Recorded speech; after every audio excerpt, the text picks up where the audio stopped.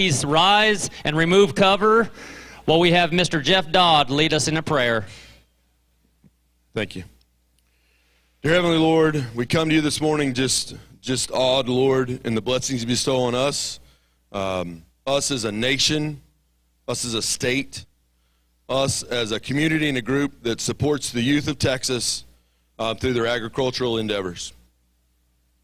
We ask, Lord, that you watch over us today, that you watch over not only our kids that are out here that have been working months and months and months to get to this point.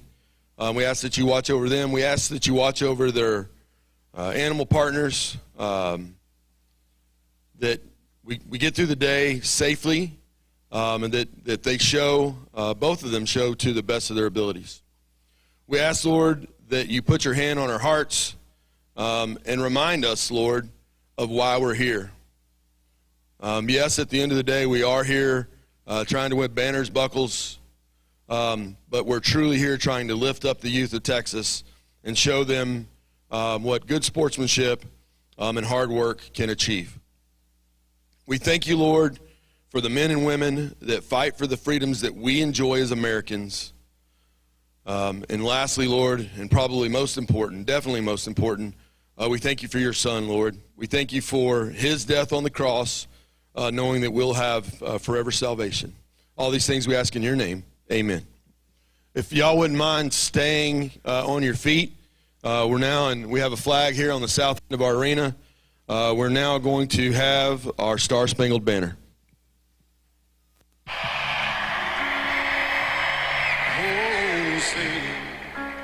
And you see by the dawn's early light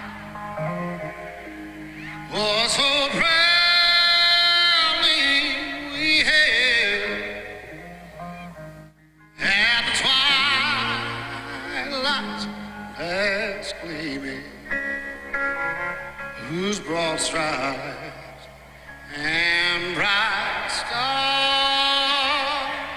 through the perilous fight.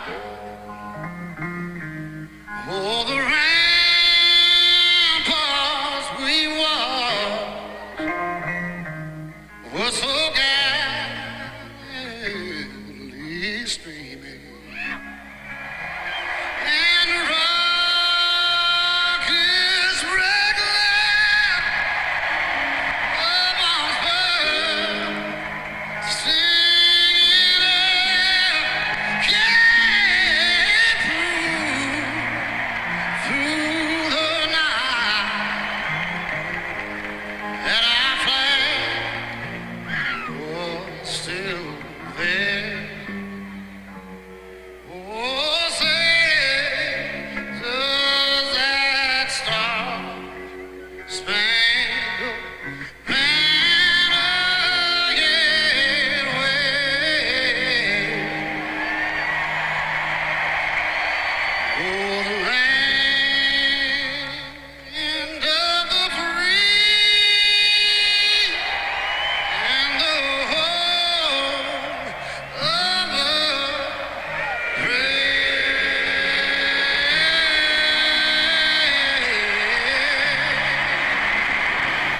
Thank y'all. All right. Thank you, Chris. Next, we will have our 4-H pledge said by Miss Brenly Edwards of Lubbock County 4-H.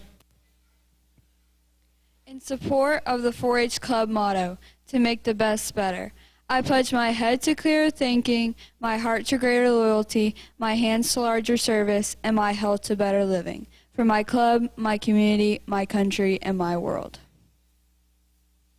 Yes, ma'am. Thank you. And now we will have the FFA motto done by Bax Edwards of the Idalou FFA.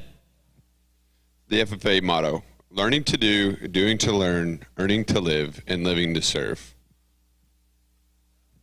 Excellent. All right, Rodeo Austin, let's get started.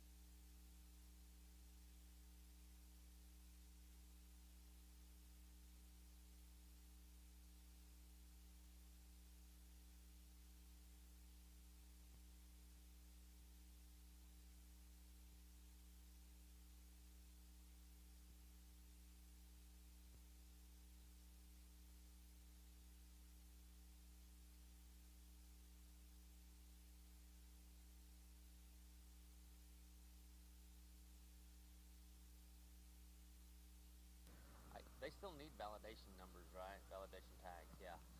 Okay. Just a reminder, exhibitors, please come to the show ring with your validation tag as well as your Texas bred info.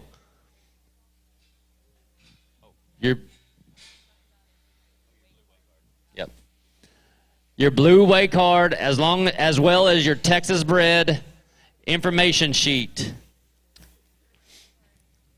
All animals entering the show ring must have the validation tag in the ear of the animal as they arrive.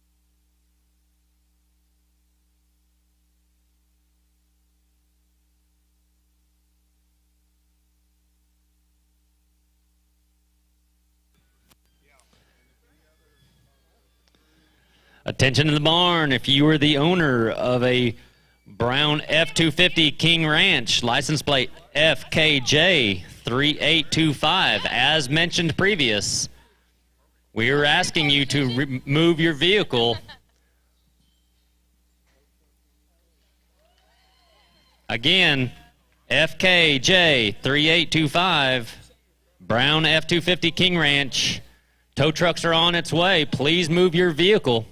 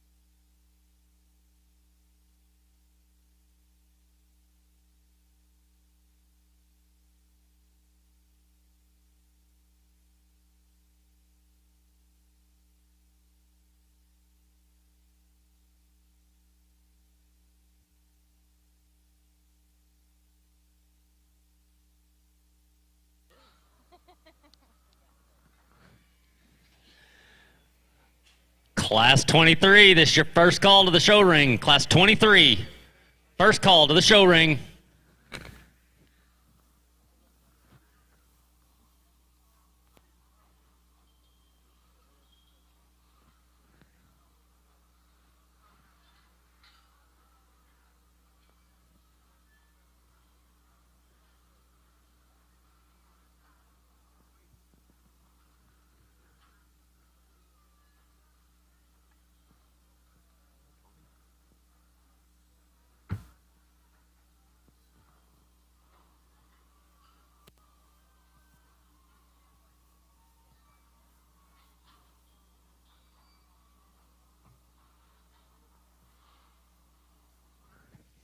Ladies and gentlemen, let's give these exhibitors of Class 22 a round of applause as they exit the show ring.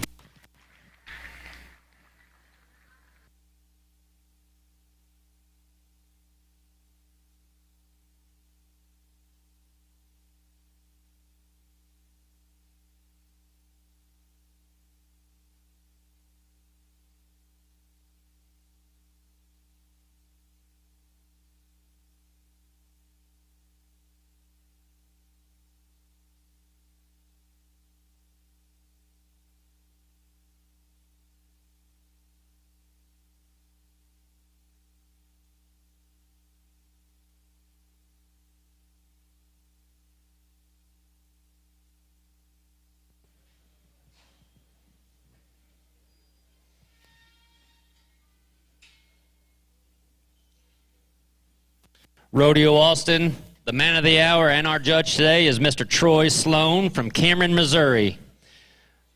Mr. Sloan is a graduate of Iowa State University and went to junior college at Fort Scott Community College. While attending Iowa State, Sloan was a member of the 2012 Livestock judging team. After graduation, Troy returned back to the Northwest Missouri and has managed a swine portion of the Team Sloan Livestock for the past 9 years. The program consists of 125 sows that focuses on raising competitive purebred and crossbred show pigs. Sloan has been fortunate to have the opportunity to judge pig shows on all levels in 20 different states. He is also an advocate for Lindner show feeds, enjoys Kansas City Chiefs football, and spending time with his girlfriend, AC. Let's give a Rodeo Austin welcome to our judge, Troy Sloan.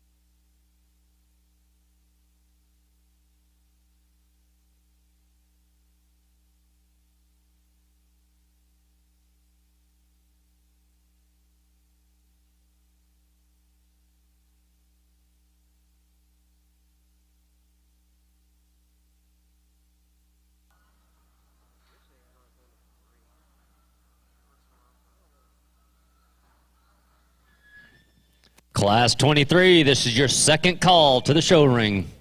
Class 23, second call.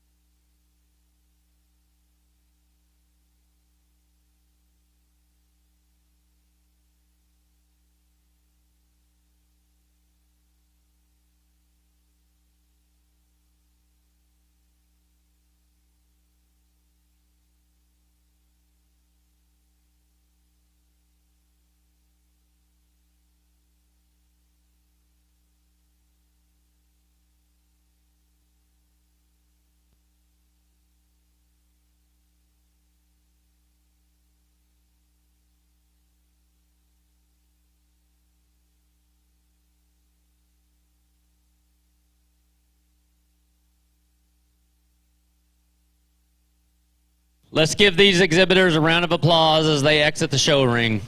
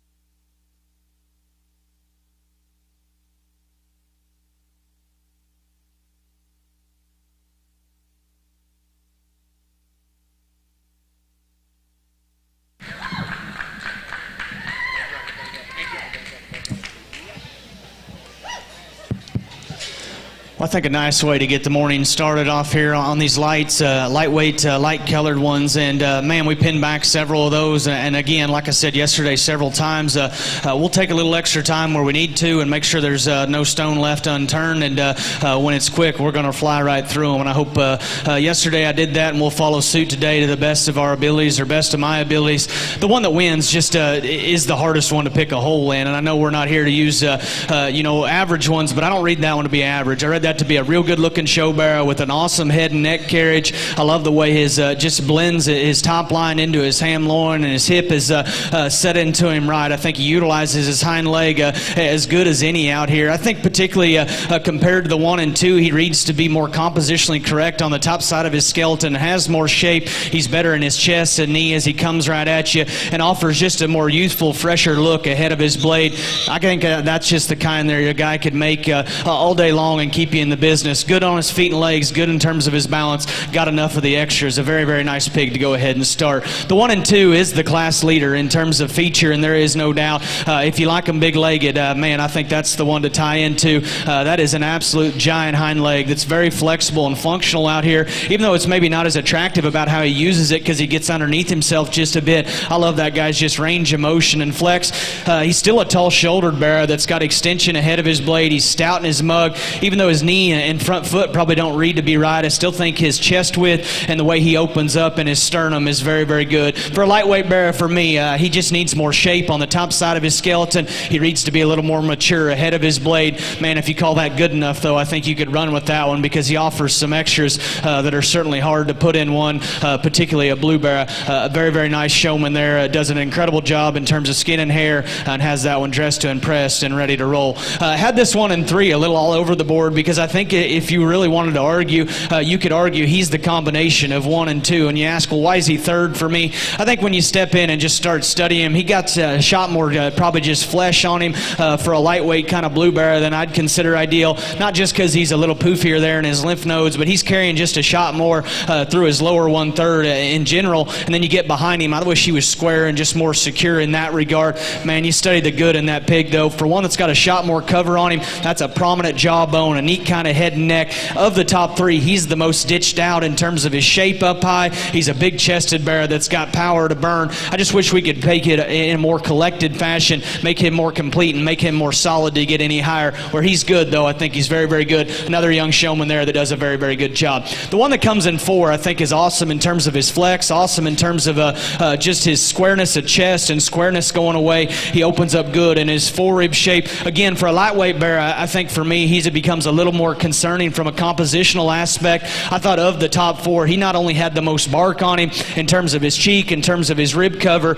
but at the same time, when you get behind him, he read to be the flattest and most nondescript. I'll take them a shot flatter if they're just incredible in terms of their look and a little skinnier in terms of their flesh. For me, he's pushing the envelope in that area. I love that thing's foot. I love his bone. I love his flexibility. Again, another showman that does a very, very good job. Again, much like a couple that we've already talked about, I think the one that comes in 5 has some absolutely far-reaching pieces, and commend this young man for getting out here, certainly doing an awesome job, and has a great group supporting him here, and that's awesome to see. Man, that thing's good-looking. He's big-chested. He's got as much forearm and just feature as maybe anything within class. He pulls together a strong top line. From the profile, I thought we had one, and I was like, holy smokes, because I think he's really good. Unfortunately, when you get behind him, he wants to put too much weight on the outside of his hoof wall, push his hock outside the plane of his hip. If we could make him just better in that regard, I think we got a class winner. Again, where he's good, I think he's as good as anything in class. From there, we work into some barrows that I've talked to the kids, offer some parts and pieces. I just wish they were better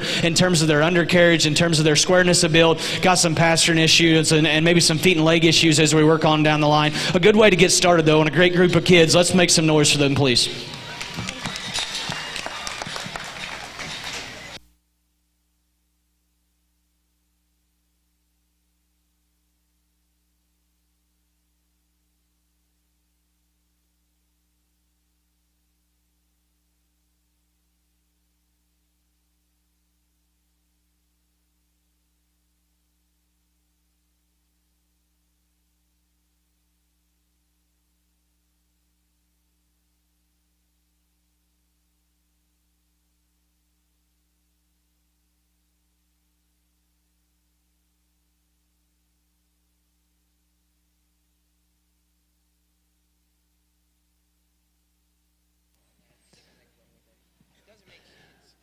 Your results from Class 22. First place, Jackson Beaver, Hillsboro FFA.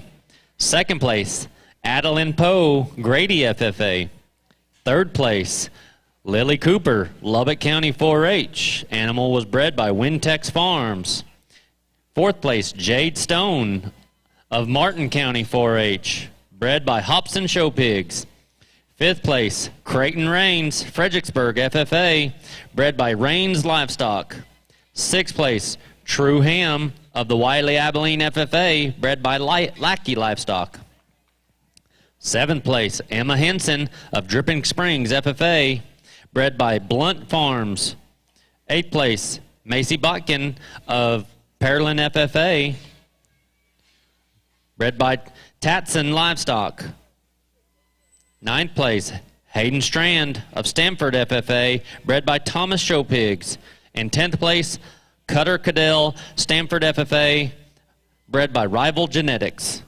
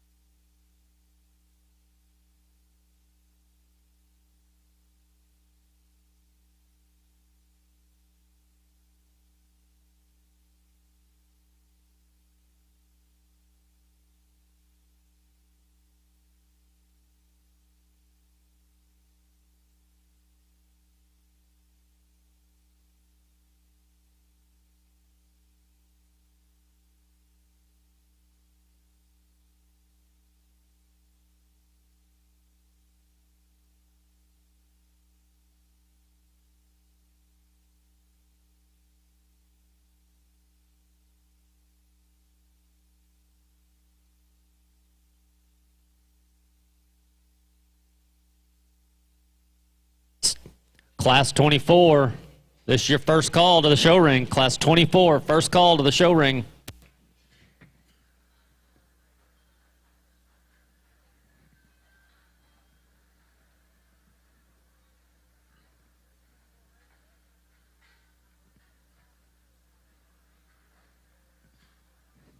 Let's give a round of applause to these exhibitors.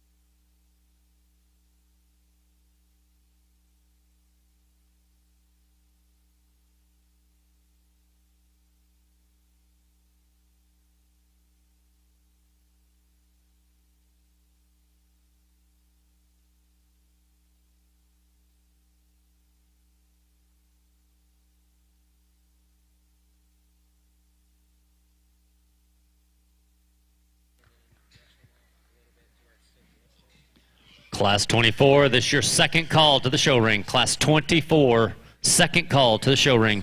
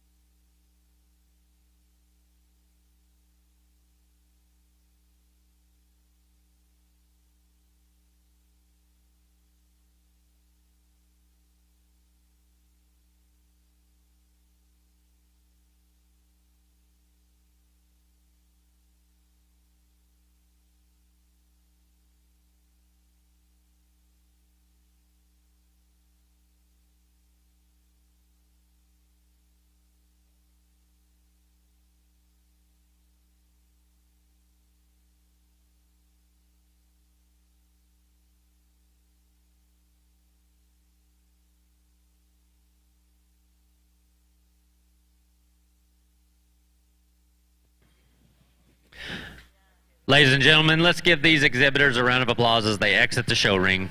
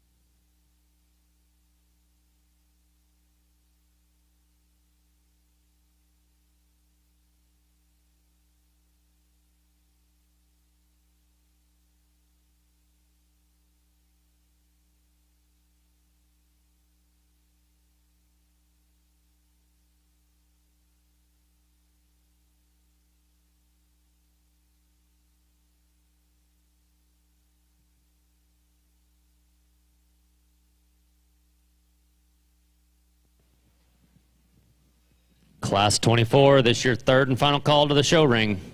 Class 24, third and final call.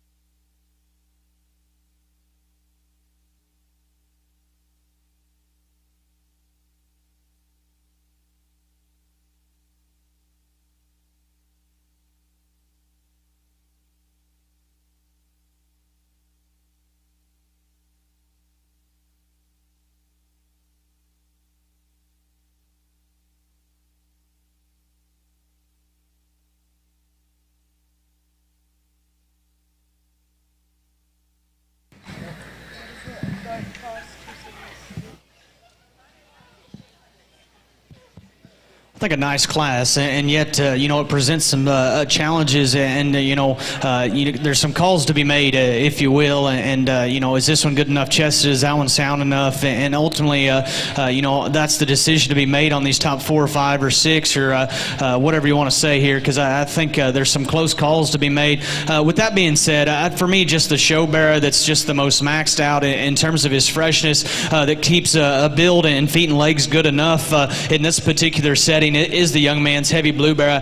He's going to win. In relation to the one that falls into second, I read that guy to be stouter in his jawbone, rounder in his forerib, bigger in his back, and stouter in his pins. I still think he's got more rear foot size and bone. I'm not in love with that thing from the side. I do think his height to length ratio is right. I wish he could tie his neck a little higher on the top side of his shoulder if we're being critical, and then we could see him to be just a little leveler out of his hip. I think he's a functional bear, though, that's big ribs, stout, has muscle, and certainly keeps balance and look good enough, particularly with the cards that are dealt. Thought the young man did a very, very good job. Again, much like the Class 1 winner, I think this 1 and 2, you could just make a lot of show bears like this and stay in business. He just checks a lot of boxes, in my opinion. He's a good-looking bear that's got the right kind of proportions from the side. He's dead level down his top. He's square when you get in behind him. He's upright on his pasterns. Probably doesn't get anybody into too much trouble. Unfortunately, at Rodeo Austin, they're going to probably have to have a shot more extras, maybe to get around bears like that one that wins in class. Read that guy to be a little shallower in his heart and harder in his body type. I didn't see him to be as stout in his jawbone or forearm. I didn't see him to be as maxed out in terms of just his pins or fluff up high. But man, I think that's a nice kind of show bear that's not going to get anybody into too much trouble. Didn't read him to just quite have the wow factor or the freshness. Young lady is an absolute hammer on the stick. My compliments to her. A very neat kind of pig in 3, not only just because he's got hair, but at the same time, his proportions and look from the side are what they absolutely need to look like for me. Man, I told someone in the back, I wish I had that guy's hair. I think that's a really neat kind of look, whether you like it or love it. It's certainly a talking point. But more importantly, from the profile, that thing is short-backed, he's tall-shouldered, he has an incredible look and presence about him. That is how they need to look from the profile. If we're just going to line him up and take a picture, man, that thing is very, very neat. Unfortunately, young lady, he comes at me, he has to have more chest, and it correlates to his body type. He reads to be flatter in his rib, and he drives away with the same disadvantage. I'd like to spread him in his pins, spread him in his hock, and give him just more He-Man power when he drives away. That's a high-quality show pig, though. I'd like to know what he's out of. Very, very neat when you get off to the profile of him. I told this young lady coming in 4, I think that thing's as maxed out in terms of his upper rib and spread and the shape that he has as much as anything within class. Whoever's in charge of getting this one hydrated and on the feed bucket, I compliment you because I think he's the best in that regard. He's a bear that's got the right kind of length of body. He's a tall-shouldered bear that's still kind of good looking. He's square and secure when you get right in behind him. And even though he is square and secure off both ends, I still wish he was just better from a structural perspective. That guy's rocked way too far forward in his shoulder blade. He reads to be the shortest in his rump and consequently wants to stab his hind leg. Man, where he's good though in terms of freshness, in terms of look, in terms of proportions. I think a very, very nice pig there to be in 4. I like a lot of things about the 1 and 5, young lady. If we could just tweak him when you get right in behind him and maybe make him a rib shorter to balance just a bit better, man, I think this one could run towards the forefront. That's the biggest chested one that's the most flexible. He's got the ability to throw his head above his shoulder blade and drive at a comfortable level. He's still a bear that's elevated up front, yet gets out of his front skeleton with some flex and reach. He has a monster back, a monster rib cage. His length of hip and just length of step from the side is just absolutely unreal. Unfortunately, when you get behind him, he wants to sway and swivel and put too much weight on the outside of his hoof wall, and consequently, he wants to push his hock outside the plane of his hip. Still a good-looking bear. He comes with some power and some punch, and like I said, I love his rib. Young lady does an incredible job getting the most out of him. I just like to square him up when you get right in behind him. Again, another good skin and haired one there in 6. Told that young man we got to fix his knee and front foot and give him more chest. From there, we work into some bears that are just a little dry or flat. Maybe a couple on down the line we need to redesign out of their hip and hind leg. Interesting class. Let's make some noise for them kiddos, please.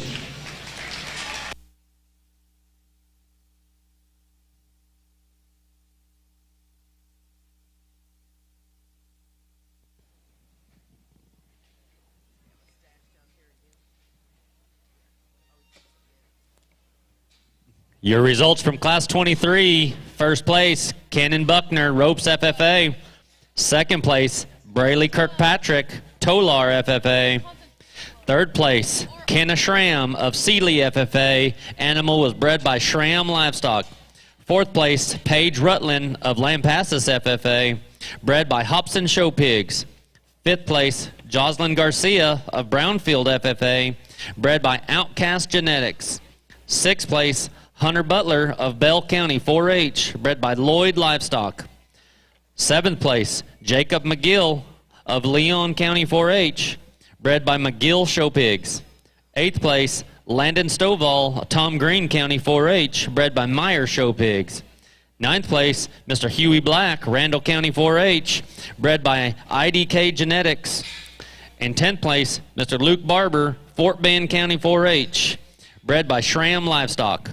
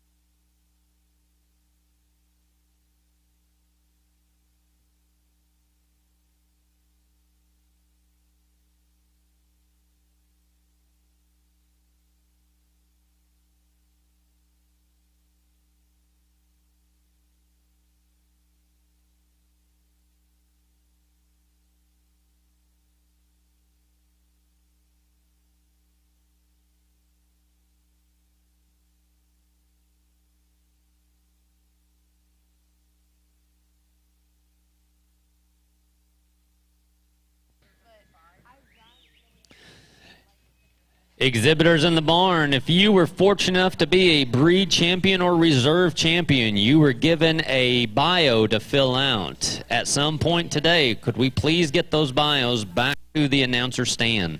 Thank you.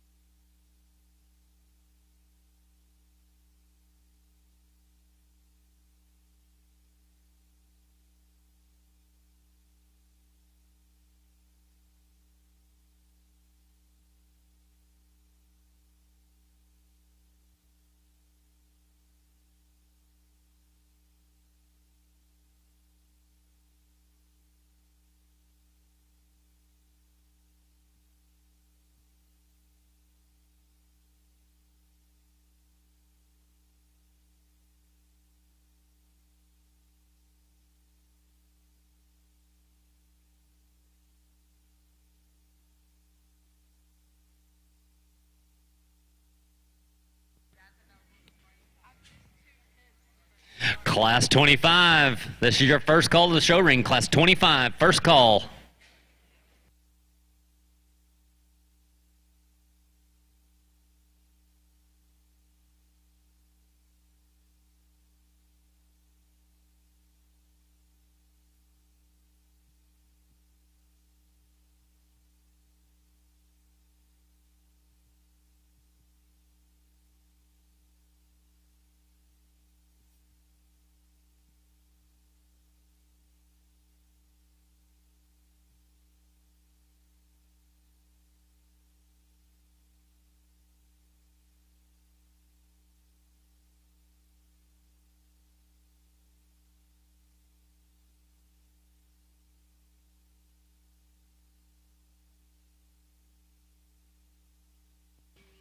Ladies and gentlemen, let's give these exhibitors in the ring a round of applause as they exit.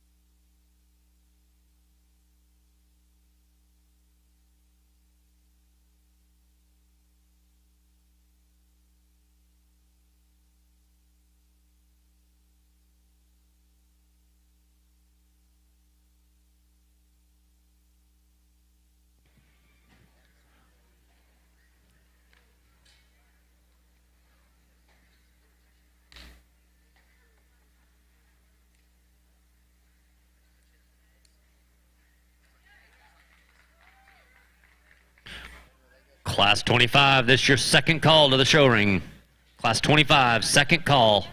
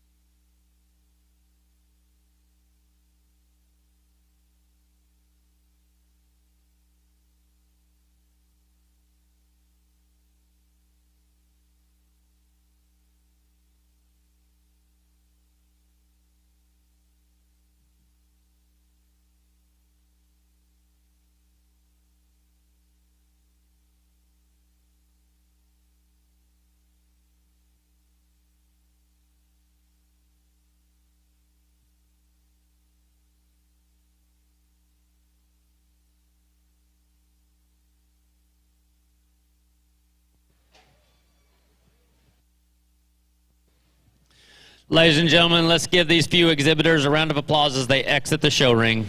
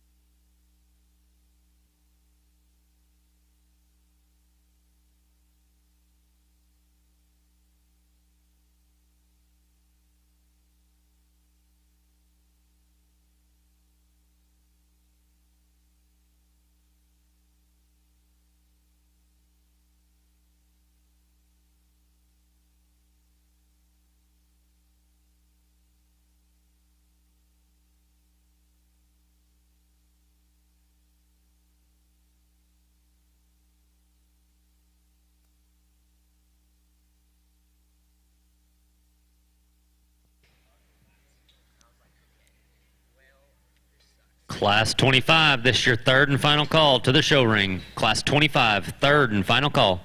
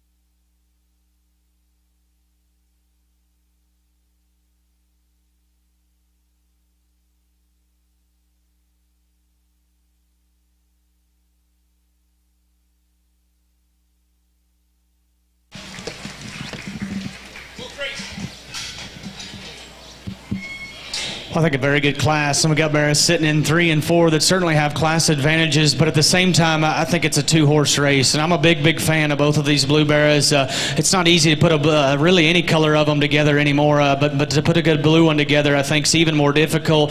I think this pair is just incredible, and really when you break them down, it becomes a fun pair to talk. Man, I think there's one that's just a little smoother in terms of his build, a little more athletic and level. I think there's one that comes with just a shot more chest and punch when you get right up on top of them. From the far, though, I'm a big fan of this one. When this young man gets his thing's head up and gets him rolling, his length of hip, range of motion, and comfort level is just absolutely incredible. I read that one to be more attractive about his head and neck. I think he ties his neck higher on the top side of his shoulder, pulls together a longer, just more comfortable top line. He's longer and leveler out of his rump, and his range of motion is just absolutely incredible. He still comes with extra punch as an individual. I like his chest floor. His forerib reads good. His forearm's good. His size and circumference of rear bone may be as good as really anything within class. He's not as tricked out in terms of his upper rib and spread and maybe mass as the 1 and 2. I just felt like, man, that one was hard to punch a hole in, and is still a class leader, in my opinion, in terms of presence, in terms of bone, in terms of flex. A very high quality one to go ahead and win this particular class. I'm a big fan, again, of this 1 and 2, and man, you can make them like this all day long and be in the hunt. I don't care where you go. That's a big-chested kind of show bear that opens up square and shapely and good from a compositional perspective on the top side of his skeleton. He drives away with just more punch in terms of fluffiness of pin set and stifle shape in relation to that class winner. Again, you step off to the far, and I know we're getting critical, but you got to on a stage like this. I'd like to lengthen his neck, tie his neck higher on the top side of his shoulder, and then level him out of his rump just ever so slightly. Again, I know that's getting critical, but a very good pair there. My compliments to both of those kiddos and their team getting them ready.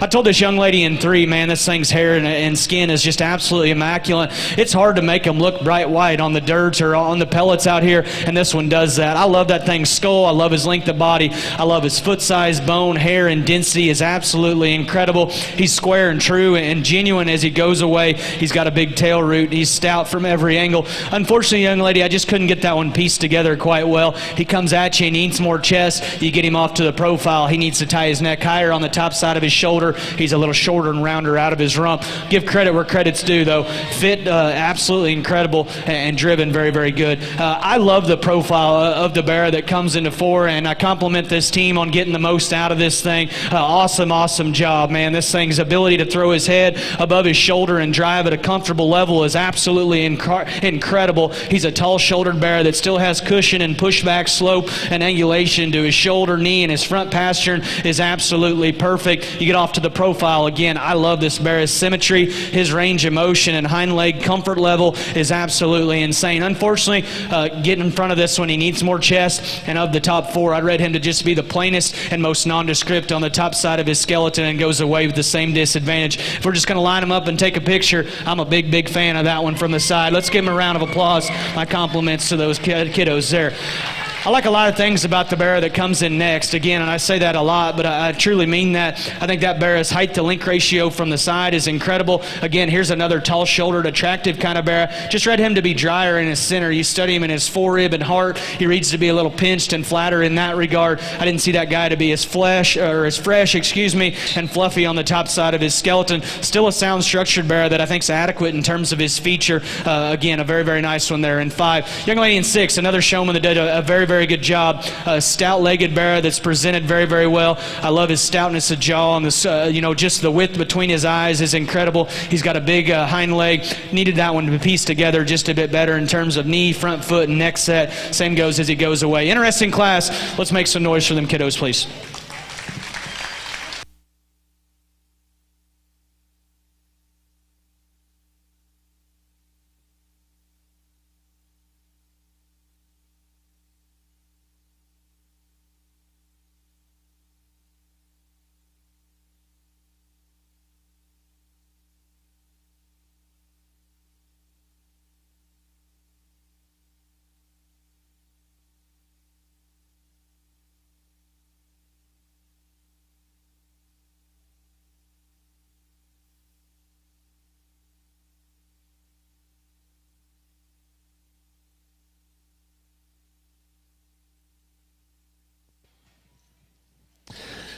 Your results from Class 24, in first place, Parsons Spencer, Albany FFA. Second place, Archer Albrook, Potter County 4-H. Third place, Addison Horton of Farmersville FFA. Animal was bred by Blunt Farms. Fourth place, Mason Liebum, East Central FFA, bred by Fran Kowiak, Show Pigs. Fifth place, Dakota Gardner, Tom Green County 4-H, bred by Tex-Mex Genetics. Sixth place, Miranda Ham of Enos FFA, bred by Crazy 8 Show Pigs. Seventh place, Riley Kleinard, Milam County 4-H, bred by HF Genetics. Eighth place, Colin Robles of Victoria County 4-H, bred by HF Genetics. Ninth place, Cade Parker of Snyder FFA, bred by Spencer Coyer Show Pigs. 10th place, Ryan Balser of Kerr County 4-H, bred by RB2 Show Pigs.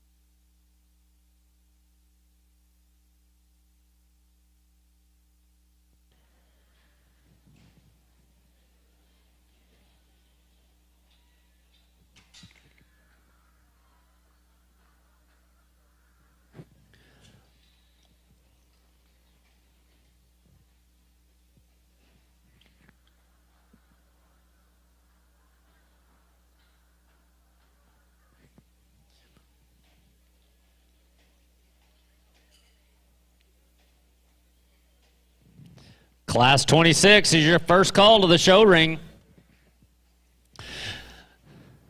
Ladies and gentlemen, let's give these exhibitors a round of applause as they exit the show ring.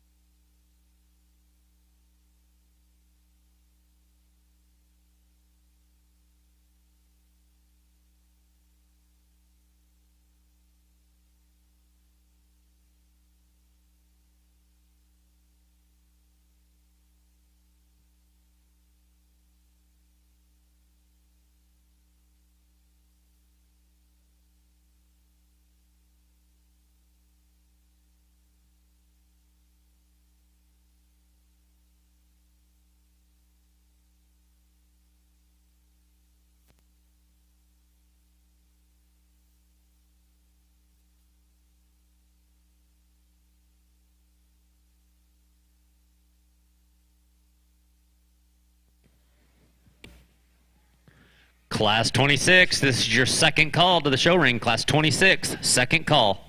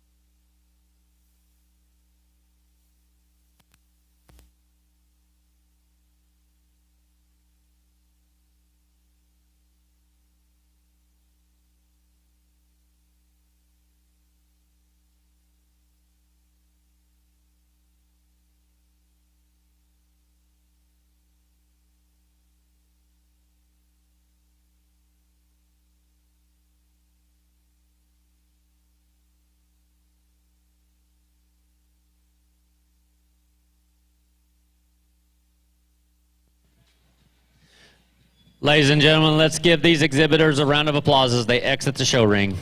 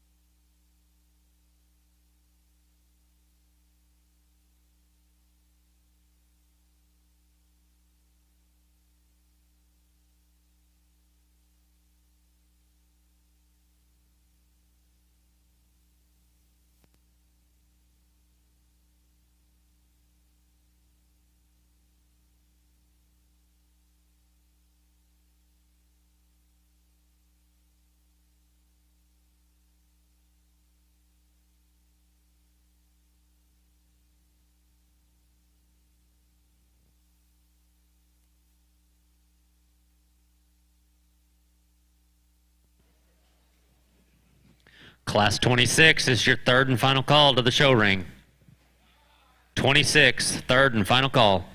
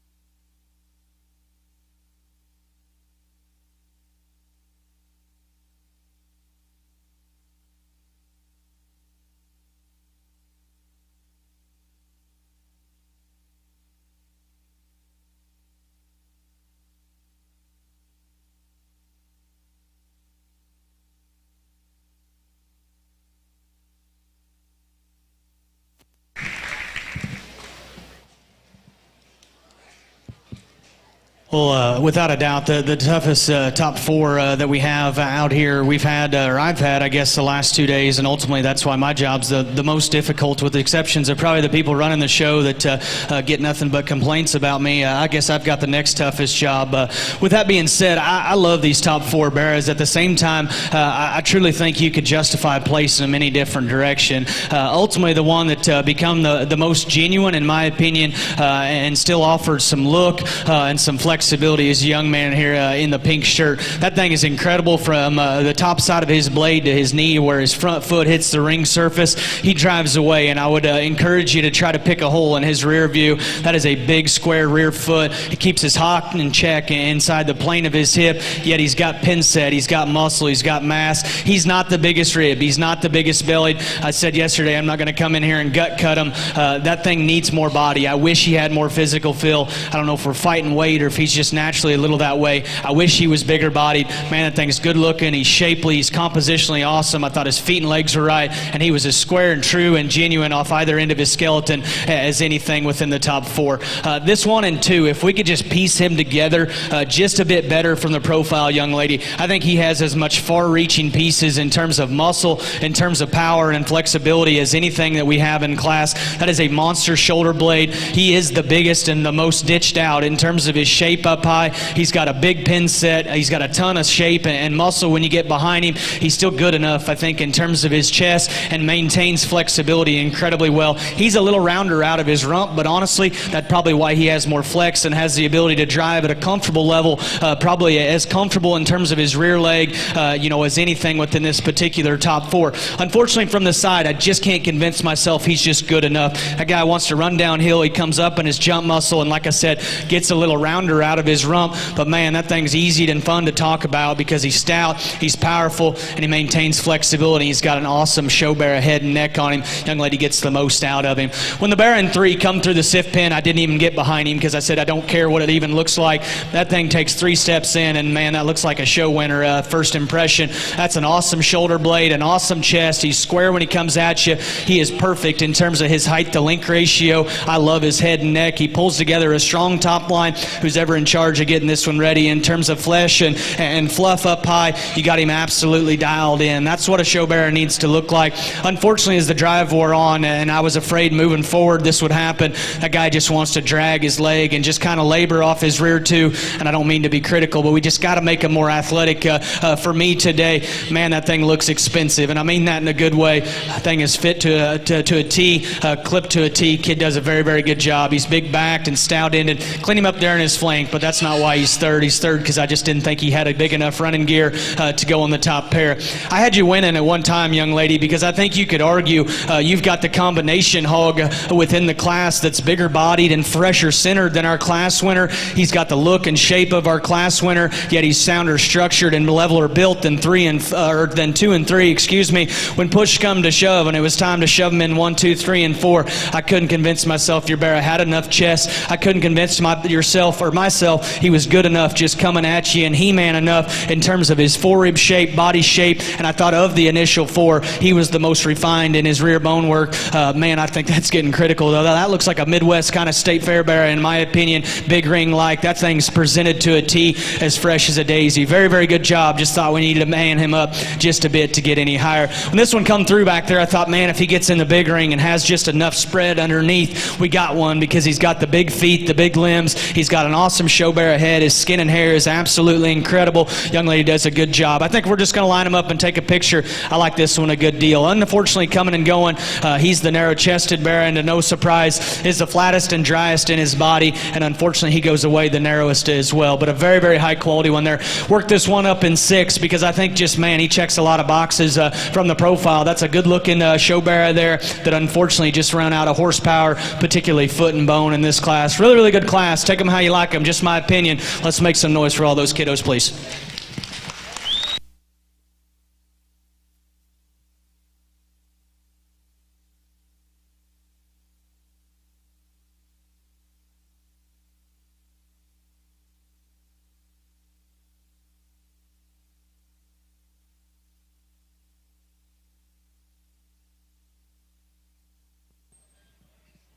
Your results from Class 25, first place, Heaton Woodson, Montgomery County 4-H.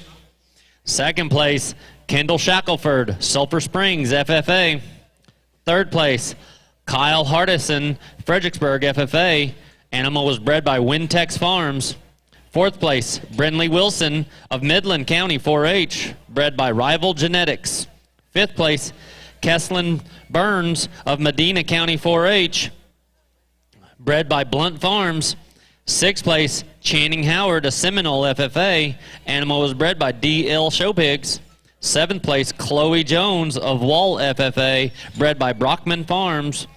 Eighth place, Brenlyn Fulton of Early FFA, bred by Empty Heart Livestock. Ninth place, Aubrey Poe of Canadian FFA, bred by Walzer Farms Hot Rod Genetics. 10th place, Rylan Hamby of Williamson County 4-H, bred by Underdog Genetics.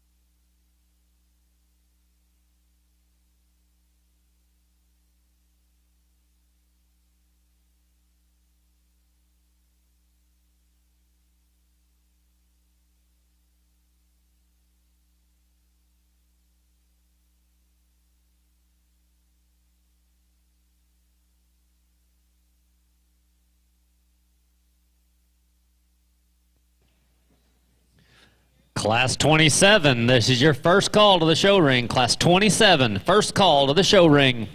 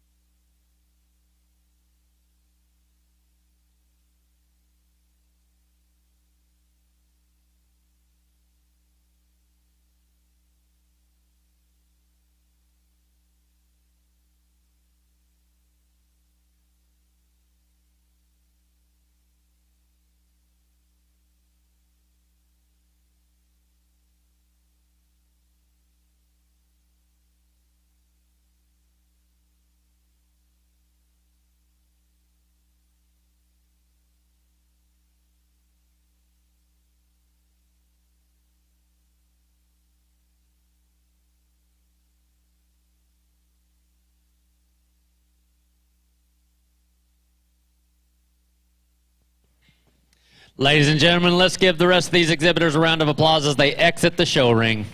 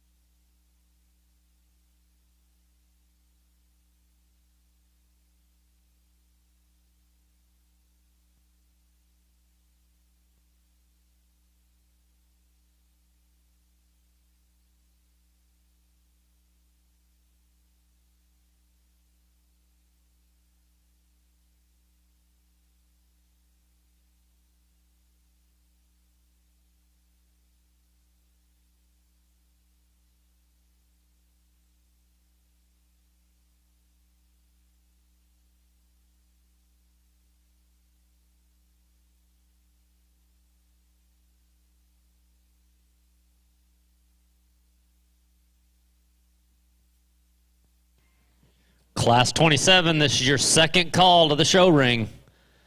27, the second call to the show ring.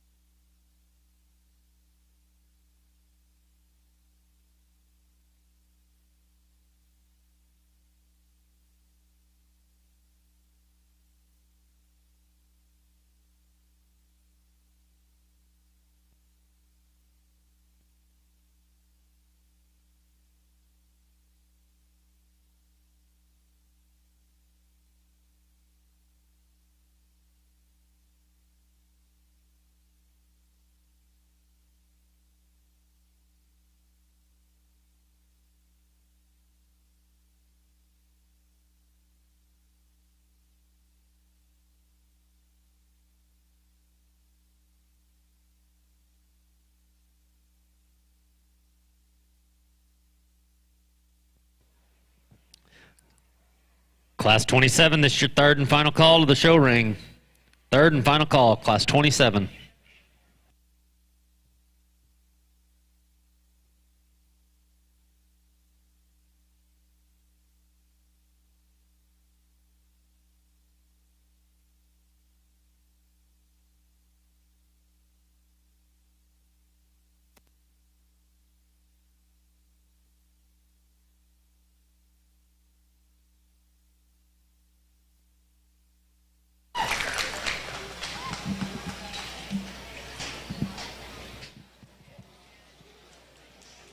Well, probably not the heater class that we had there in the last round, but I still think some hogs that offer some neat pieces and get me excited to get to the mic and talk about. It's easy to see from the outside looking in that the bear that wins needs to be better as he comes right at you. He obviously is a little winged out in his elbow and wants to toe in and get just a little wobbly up front. And I'm still not convinced he's absolutely secure from behind. And I know a lot of judges don't start with negatives, but sometimes I like to just get him out there on the table and make sure we're all on the same page. Past that, that's the best one in 98% of the areas, and it's not even close. That's a power hog that's got muscle to burn. He's shapely up high. He's massive from behind. He is giant in terms of his foot size and bone work, and then you step off to the side of him. He's massive in his head, yet clean enough in his throat latch, and has a very prominent kind of jawbone. I think his height to length ratio is right, and I think his flexibility is good enough with the cards that are dealt. That one, to me, looked the most like a class winner here at the Rodeo Austin. My compliments to that exhibitor. Fit very, very well and shown good out here. Congratulations to him and his crew. The 1 and 2 I thought offered the next most good and was the closest to putting it all together of the remaining ones. From the profile, I like that guy's stoutness of skull. I like his prominence of jawbone. He's the right kind of length of body, and even though he's maybe not perfectly square from behind, I still think his reach and flex from the profile is very, very good. He needs more chest as he comes right at you and as he goes away. I wish he had more muscle, but man, that thing's ditched out up top. They got the absolute most of him here in Austin, and the young lady does a good job. Got that one ready to roll, so my compliments to them. We dropped that bear out in 3. Honestly, had this one a little all over the board. Early didn't hit me. First impression, he's a little longer bodied, a little more shallow in his flank there, and maybe not just as attractive, but when you start studying the goods with the cards that are dealt, there's a big-chested, muscular kind of bear that's got muscle when you get right in behind him. And even though maybe he gets a little wide walking, I still think his length of hip, his flexibility, and the angle to his shoulder suggests he's a flexible, productive kind of bear there. Again, make him piece together just a bit better from the side, bring him in and make him a shot more conservative from behind. Just a good feeding kind of bear that comes in next. It's round in his rib, good in his body shape, looks like a real world kind of pig, and I mean that in a good way. Big shoulder blade, gut spread up high. He's obviously not as attractive or as elegant up through the front 1/3 of his skeleton. I still think his proportions from the side are right. I still think his hind leg is good enough and conservative enough. Just didn't offer as many wow factors or bells and whistles as those 4s that preceded him. The bear that comes out next, I like his look from the side. He's a proportional kind of bear that's got the right kind of length of body. He's good from a compositional aspect. Could never just get his hind leg to work quite like I wanted. He wants to knuckle in his rear passer and kind of hawk in and get underneath himself all at the same time. But man, where that one's good, I think he's real good. I love his forerib shape. I love his spread up high. From there, we're working at some bears, again, that either need to be a little fresher or need to be redesigned from a structural perspective. But a good group of kids. Let's show them our appreciation, please.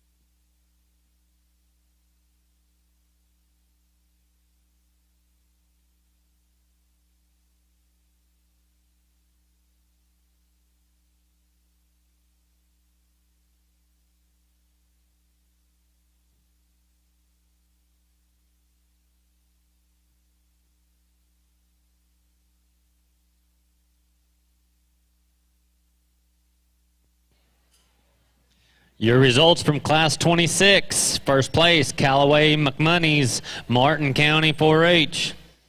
Second place, Haley Riley, Lexington FFA. Third place,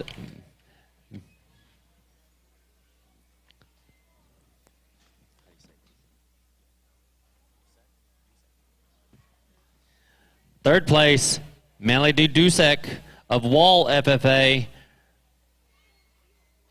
bred by Lang Livestock. Fourth place, Maddie Beard, Decatur FFA, bred by West Texas Genetics. Fifth place, George Jackson of Very Best FFA, bred by Mund Livestock. Sixth place, Sydney Miller, Hale County 4-H, bred by DL Show Pigs. Seventh place, McKenna Land, Harris County 4-H. Eighth place, Grady Lackey, Hamilton FFA, bred by Clarence Schmidt. Ninth place, Fisher Waldrop, Dallam County 4-H, bred by Chance Waldrop. 10th place, Courtney Lecomte, Pearland FFA, bred by Tatson Livestock.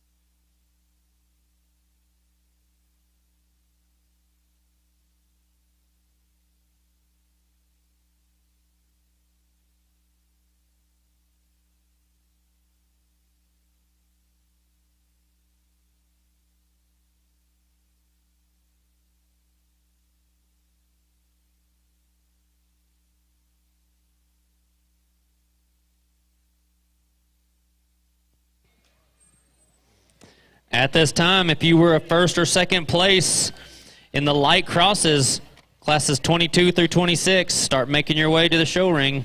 First and seconds, light crosses, class 22 through 26, make your way to the show ring.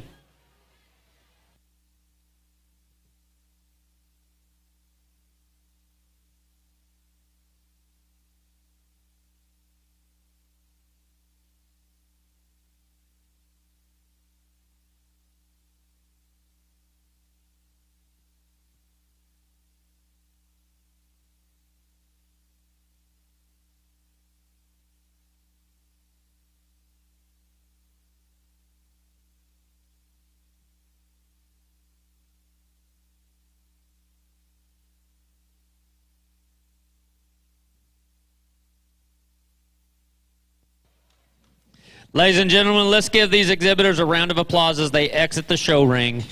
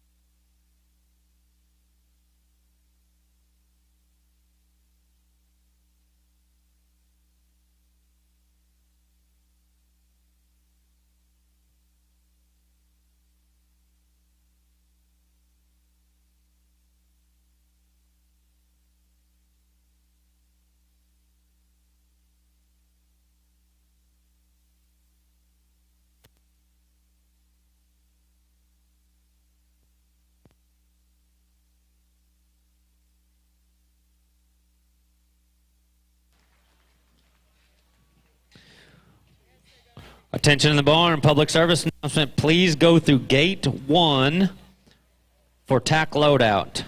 Gate 1 for tack loadout as you come and grab your things.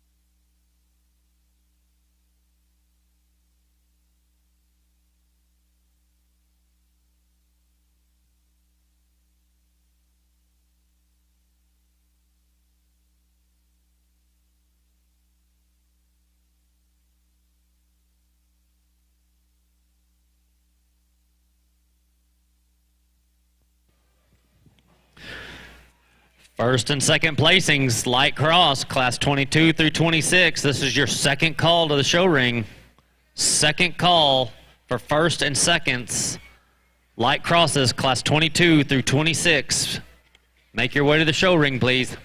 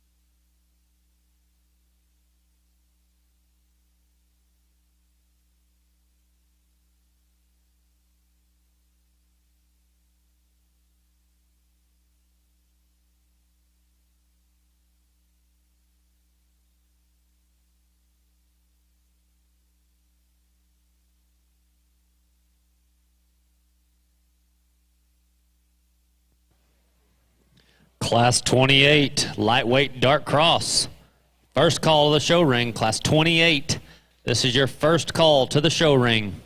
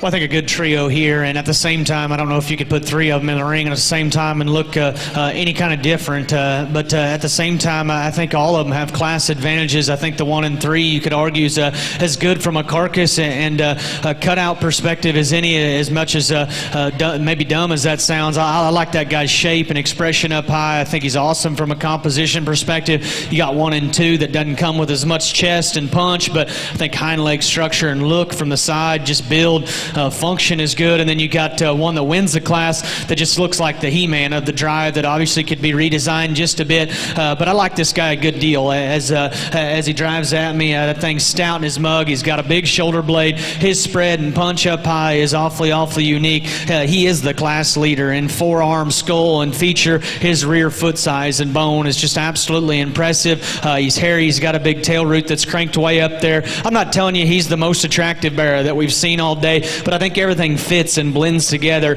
Everything is proportional on that kind of bearer. As he drives right at you, I wish he was better in his knee and chest. Actually, his chest is pretty good. I wish he was better in his knee and front foot, but at the same time, I didn't feel like there was one that was any better in that regard. Man, that's the class weight leader in terms of feature. That's the class leader in terms of bulk mass. He keeps flexibility and balance in check. Young lady does an incredible job getting the most out of that one. I love the front third when you get off to the side of this bearer. Man, he's tall-shouldered, yet he's still got some cushion and some angulation to his shoulder, knee, and front foot is just absolutely incredible. He's a stout mugwin that ties his neck high on the top side of his shoulder. He's elegant ahead of his blade. He's flexible in his top line, yet he's strong and level in his top line. He's square when you get right in behind him.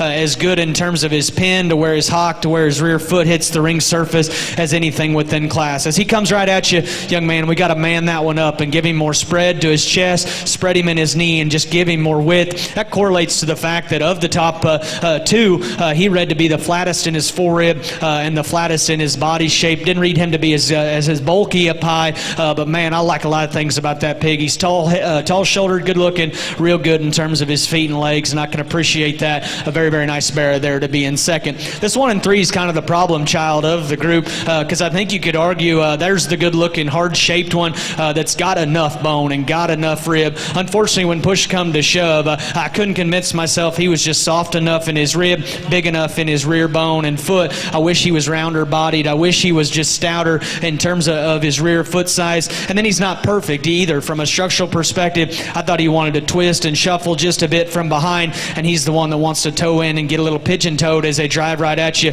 Man, that thing's color's awesome. His skin and hair is the best of the drive. I love how ditched out he is in his shape. I would encourage you to get on top of that one in the back. His real muscle and genuineness is just absolutely incredible within this particular class. Same goes for the bearer in 4, much like the bearer there in 3. Man, he's good in terms of his shape up high. Who's ever in charge of getting this one ready, my hat's off to you, because I think he's a genuine kind of bearer that still offers some look up front. I still think his height to length ratio is good. Gave him just a little extra time out here in the big ring to try to get comfortable. Perhaps the real issue is he's a little shorter rump. He wants to knuckle in his rear pasture and kind of camp out underneath himself just just never could get that one's rear leg to quite do what I wanted it to do. Man, that's a tall-shouldered one that's short back, neat looking up front, and got muscle to burn. Just got to fix him there out of his hind leg. On the other end of the spectrum, we got the Barra that comes in 5. He's accompanied with more foot size and bone than the 2 Barras that precede him. He's rounder in his body and just easier looking in terms of his feet ability. I didn't see that guy to be near as attractive enough out here in the big ring, and then you get up on top of him. He was the plainest and just the most nondescript in his shape, but man, that's real world good kind of livestock there. Big-footed, heavy-legged, round-bodied, sound-structured, and got some spread and dimension when you study him at the ring surface. Just wish he was a little more tricked out in terms of his shape and look. Bears that come out next, I've talked to all those kids, either need a shot more power or we need to redesign them from just a build perspective. Good group of hogs and kids. Let's make some noise, please. Class 28, this is your second call to the show ring. Class 28, second call to the show ring.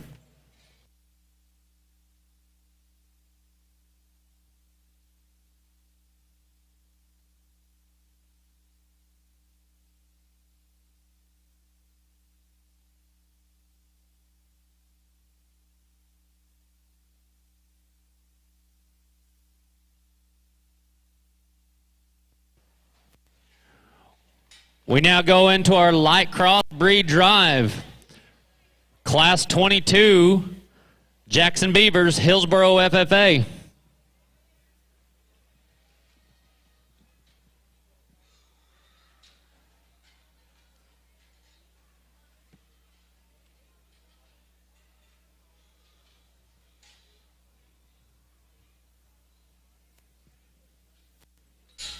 From Class 23, Cannon Buckner, Ropes FFA.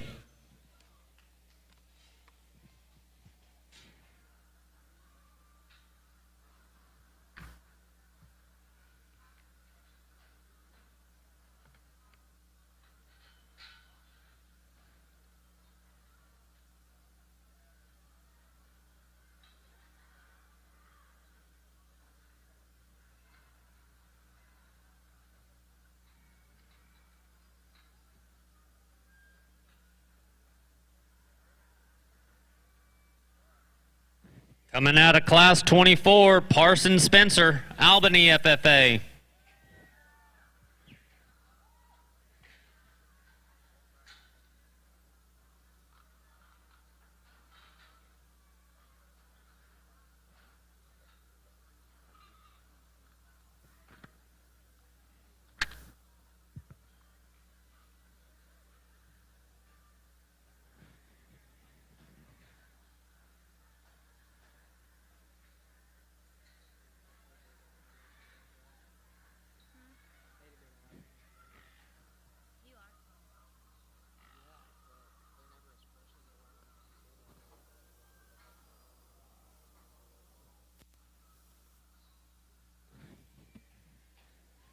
From Class 25, Hayden Woodson, Montgomery County 4-H.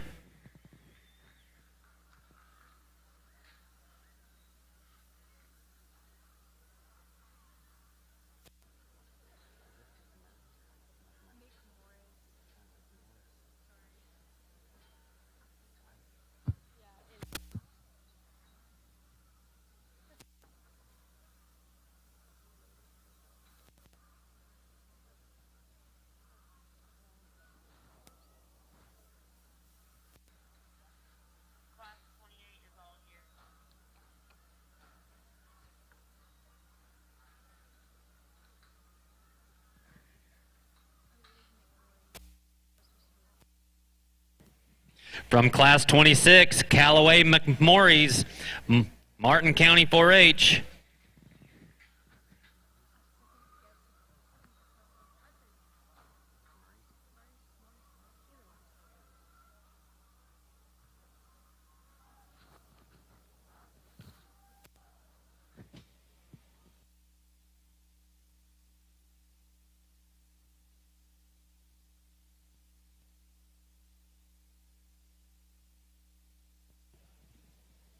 And from Class 27, Riley McDaniel, Ira FFA.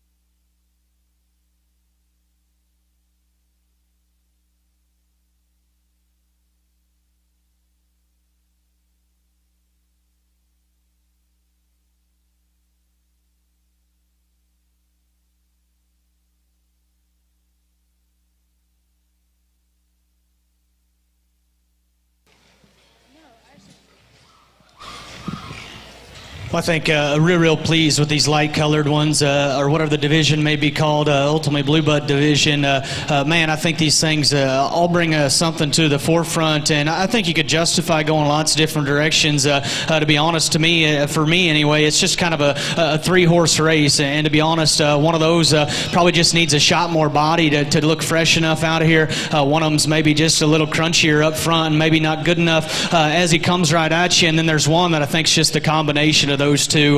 My champion's one that I think is incredible in terms of his look, his presence, his skeleton from the side is so flawless. He's long-hipped, he's sound about his hind leg, he's hairy, he's dense, and like I said, I think he's square-built and more attractive than one, and I think he's fresher centered and just more pliable in terms of his center and more practical in that regard. I said earlier I thought he was just incredible in terms of combining some squareness, some looks, some flexibility, and comes with a little extra punch. Young man right here, you're going to be our champion blue.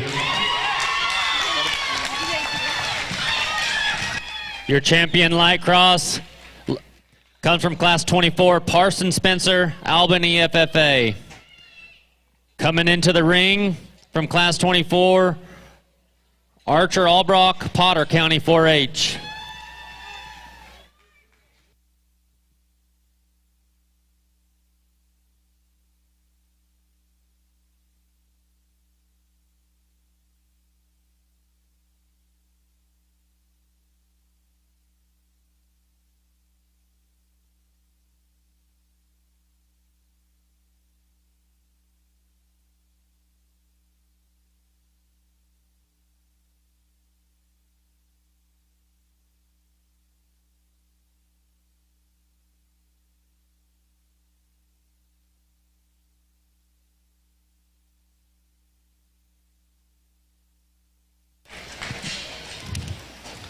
We dropped that second in, and like I talked about in that particular class, I thought it was close. I think that guy comes back in, and it's the same song and dance as it was earlier. Just incredible in terms of his squareness coming at you. I think in relation to that class winner, he reads to be just a shot more manned up on the top side of his skeleton, just in terms of the spread and shape he does have. Like I said earlier, we could level him out of his rump just ever so slightly, and in relation to that champion, I didn't think he was maybe just as elite in terms of his head and neck. I thought that pair was close. I still do. That's my second favorite today.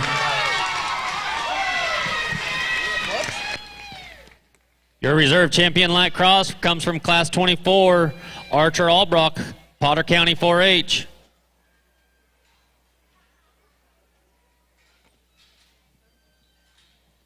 Just a reminder, we need a parent or a representative from both the champion and reserve champions to meet down with the exhibitor behind the photo booth.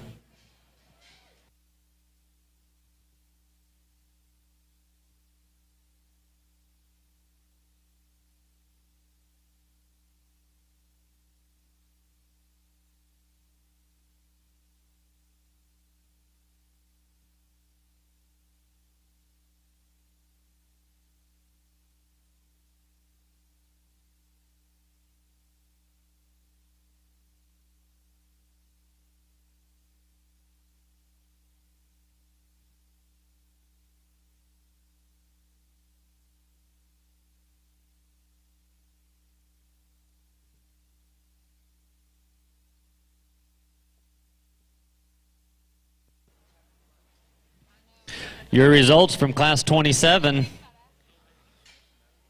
First place, Oliver Rusher, Ira FFA.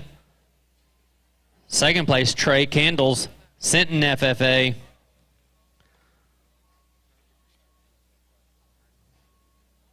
Third place, Cale Tabor, New Home FFA. Fourth place, Burke Waldrip, Dallam County 4-H, bred by Chance Waldrip. Fifth place, Hagen Heisey, Lubbock County 4-H, bred by Underdog Genetics. Sixth place, Hallie Hawkins, Livingston FFA, bred by Chance Waldrip. Seventh place, Briley Mule of Medina County 4-H, bred by Cole Farms. Eighth place, Faith Doza of Clear Falls FFA, bred by HF Genetics. Ninth place, Harper Davis of Brock FFA, bred by Fran Kowiek, Show Pigs. And 10th place, Cason Evans, Medina FFA, bred by Lindner Show Pigs.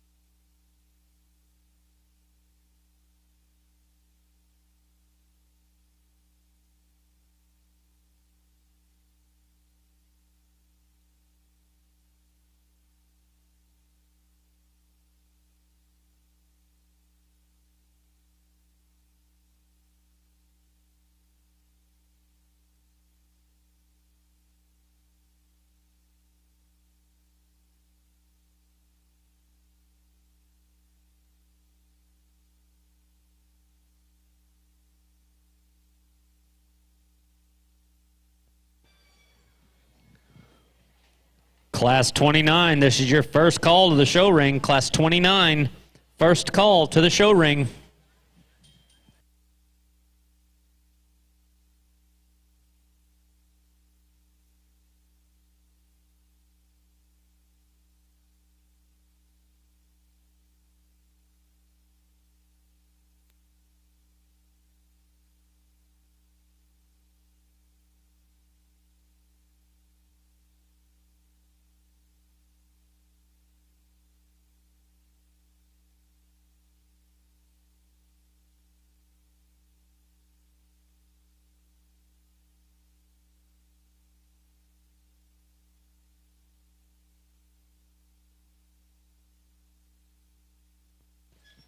Ladies and gentlemen, let's give these exhibitors in the ring a round of applause as they exit.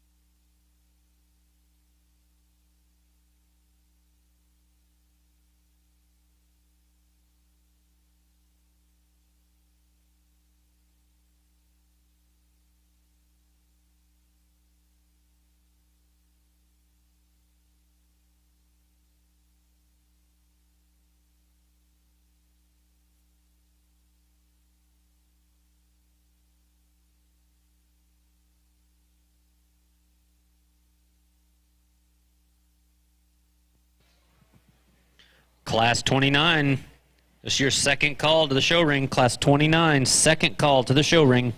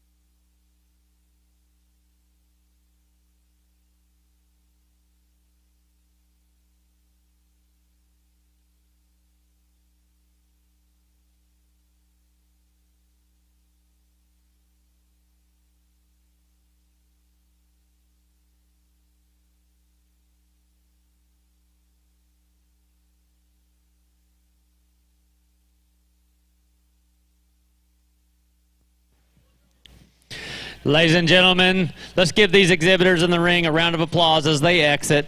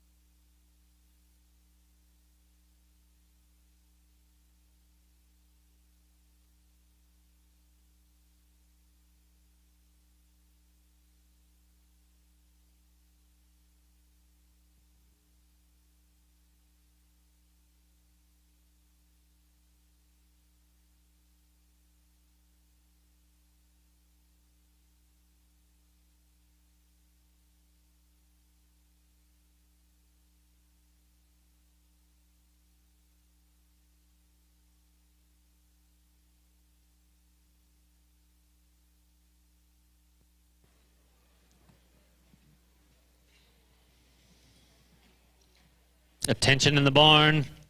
Paradise FFA. Your vehicle and trailer are parked in the city lot, which is used for school buses. It has been requested that you move your vehicle as soon as possible. Paradise FFA, if you could, please move your truck and trailer as soon as possible.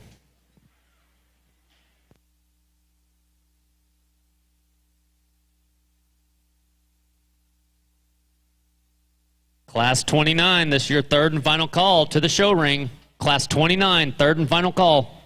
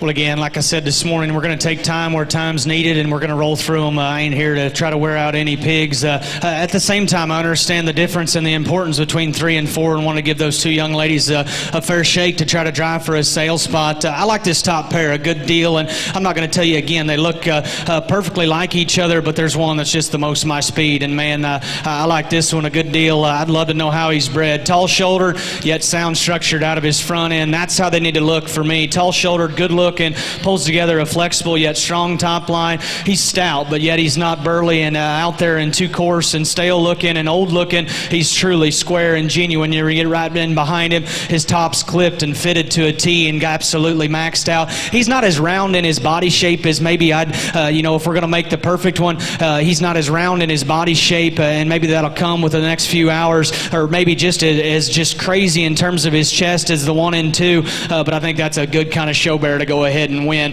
The 1 and 2 definitely have some talking points. He's the he-man of the group, stout in his mug, he's bigger in his chest, he's more intimidating as they drive right at you across the ring surface. He's a big shoulder-bladed hog that opens up good out of the backside of his blade. He's good in his body shape. I love his length to height ratio. When you get off to the side of him, he's a moderate kind of power hog, but yet he doesn't come across too small or dinky, particularly obviously as we're talking lightweights here.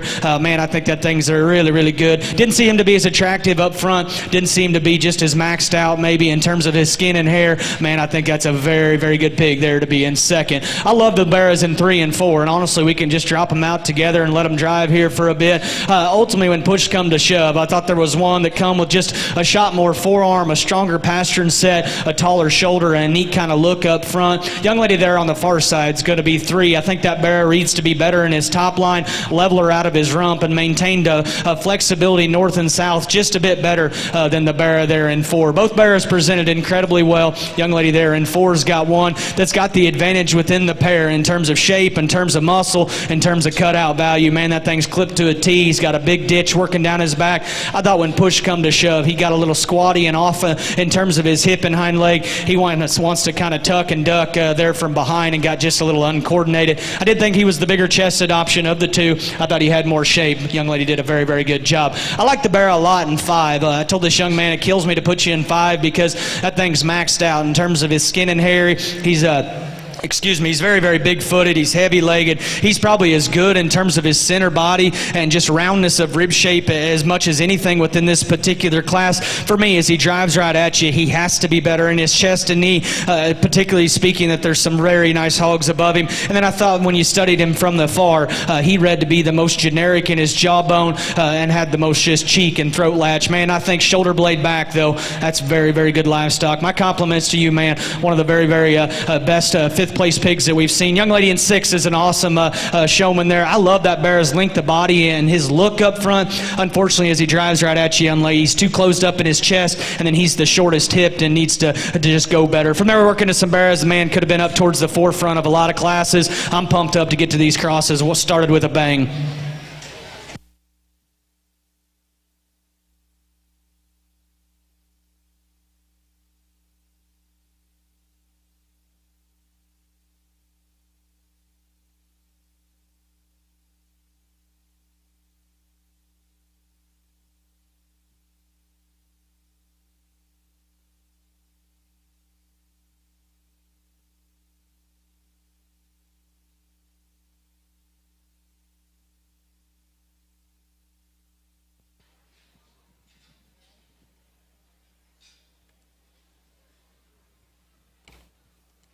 Your results for Class 28. First place, Cutter Hull, Wilbarger County 4-H. Second place, Crew Carson, Davenport FFA. Third place, McKinley Evans, Idalou FFA, bred by Byers Farms. Fourth place, Georgia Witt, Robinson FFA, bred by Stork Livestock. Fifth place, Brady Letts, Haskell FFA, bred by Bowman Livestock. Sixth place, Mason McDaniel, Ira FFA, bred by Lackey Livestock. Seventh place, Heath Hines of Sealy FFA, bred by The Stud. Eighth place, Nia Holster, Fort Bend County 4-H, bred by HF Genetics. Ninth place, Lauren Taylor, East Central FFA, bred by HF Genetics. And 10th place, Rayleigh Walker, Knox County 4-H. Bred by Dulm's Prevailing Genetics.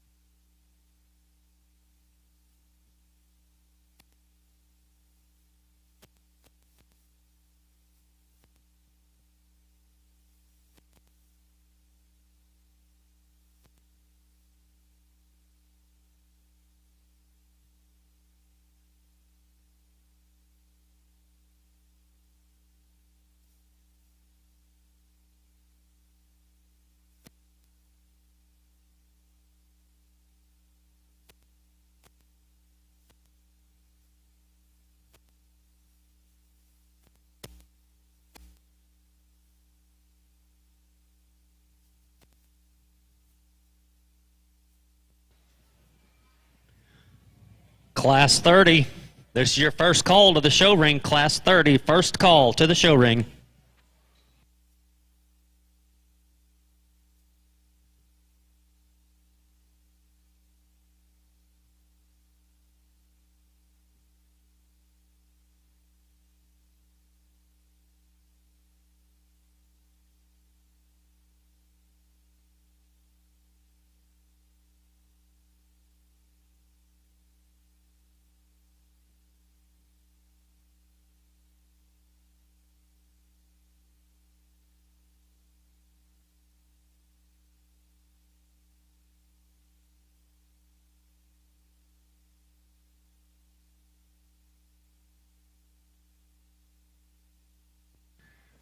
Ladies and gentlemen, let's give these exhibitors a round of applause as they exit the show ring.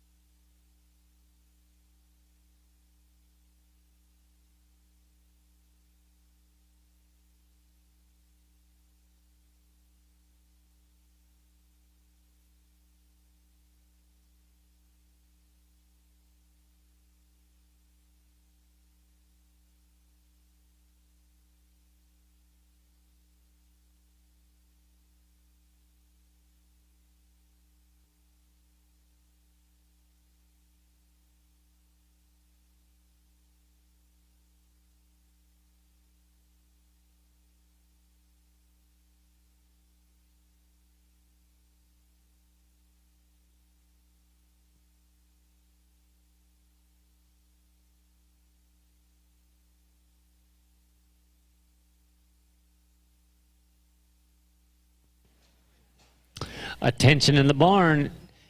If you have lost an Apple Watch or an iPhone, they have been moved to Lost and Found in the Livestock office. If you are missing some items, like an Apple Watch or an iPhone, we have sent them to the Lost and Found in the Livestock office.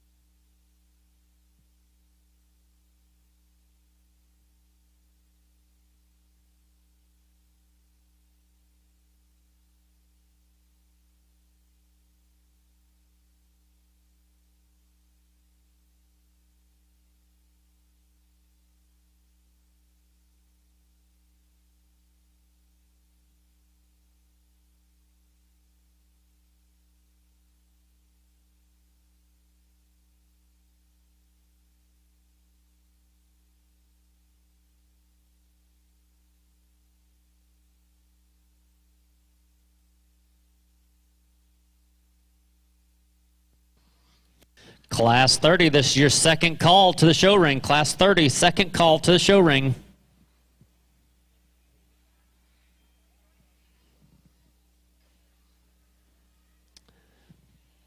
Just a reminder, all breed champion and reserve champions, when they come back for the grand drive, will be reweighed across the scales.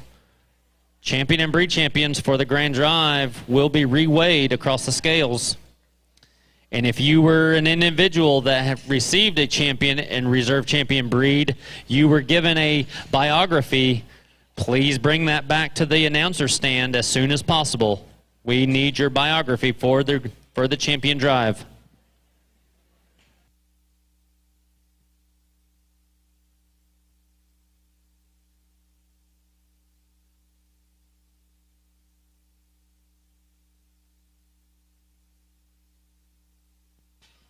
Ladies and gentlemen, let's give these few exhibitors a round of applause as they exit the show ring.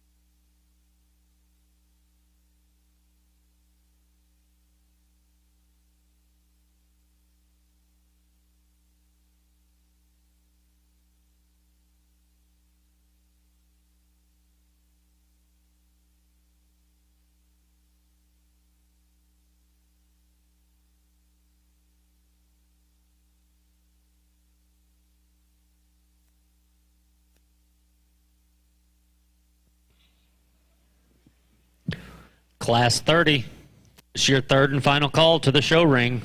Class 30, third and final call.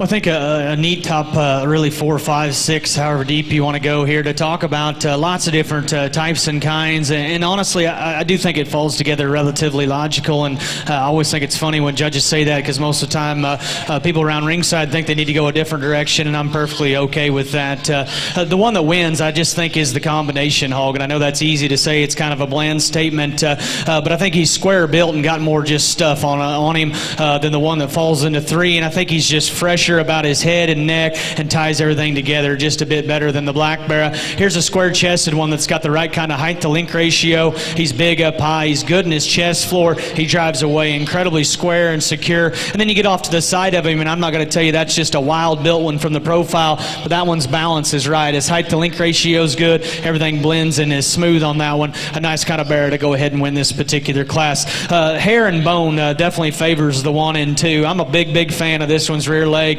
Just in terms of density, squareness, and flexibility, I love the way that he's presented in terms of his skin and hair. His clip job up high is absolutely incredible. You get off to the far, and I'd like to tie his neck a little higher on the top side of his shoulder, and then you start talking about lightweight market hogs. He gets just a little old and stale about his head, but man, that thing is well presented. He's got a big square kind of hind leg, a big back laid in him, and balance is relatively good from the side.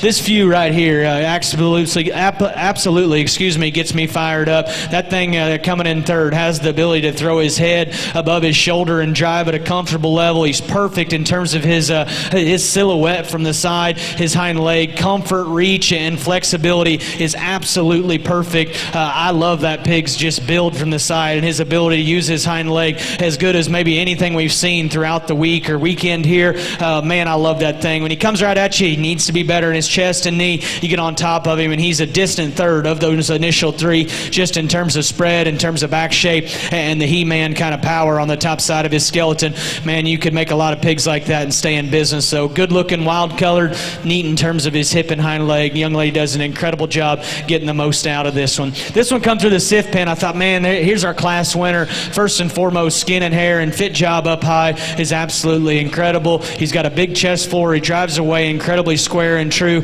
I don't know if he's just a little scared out here, hesitant to the drive. I tried to give him just a little extra time to get comfortable. Maybe he just doesn't like me, but I just never really wanted to grab a gear and go. But more importantly, when you compare him to those top 3, I didn't think maybe he was as attractive or as stout in his skull up through the front 1/3 of his skeleton. I didn't see him to be as stout-legged as those 2 that went 1 and 2 in this particular class. Man, that one's good-bodied. He's fresh up high. He's square in his build. Young lady's done a good job getting him presented in terms of his skin and hair. Like to make him a shot more athletic, a shot more attractive up front. Young man does a good job coming in 5. I like this bear just in terms of his fundamentals and practicality. Good centered, good hip and hind leg, a good feeding kind of bear. In the big ring here at Austin, that one just needs more punch. He needs more foot size. He needs more bone work to get any higher. Man, again, I think you could raise a lot of pigs like that and stay in business. Square in his build, awesome hind leg, good feeding kind of bear. Certainly won't get anybody in too much trouble. From there, we work into some hogs that maybe just fall out of bed just a bit from a balance perspective. Great group of kids, though. Let's put our hands together for them, please.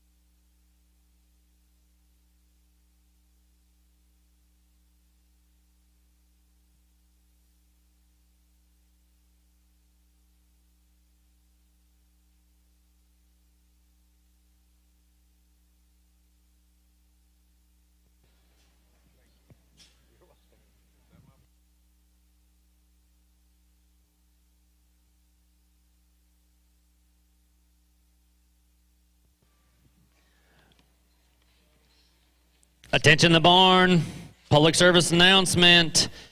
If you have a white 3/4 ton platinum Super Duty license plate S as in Sam, T as in Tom, N as in Nancy 7669, you are parked in the wrong spot. You are prohibiting anybody to walk through the parking lot. We ask that you move your white F-250 Platinum Super Duty immediately. Thank you.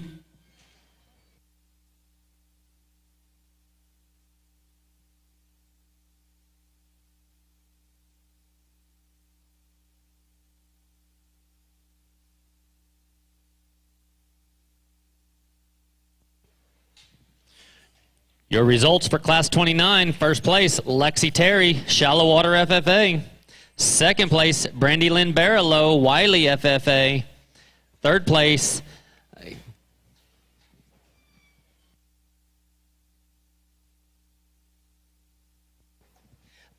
Khaki Bishop, Shallow Water FFA, bred by Brockman Farms.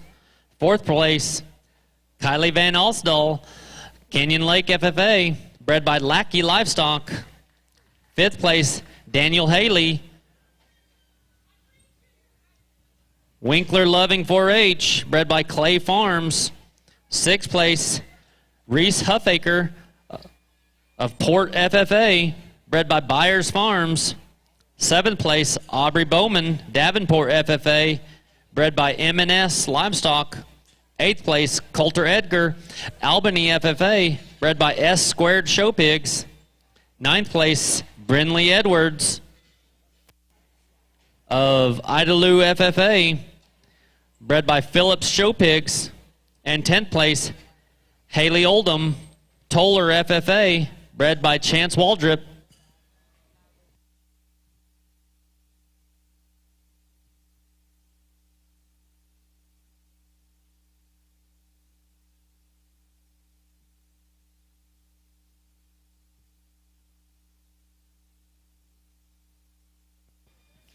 Class 31, this is your first call to the show ring. Class 31, first call to the show ring.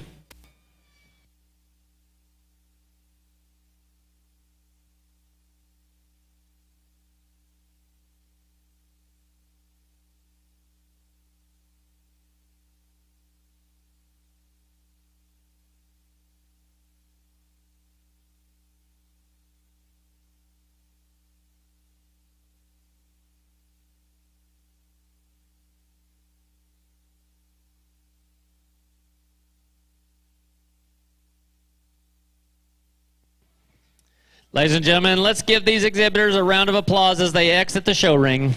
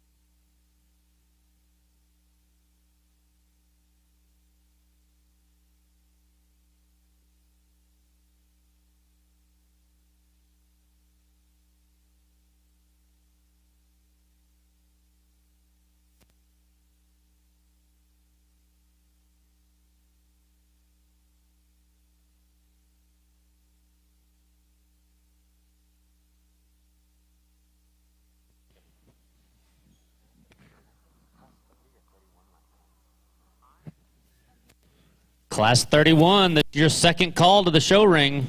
Class 31, second call to the show ring.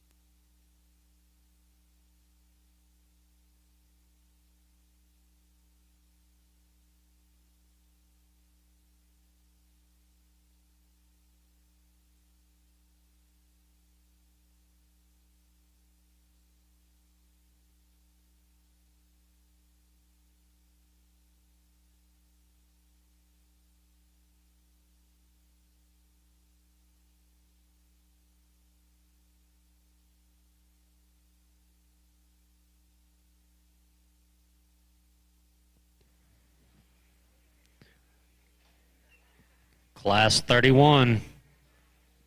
This is your third and final call. Class 31, third and final call to the show ring.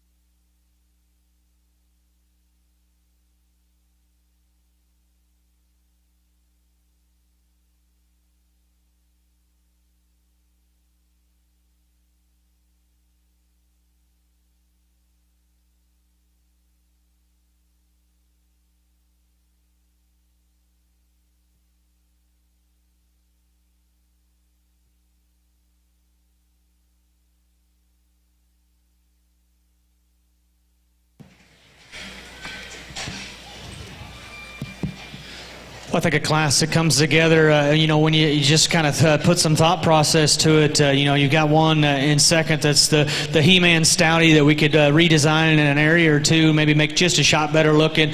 You got one in three that balances and proportions so awesome from the side, but just needs more horsepower coming and going. And I think the Black Bear, the predominantly Black Bear, becomes the combination of those two. He's got the look that I'm after from the profile, yet he's a little safer and just more conservative and better legged than the Bear there in second, offers more look. I think that thing's actually got more just spread up high than you might expect from the outside looking in. He actually has more just shape and expression than the Bear in three. More importantly, and in relation to the Bear in two, he comes at you square and stronger in his front foot placement. He leaves you and is just incredibly square and true. I think from his pin to his hock to his rear foot, from the profile, even though he is tall-shouldered and good-looking and really kind of has the right height to length ratio, I would like to piece him together just a bit better in his top line. He wants to deviate just a little bit right out of the backside of his blade. He comes up in his jump muscle just a bit, but I think that's a big-legged, good-looking kind of show bear that's right from a compositional perspective. And of the initial three, there's no doubt in my mind he's the squarest and most secure coming and leaving. The one in second's hard to ignore. Man, that thing's stout-headed. He's got a big shoulder blade, a monster forearm. His spread up high is more than adequate, I think, and his power from behind is awfully intimidating. Big pin, big hairy rear leg, and actually from the outside, or from the profile, he's not the most attractive one. There's no doubt. I'd like to see him just taller shouldered and longer neck, but at the same time, where I was going with that, I think he actually blends in terms of height to length ratio. Everything fits together. Changes front foot. He wants to swivel just a bit there on the outside of his right rear foot there, just a bit. Obviously, we could tweak him in an area or two, but big-footed, hairy, dense, still proportional from the side. Young lady gets the most out of him. When this one come through the SIF pin in three, I thought, man, here we got him, because he can kind of give you a three-quarter view that's awfully intimidating and hard to ignore. I love that show bear head and neck on him. He's the right length of body. His skin and hair and proportion from the side is awfully good. From the outside looking in, you don't expect him to be a little flatter from behind, and that's the case. He needs more chest coming at you. He needs more power going away. Young lady, I'd be willing to accept that if he was just absolutely perfect structured. I thought as the drive wore on, he wanted to get a little short stepping from behind. I love his balance. I love his proportions. His skin and hair presence from the side is awfully hard to ignore. Young lady's got the most out of him. I compliment her. Had the one in four a little all over the board, because I think you could argue, hey, that's the good-looking pig that's still accompanied with some bone and power. I couldn't just ever get him to piece together quite right, young lady. That thing gets just a little flatter in his forerib, a little more tucked up and shallow in his flank, and that kind of correlates to the fact that he needs more spread and bulk up high. I do appreciate that bear's chest width. I appreciate his ability to throw his head above his shoulder blade and drive at a comfortable level. His view from behind is good and square. I just couldn't get his body shape and symmetry from the side to kind of all work together. The Berkshire Bear in 5 is one that just checks a lot of boxes. I think here's a sound structured hog that's good in terms of his rib. He's relatively adequate, I think, as far as muscle and width is concerned. His skin and hair and the way that he's presented on the top side of his skeleton is awfully good. Obviously, in a crossbred setting, he gives up just a bit of just foot size and bone, if we could make him just a shot stouter at the ring surface. Man, I think we're talking class winner type stuff here, because I think he's squarer built and sounder structured than maybe some that precede him. Just needs to come with just a shot more bone. From there, I've talked to the kids. Man, it's a nice class here. Let's put our hands together for all them kiddos, please.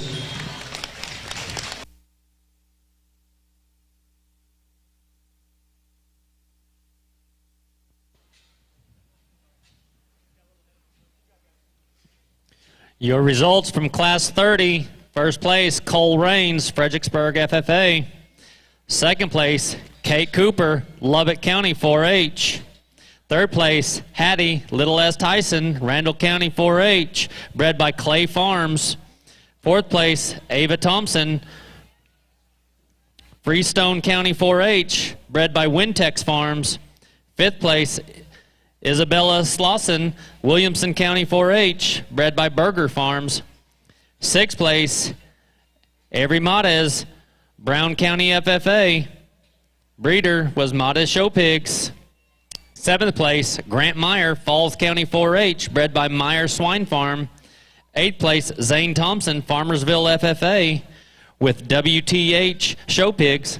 Ninth place, Kaylee Walker of New Home FFA, bred by Fisher Show Pigs.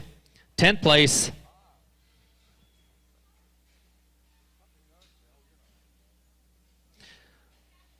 place, London Fattrell, Friendship FFA, bred by Night Show Pigs.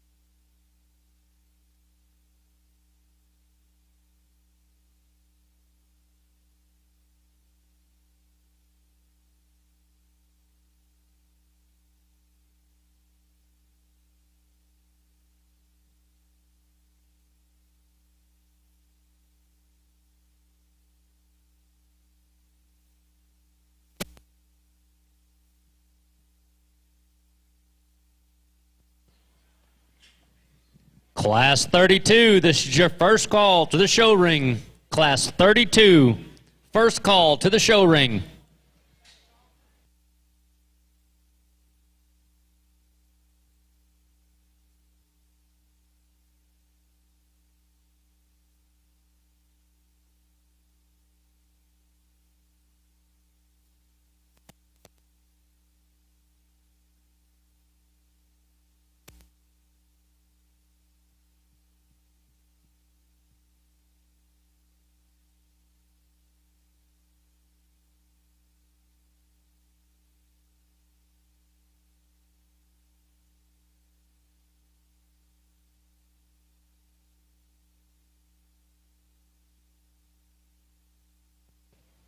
Ladies and gentlemen, let's give these exhibitors in the ring a round of applause as they exit.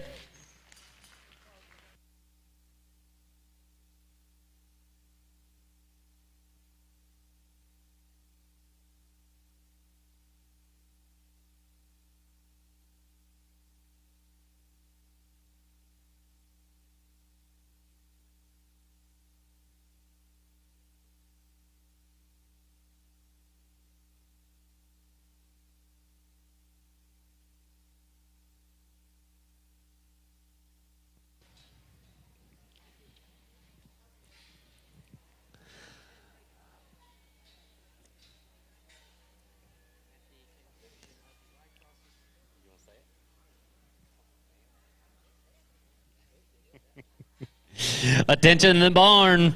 At the conclusion of the lightweight dark cross division, we will be taking a 30-minute lunch break. At the conclusion of the lightweight division, a 30-minute lunch break.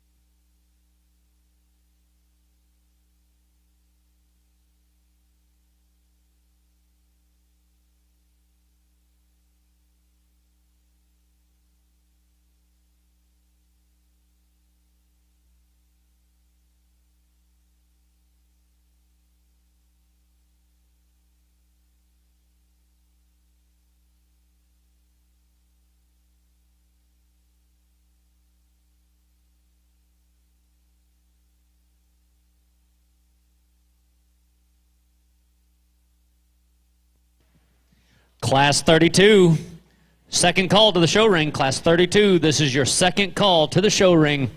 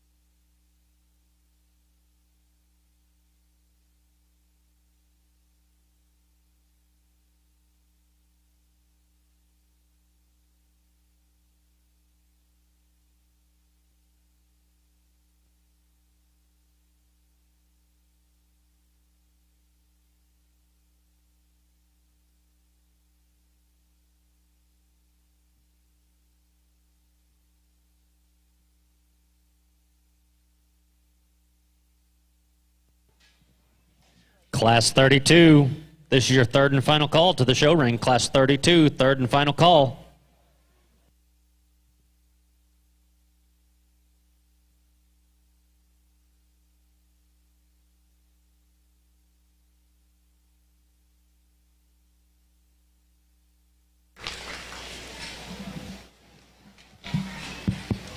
Well, I think a nice class that sorts relatively quickly. And like I said, I hope we're not rushing through anything. I want to get all the views, but at the same time, I'm not here to wear them out. The one that wins has a relatively good handle on this particular class, in this judge's opinion anyway. First and foremost, I'm not in love with just his neck and throat latch up front. Past that, though, I think that's very, very good livestock. He's square and good enough coming at you. You get on top of him. He's maxed out in terms of just the shape and freshness that he has. He's clipped to a T and absolutely perfect in that regard. He drives away very, very square, and you get off to the side of him, and like I said, he's maybe not just the most rope-necked, the most attractive bearer that we've seen all week, but I think everything fits and balances relatively well. I think, man, that thing's got a really, really big hind leg that knows how to work. Very square, true, and comfortable when you get right in there behind him. A nice kind of place to go ahead and start. Very comfortable with the one in second. Just kind of falls in here by default, and I don't mean that in a bad way, because I think that hog has a ton of good to talk about him.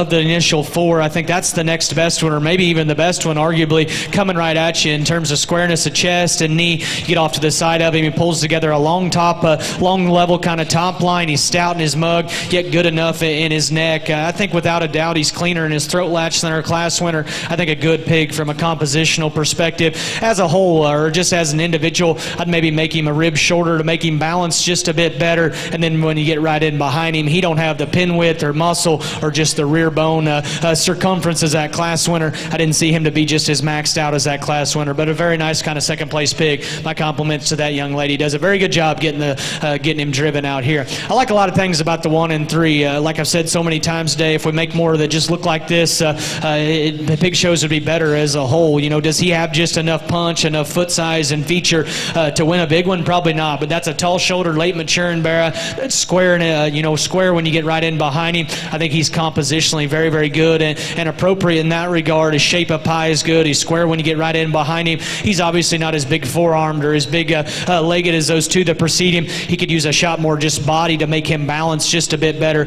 but a square chested bear that's square when you get right in behind him, and like I said, from a composition perspective, very, very good. If we didn't see the one come at us that comes in 4, we might be tempted, or I might be tempted to get that one a little higher, because if you get past his chest, I think that's a neat kind of show bear, a neat kind of look up front. He's got shape up high. He goes away incredible. I think just maybe as good as anything within the top 4 in terms of pin width, in terms of stifle width, yet he keeps his hock inside the plane of his body. I think a really nice pig there. Got to fix his chest, and then if you want to get critical on his top line, you get off to the side of him. He wants to come up in his jump muscle there just a bit. Young lady in 5 does a good job getting the most out of her project here. I thought when push come to shove, he just needed more jaw, chest, and bone, but I like his length of body. I like his range of motion, one that's still good from a compositional perspective. Again, young man in 6 does a very good job. That bear fought that young man as he come through the sift pen, gave him just a little extra time, and one that certainly deserved to get to the big ring. It gets out here, maybe just doesn't have enough just punch and power. From there we work into some that just need to be balanced better,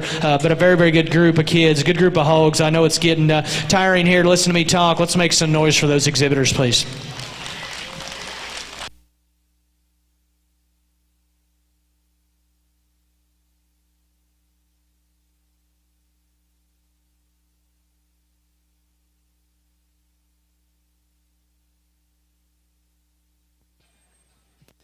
Just a reminder, at the conclusion of our lightweight dark cross division, we will be taking a 30-minute lunch break. This will be at the end of class 33.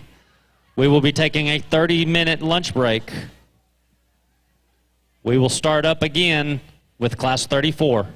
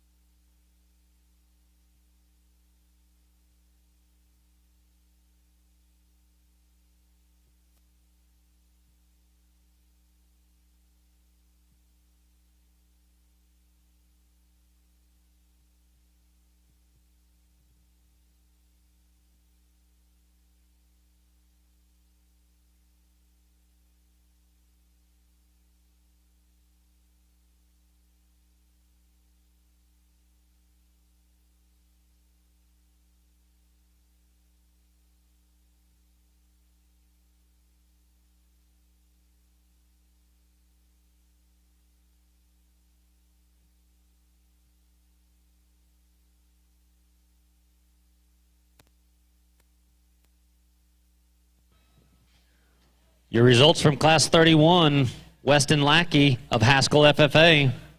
In second place, London Holmes, Harper at 4-H. Third place, Cole Rutland, Lampasas FFA, bred by Hobson Show Pigs. Fourth place, Laney Cook, New Home FFA, bred by Shaded W Show Pigs. Fifth place, Racy Pinkstar of Brownwood FFA, bred by F2 Genetics. Sixth place, Cody Smith of Brazoria 4-H, bred by Chance Waldrop. Seventh place, Paisley Jones of Howard County 4-H, bred by Meyer Show Pigs. Eighth place, Braden Walker of Wilson County 4-H, bred by WG Show Pigs. Ninth place, Kaylee Indu of Stanford FFA, bred by Bowman Livestock. And 10th place, Darius Cabos of Bexar County 4-H. Superior Choice.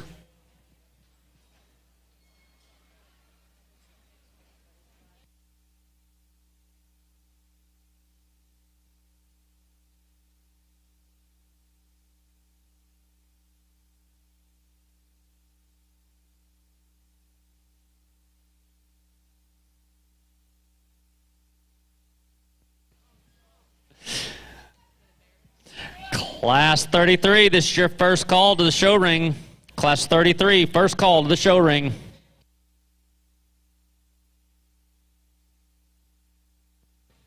Ladies and gentlemen, let's give these exhibitors a round of applause as they exit the show ring.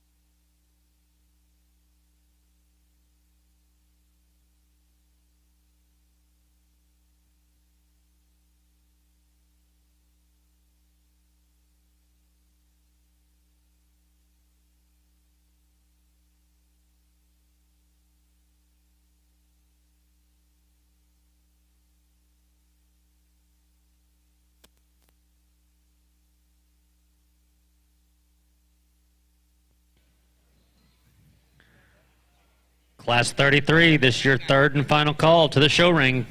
Class 33, third and final call to the show ring.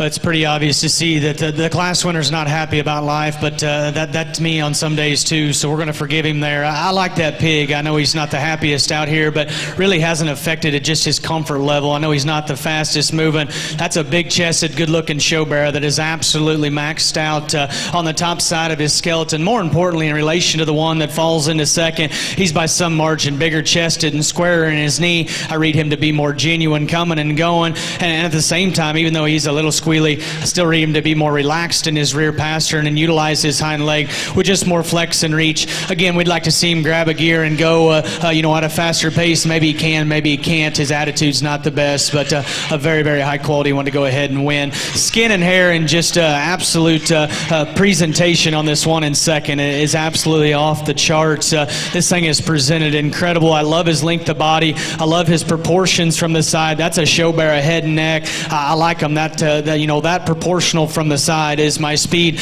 Unfortunately, he comes at you. He has to have more chest, and maybe we'd be more forgiving of that, but he drives away and reads to be a little more closed up at the ring surface as well. At the same time, I read him to be a little upright on his rear pastern. Never just wanted to get deep heeled and as comfortable as I'd consider ideal. That thing's presented awesome. He's big boned. He's balanced and proportional. I think his front end is absolutely incredible. I love the chest width and running gear in terms of flexibility of the bearer in three, and man, that thing's as wide and as flexible as any within the top three, and you ask, well, why is he third? For me, when you dip in and really start studying feature, that guy reads to be the most refined in his front leg there, the smallest in his ankle. He's a little longer about his beak and a little snipier up there through his jawbone for me, and of the top three, I read him to be the plainest and most nondescript in terms of his shape, not only up high, but from behind as well. But man, give credit where credit's due. That's a big-chested, flexible kind of bearer that when you get off to the side of him, he pulls together a long top line. I love his lines from the side. Give him a shot more feature, stouten his mug just a bit, freshen his back. Man, I like that top trio a good deal. Take him for what it's worth. Take him how you like him. It's just my opinion today. I thought we had one when they first come through through the gates back there, through the chutes. I thought this bearer, man, from the top side and from behind was really, really good. Good spread up high. He's a stout-featured, stout-skulled one that's square and mobile when you get right in behind him. Unfortunately, in the big ring, I just couldn't get him to balance. He's a rib long, if you will. He's a little plainer and thicker about his neck, and then when asked to go, maybe just didn't go as comfortably, as flexible as I'd consider ideal. A dark pigmented one, though, that's got good skin and hair. He's stout in his mug, good in his pasture, and stout in his feature. One we just need to redesign just in an area or two to get any higher. Young lady does a very good job. Barrett coming in 5, one that I like a lot of things about. Just his rear third in terms of flexibility and squareness is absolutely insane. I love his just length of body and the way that he proportions and balances from the side. His skin and hair is as good as anything within this particular class. He has to be stouter jawed, he has to be bigger chested, and he has to be more genuine as they drive right at you. Man, that's a good looking kind of show bearer that's leveled on his top line and got the absolute most out of him, and I can appreciate that. From there, we're working to some bearers that probably just aren't as fresh or as well presented, maybe some that need to fall out just a bit in terms of squareness and just being good enough at the ring surface. But man, these kids are doing awesome getting them drove. Let's make some noise for them, please.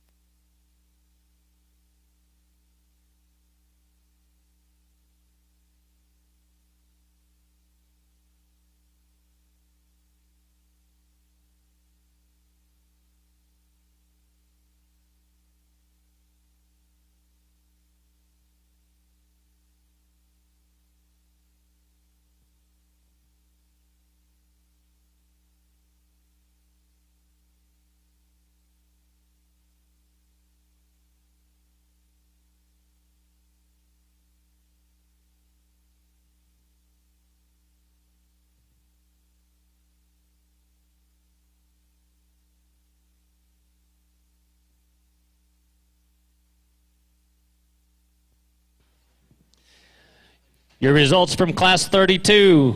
First place, Hank Majeski, Washington County 4-H. Second place, Ryan Cox, Haskell FFA. Third place, Brock Basir, Lubbock County 4-H. Bred by D.L. Show Pigs. Fourth place, Allison Seaton.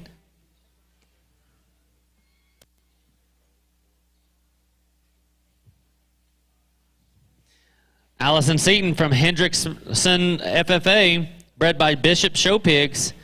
Fifth place, Emma Myers of Monday FFA, bred by Kip Smith. Sixth place, Brittany Haley of Wink FFA, bred by Clay Farms. Seventh place, Wesley Humphreys, Sudan FFA, bred by Harkey Farms. Eighth place, Gabriella Russell of S&S Consolidated FFA, bred by Fortner Show Pigs. Ninth place, Stetson Moeller, Santa Fe FFA, bred by The Stud. And 10th place, Sawyer Richter, Victoria County 4-H, bred by C&P Livestock.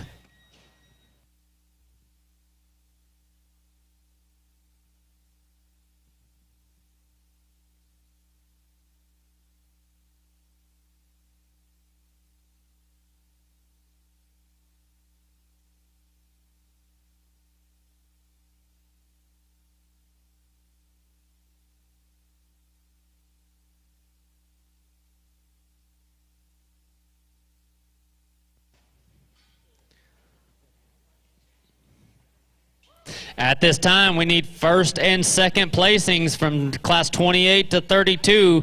Start making your way to the show ring. First and second placings, classes 28 through 32. Start making your way to the show ring. This is your first call for the lightweight division drive.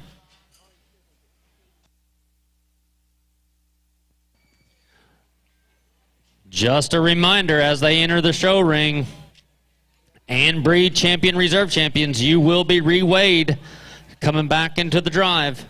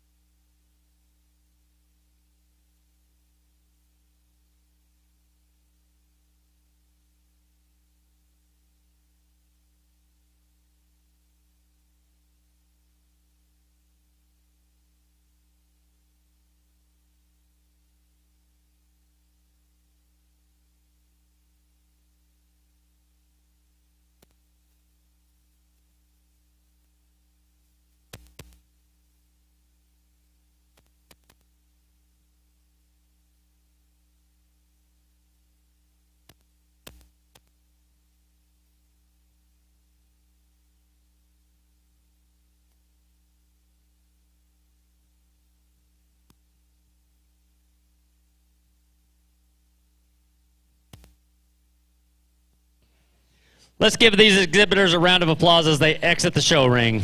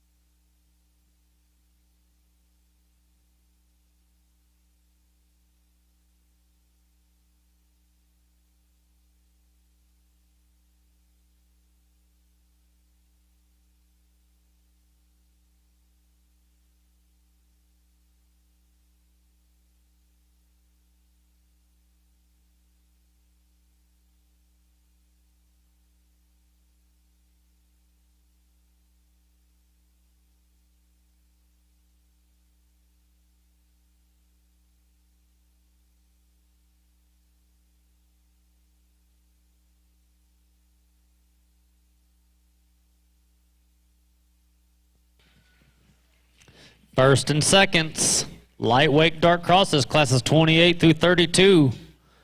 This is your second call to the show ring. First and seconds of 28 through 32. Make your way to the show ring. This is your second call.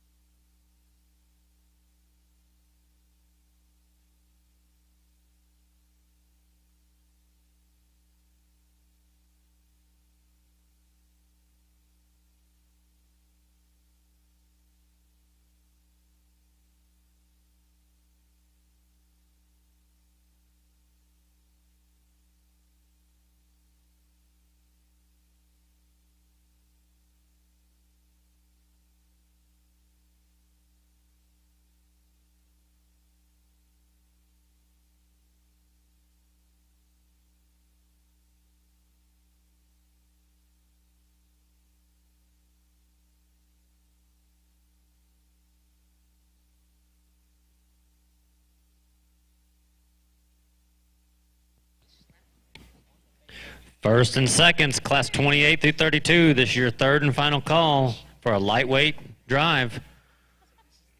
First and seconds, third and final call to the show ring.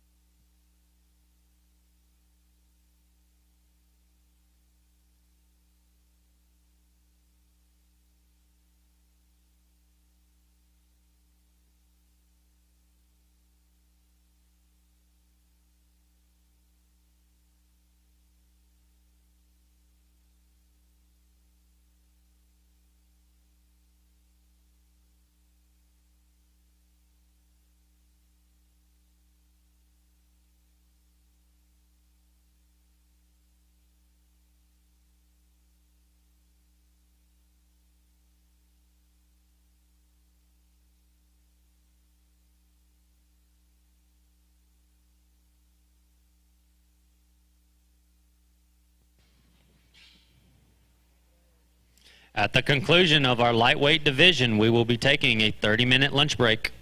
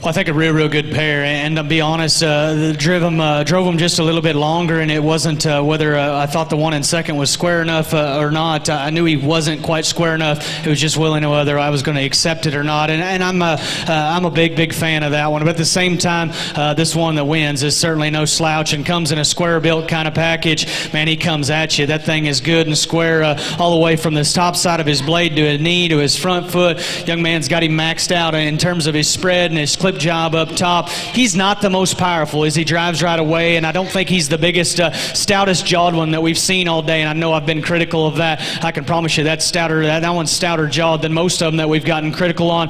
Balance, build, proportions, hind leg has absolutely no quit. He's fit to a T. Young man, you got a very good one. My compliments to you.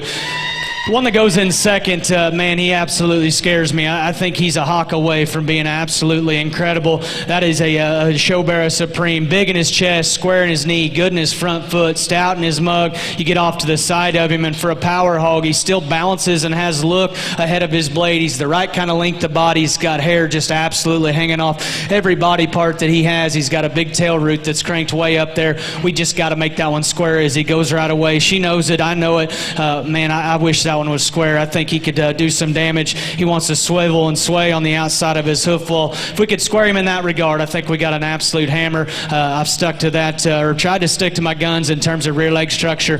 For me, that one just needs to be sounder. Young lady got the most out of him, though. Did a very, very good job.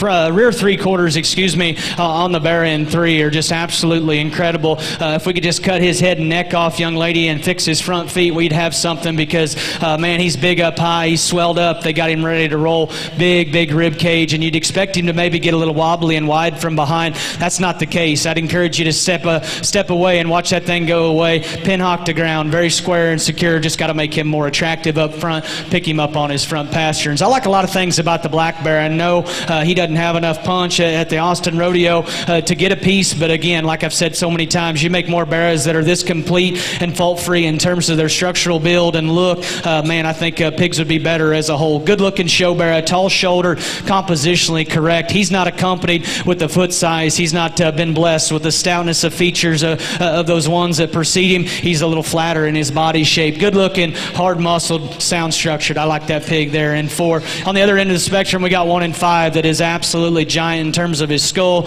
big in his foot size, stout in his feature. He's tricked out in terms of his shape up high. Read that one to be a little flatter in his body. Read him to be more mature ahead of his blade. Maybe not just the structural integrity of those ones that preceded him. He wanted to get a little left and right there when you get behind him. But man, give credit where credit's due. That one's stout and still relatively good balance when you get off to the side of him. A big chested bear that's got a big forearm. Young man does a good job. Young lady in 6, again, another good showman here. I think this one is very good in terms of his spread up high. Feet and legs are good. Didn't see the bells and whistles in terms of feature. Told that young lady I'd like to level him in his top line and push him down in his jump muscle. Really interesting class. Interesting top pair for sure. Let's make some noise for those kiddos, please.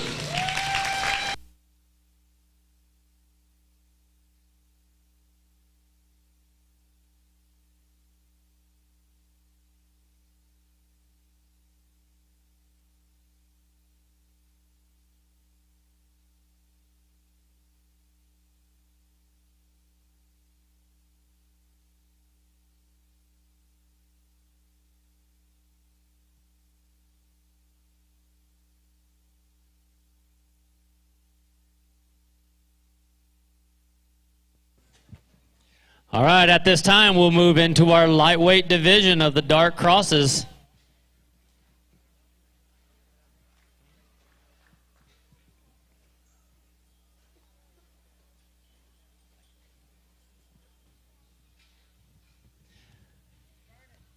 Coming from Class 28, Cutter Hall, Wilbargo County 4-H.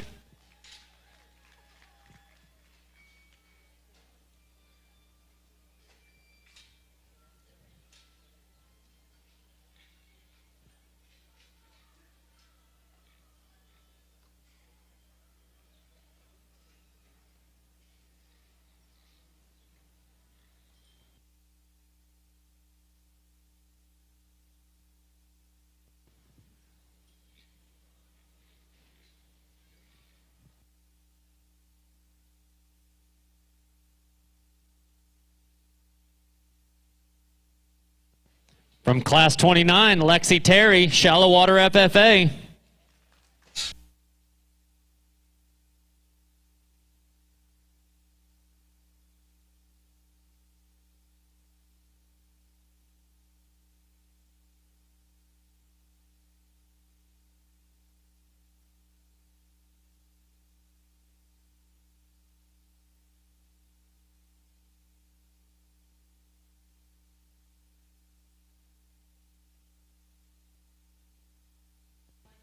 From Class 30, Cole Rains, Fredericksburg FFA.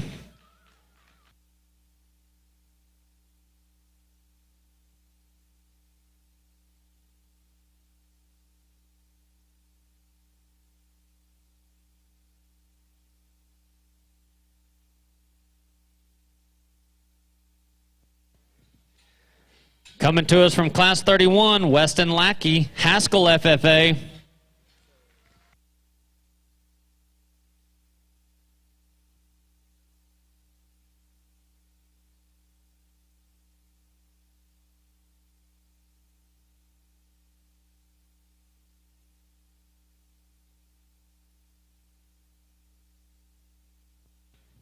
From Class 32, Hank Majeski, Washington County 4-H.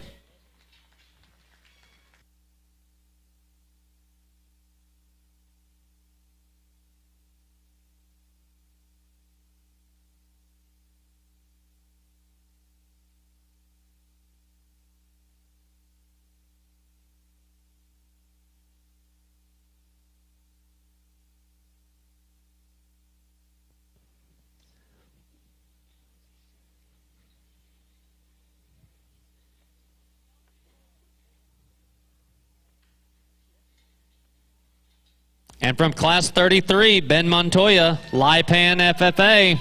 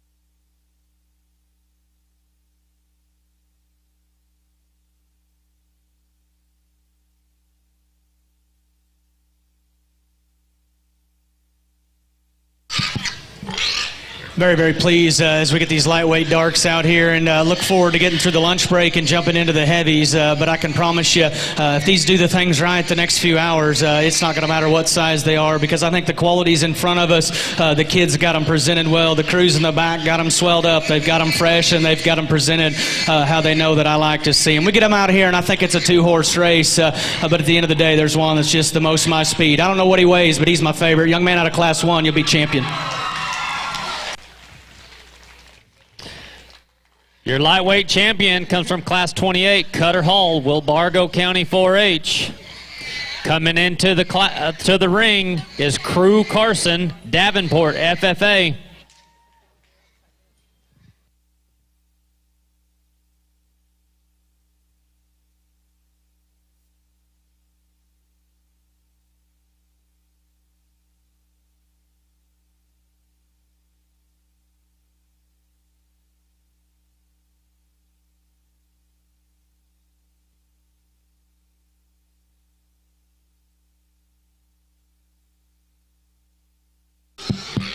Like that champion a good deal. There was another one that pushed him relatively hard. I thought when you got right behind him, this one that's going to be reserved didn't open up as good in terms of his pin width, didn't have just the He-Man factor, pound for pound going away.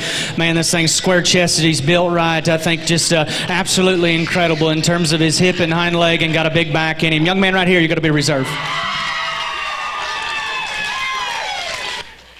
Your reserve lightweight dark cross comes from Class 33, Ben Montoya, Lipan FFA.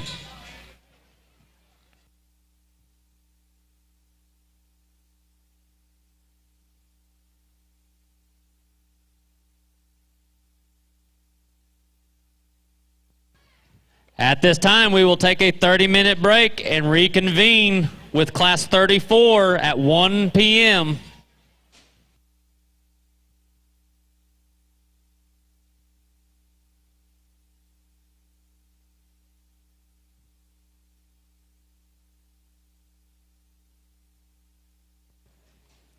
Your results from Class 33, first place, Ben Montoya, Lipan FFA.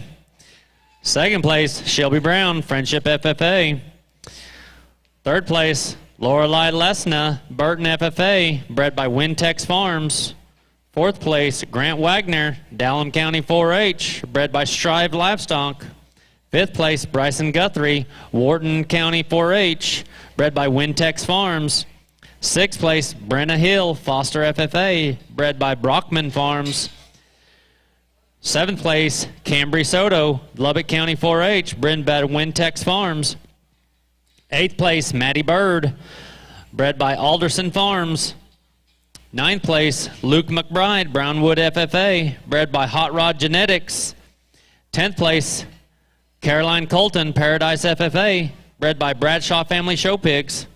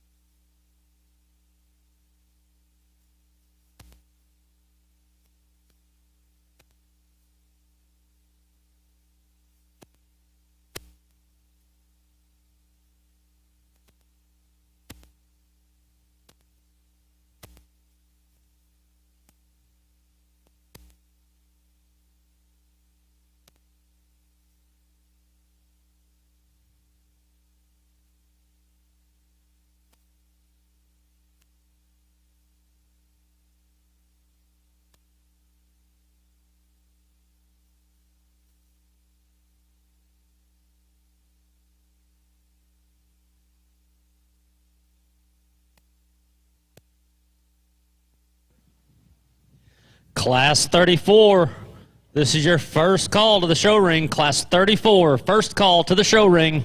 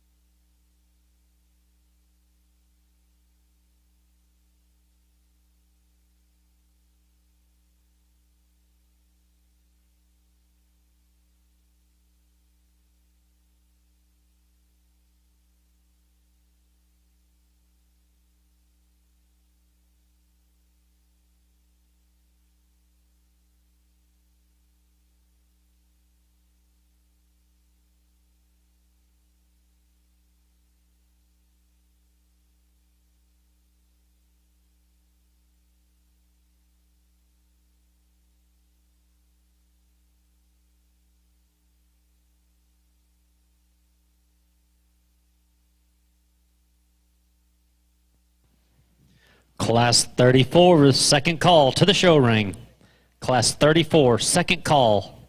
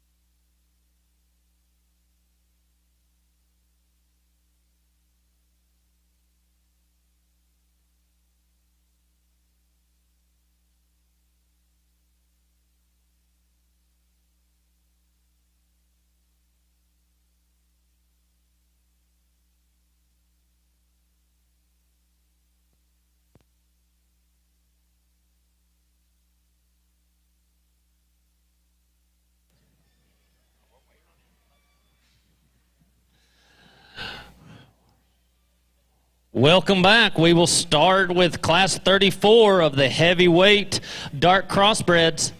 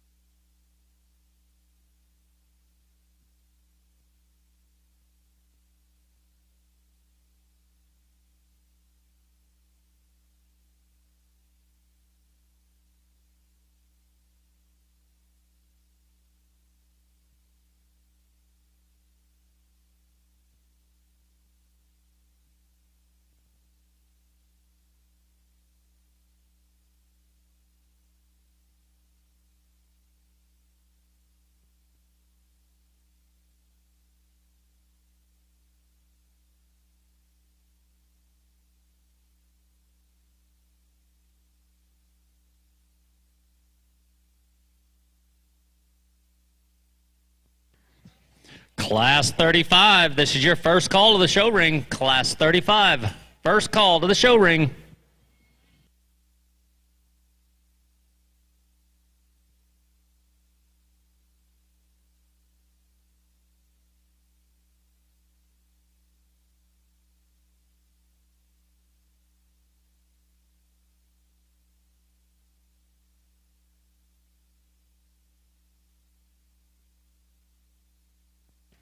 Ladies and gentlemen, let's give these exhibitors in the ring a hand as they exit.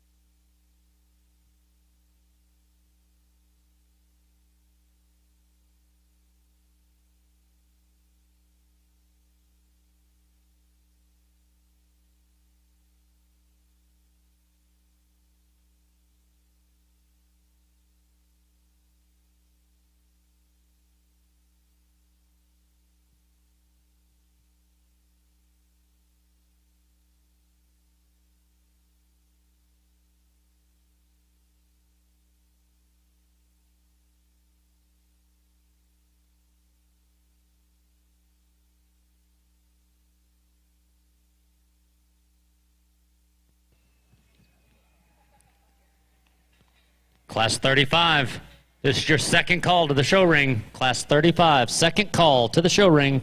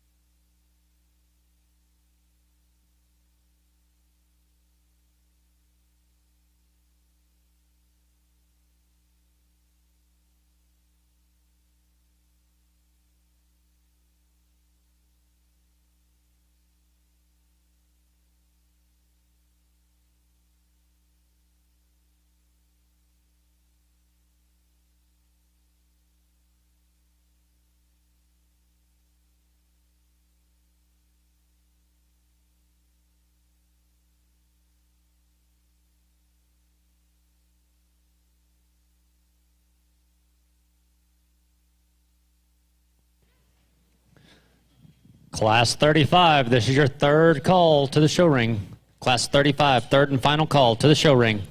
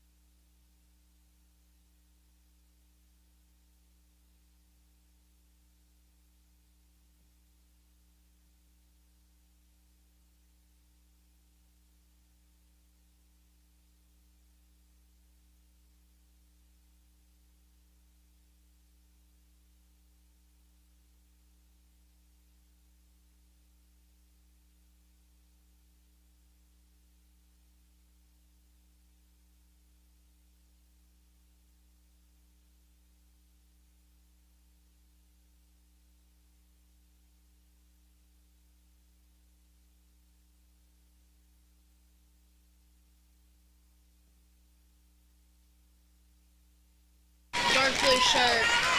Boy.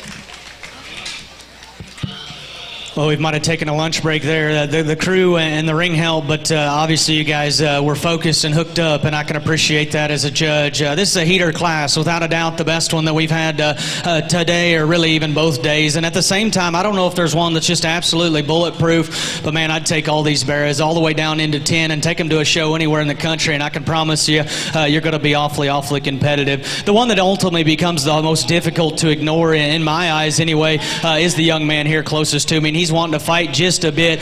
I think that thing's height to length ratio is just absolutely scary from the profile. That's a good-looking, tall-shouldered bear that's still pushed back in his knee, his front foot, and comfort up front is certainly good enough. His shape and expression up high is absolutely off the charts, and then that view going away is awfully impressive. Wide, square, massive, and keeps his hock and rear foot in where it needs to be. He wants to pigeon toe up front just a little bit. I'd like to lengthen his rump ever so slightly. I think that's a small tree in a large forest on a pig that looks awfully hard to make. I like a lot of things about this one in second, particularly once you get past his chest and forearm. I think that's a good looking kind of show bear that's got the right kind of proportions and balances like good show livestock needs to. His hind legs incredible and still has foot size and stoutness of feature, particularly his rear bone is very good. He's maxed out up high. I think he's powerful enough, particularly when you get behind him in relation to the young lady's bear that falls into 3. I read him with just more pin width and more stifle shape when you got right in behind him. In relation to that class winner, I don't see the body shape. I don't see the forerib shape. I like to bust him open in his chest in relation to that class winner, stouten him in his forearm. But man, as an individual, you just bring him out here and study him. That's very good livestock. My compliments to that young lady. A neat kind of pig there to be in second. Very heavy-legged one here in 3. There's no doubt he is the biggest legged, particularly in his forearm and his skull. He's wide between his eyes. He's stout in his jawbone. His forearm's giant. He comes off to the profile, and one that maybe isn't the most attractive of the drive, but man, I think his proportions are awesome. That's a tall shoulder one that is absolutely dead level down his top line. He's got a big tail root. He is the biggest in terms of his rear foot size and stoutness of feature. I wish he had more muscle, young lady, when I got right in behind him, and like I've said so many times, I'd be willing to accept that, but I thought he wanted to get a little rigid in his rear pastern and go a little east and west and wanted to shuffle just a bit. Man, I think that's a very good one. The best fourth place one that we've seen all day and all weekend for sure comes out next, and I know that's hard to swallow because there's a big difference between third and fourth, and that's why I took a little extra time to figure it out. I love this bear, and I think, man, he fits the Midwest incredibly well. Good looking, dead level down his top, fresh as a daisy. They got him maxed out up high, and I can appreciate that. I thought when push come to shove, he read to be the most refined in his forearm, the most fragile in his ankle, and then when you study him in terms of rear bone, I ranked him 4th in that regard as well. I think that's a square-built, sound-structured, good-looking one, young lady. Just run out a little bit of horsepower there. Very nice pig there to be in 4. On the other end of the spectrum, the big-legged one comes in 5, and he's even bigger-legged than that bear that was in 4. It's awfully hard to ignore this one. Stout in his mug, big in his forearm, short back, very stout in terms of his rear leg, and you might expect him to do the wrong things when you get behind him, but he actually stays square and comfortable in that regard. It's not from a power issue that he works down into 5. I just could never get him to balance quite right from the side. He wants to tighten through the mid portion of his body. His neck doesn't come quite as high out of the top side of his shoulder as I'd consider ideal. He wants to pinch there in his ham loin, and honestly, he was probably the fifth best one just in terms of freshness up high. That is a giant-footed, giant-legged one that has a presence up ahead of his blade in terms of his stoutness of skull, yet prominence of jawbone. He has absolutely no throat latch. That pig has some very far-reaching pieces. I just wish we could put it all together in a more collected fashion, young lady. On the other end of the spectrum, the bear in 6 is just dead level and incredible in terms of his presence from the side. Here in a class like this, he ran out of chest, he ran out of forearm, he ran out of the extras. Interesting class. I've talked to the kids on down the line. Without a doubt, the deepest that we've seen. My hat's off to all your kiddos and families getting them ready. Congratulations.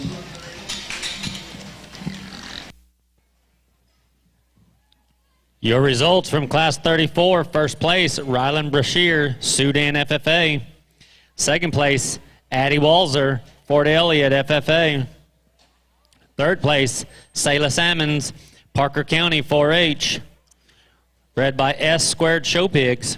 Fourth place, Bellamy Sasson, Eula FFA, bred by Lackey Livestock. Fifth place, Siley Peterson of Garza County F4H, bred by Wintex Farms. Sixth place, Landry Miller of Hale County 4-H, bred by Miller Show Pigs. Seventh place, Braylon Myers, Monday FFA, bred by Lackey Livestock. Eighth place, Cutler Gibson of Dumas FFA, bred by Lindner Show Pigs. Ninth place, Shelby Smith of Brazoria County 4-H, bred by Chance Waldrop. And 10th place, Boston Border, Sweetwater FFA, bred by Young Livestock.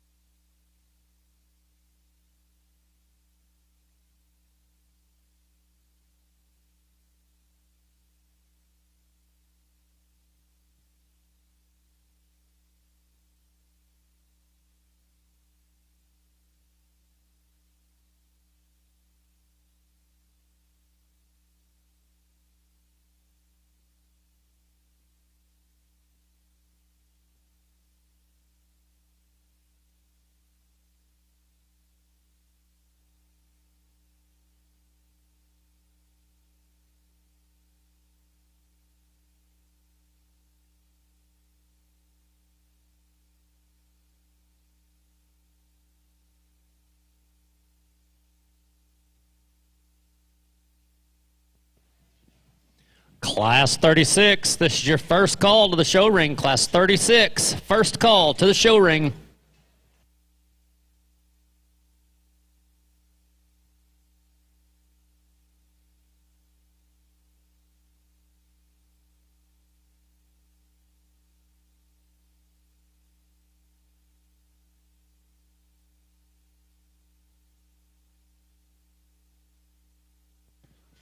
Ladies and gentlemen, let's give these exhibitors a round of applause as they exit the show ring.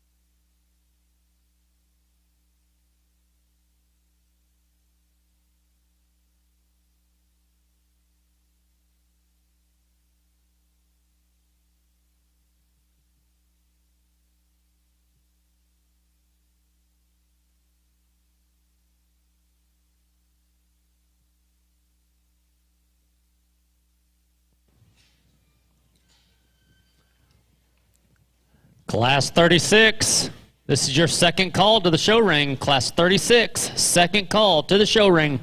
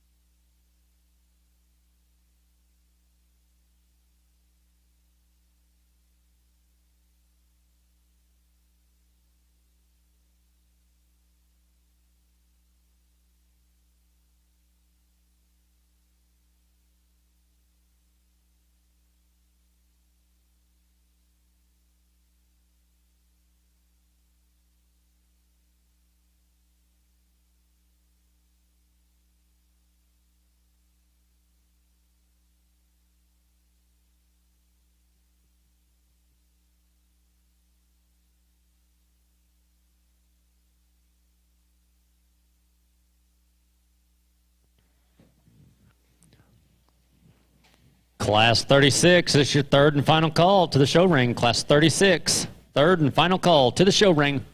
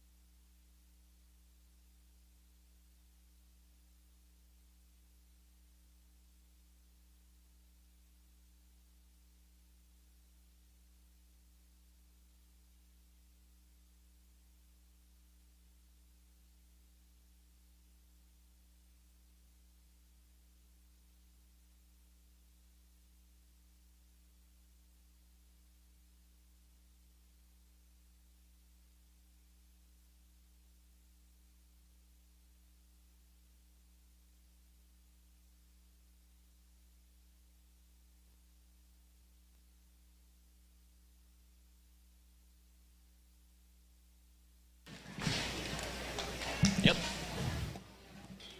It's like a class here that presents lots of different talking points, and I don't know if there's a perfect one, but the one that hits me the hardest and looks the most difficult to make is the class winner of this top pair. He comes at us with just more skull shape, more stoutness of jaw. You take him to the ground. He's the bigger-footed, bigger forearm bearer that's got more rear bone as well. You park him off to the profile, and that's a tall shouldered pig, that's still got some reach out of his front skeleton. He pulls together a strong top line. I like that guy's length of body really well. You get on top of him, he's a little flatter in his rib, but it doesn't compromise how much spread, shape, and freshness he has in terms of muscle that he does have on the top side of his skeleton. He drives away wide, true, and square on the edge with a powerfully driven image. He's not the biggest bodied within the pair.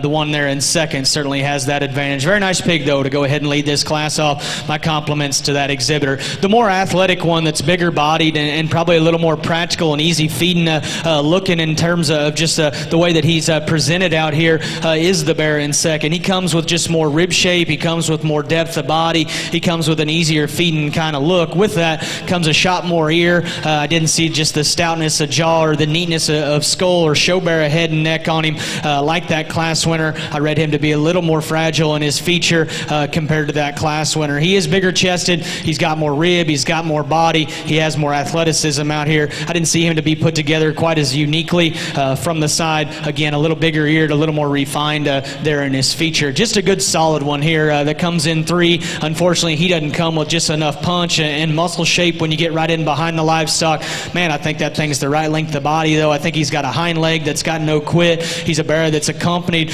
with some foot size, stoutness of feature, and chest width. I thought of the initial 3, he was the least tricked out in terms of his shape up high. And then, like I said, when you got right in behind him, I just want to see him man up just a bit and have a shot more just horsepower. I wish this 1 and 4 had a better hip and hind leg, and it's not bad by any means.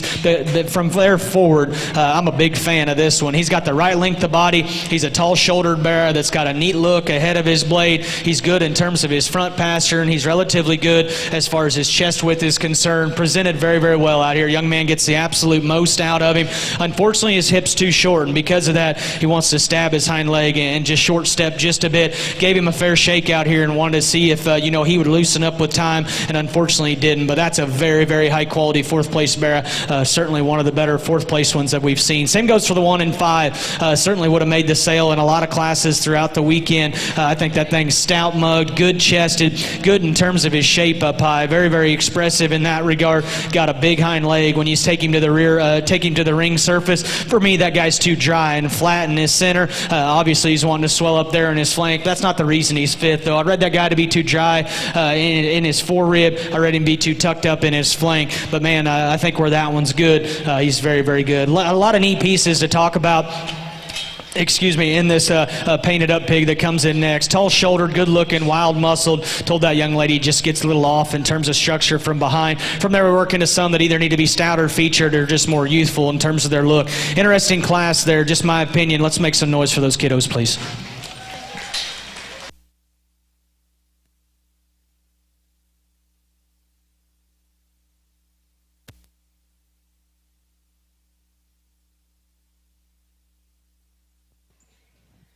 Your results from Class 35, first place, Kaylee Woodall, Howard County 4-H.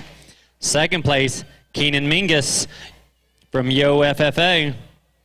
Third place, Danny Davovich of Iowa Park FFA, bred by Garrett Livestock. Fourth place, Cooper Carson, Davenport FFA, bred by Wintex Farms. Fifth place, Dakota Martin of Mason County 4-H, bred by Young Livestock.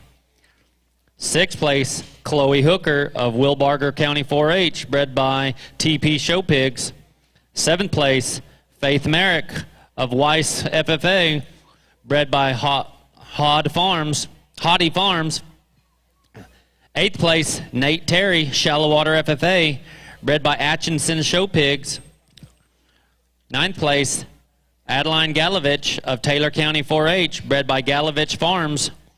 And 10th place, Slayton Parsons, Albany FFA, bred by The Stud.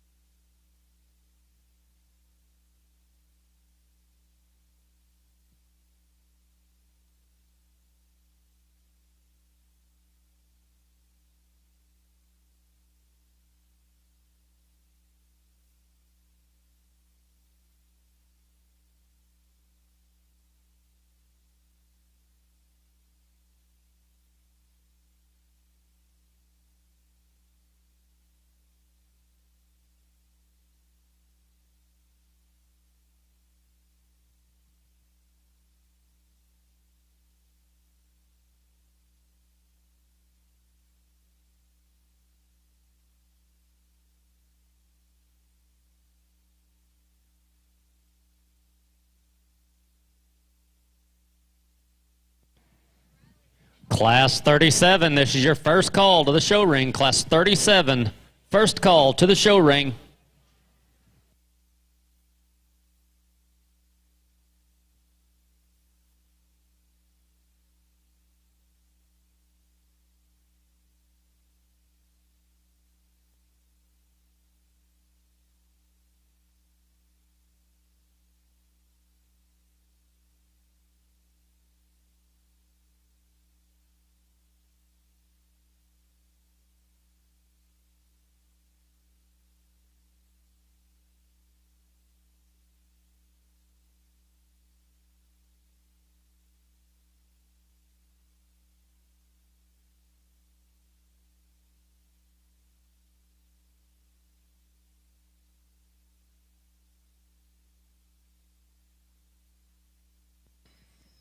Ladies and gentlemen, let's give these exhibitors a round of applause as they exit the show ring.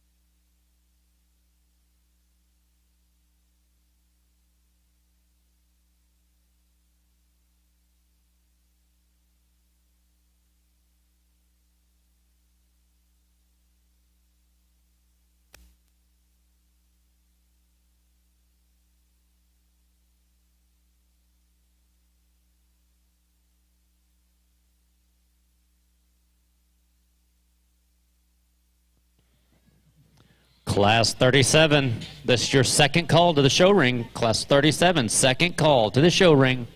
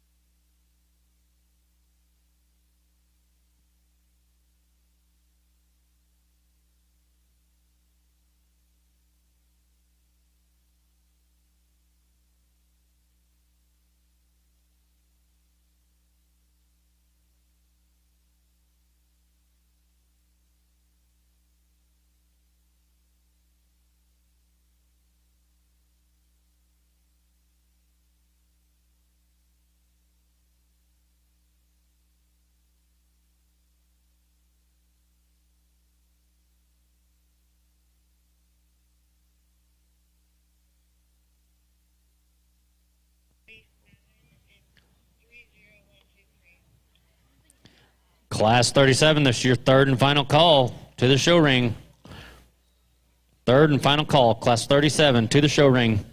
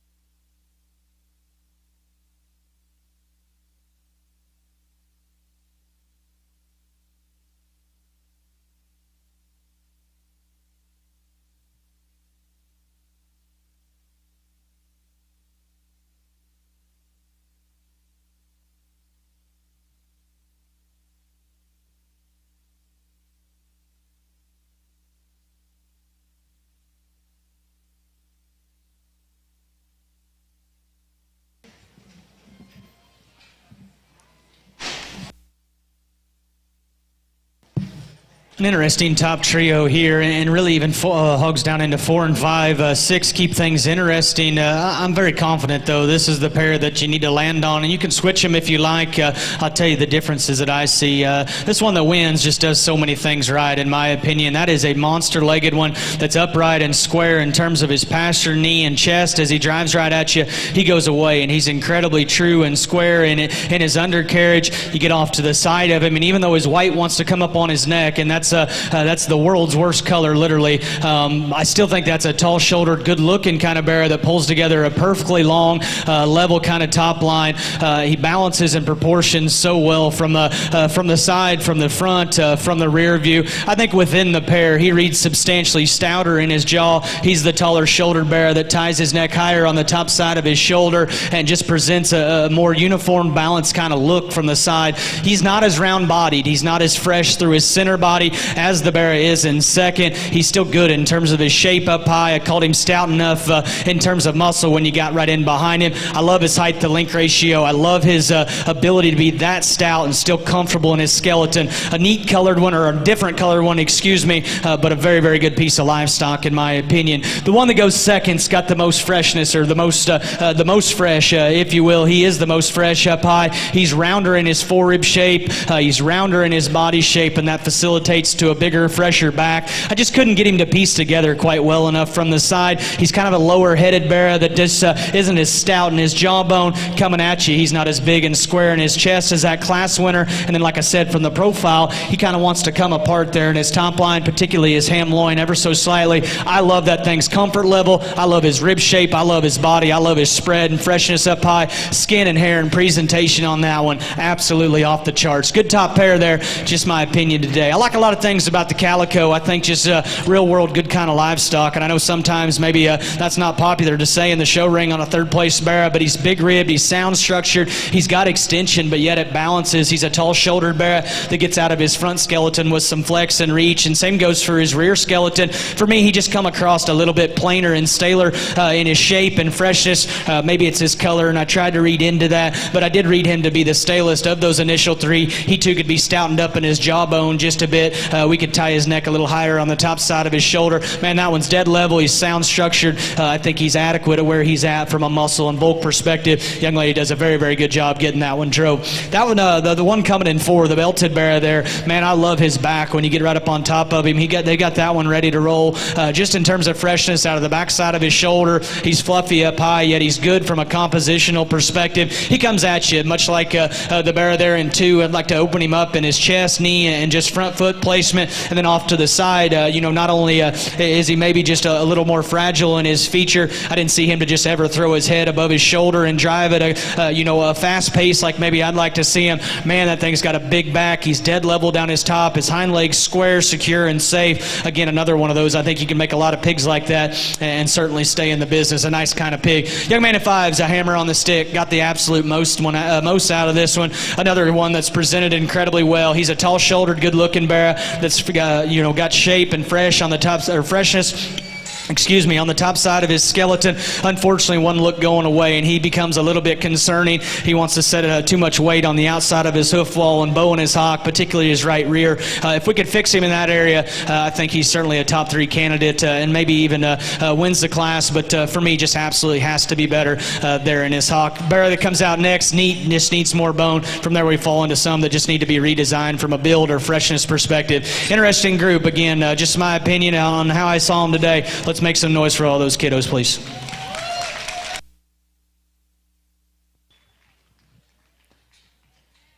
Your results from Class 36. First place, Copper Ferris, Nazareth FFA. Second place, Kai Blunt, Kerr County 4-H. Third place, Bryce Picard, Crum FFA, bred by Reed Livestock. Fourth place, Austin Matheson, Hallettsville FFA, bred by Double M Genetics. Fifth place, Cotton West from Sinton FFA, Lindner Show Pigs. Sixth place, Bryden Smith of Meadow FFA, bred by Brockman Farms.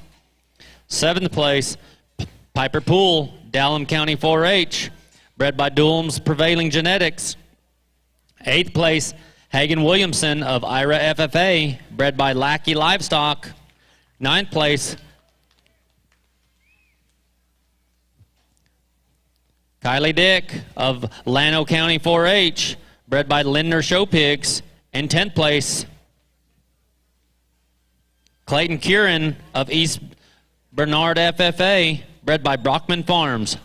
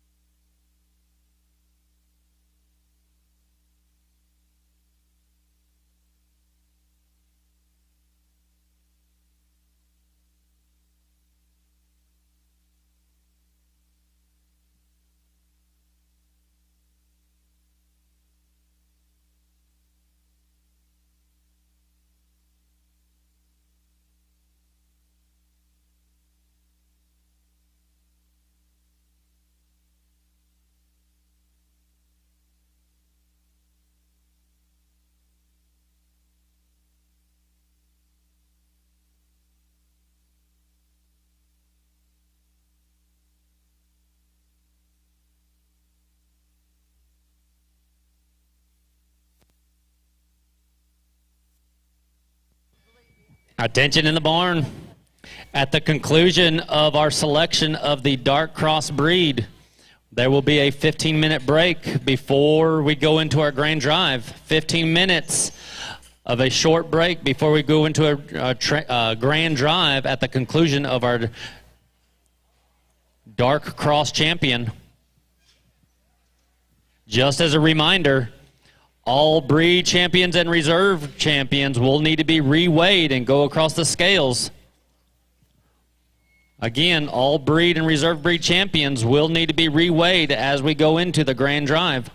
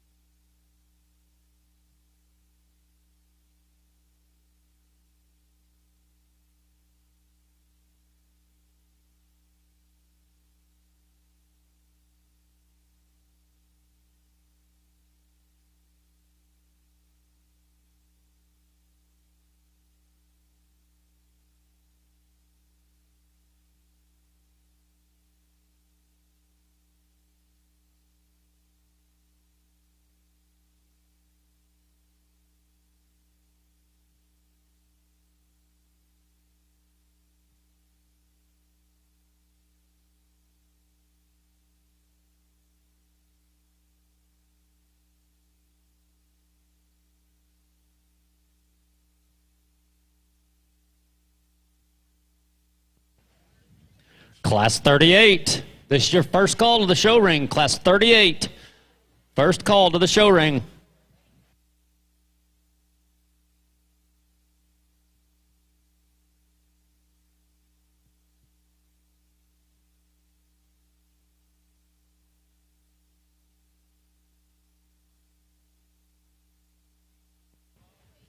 Ladies and gentlemen, let's give these exhibitors a round of applause as they exit the show ring.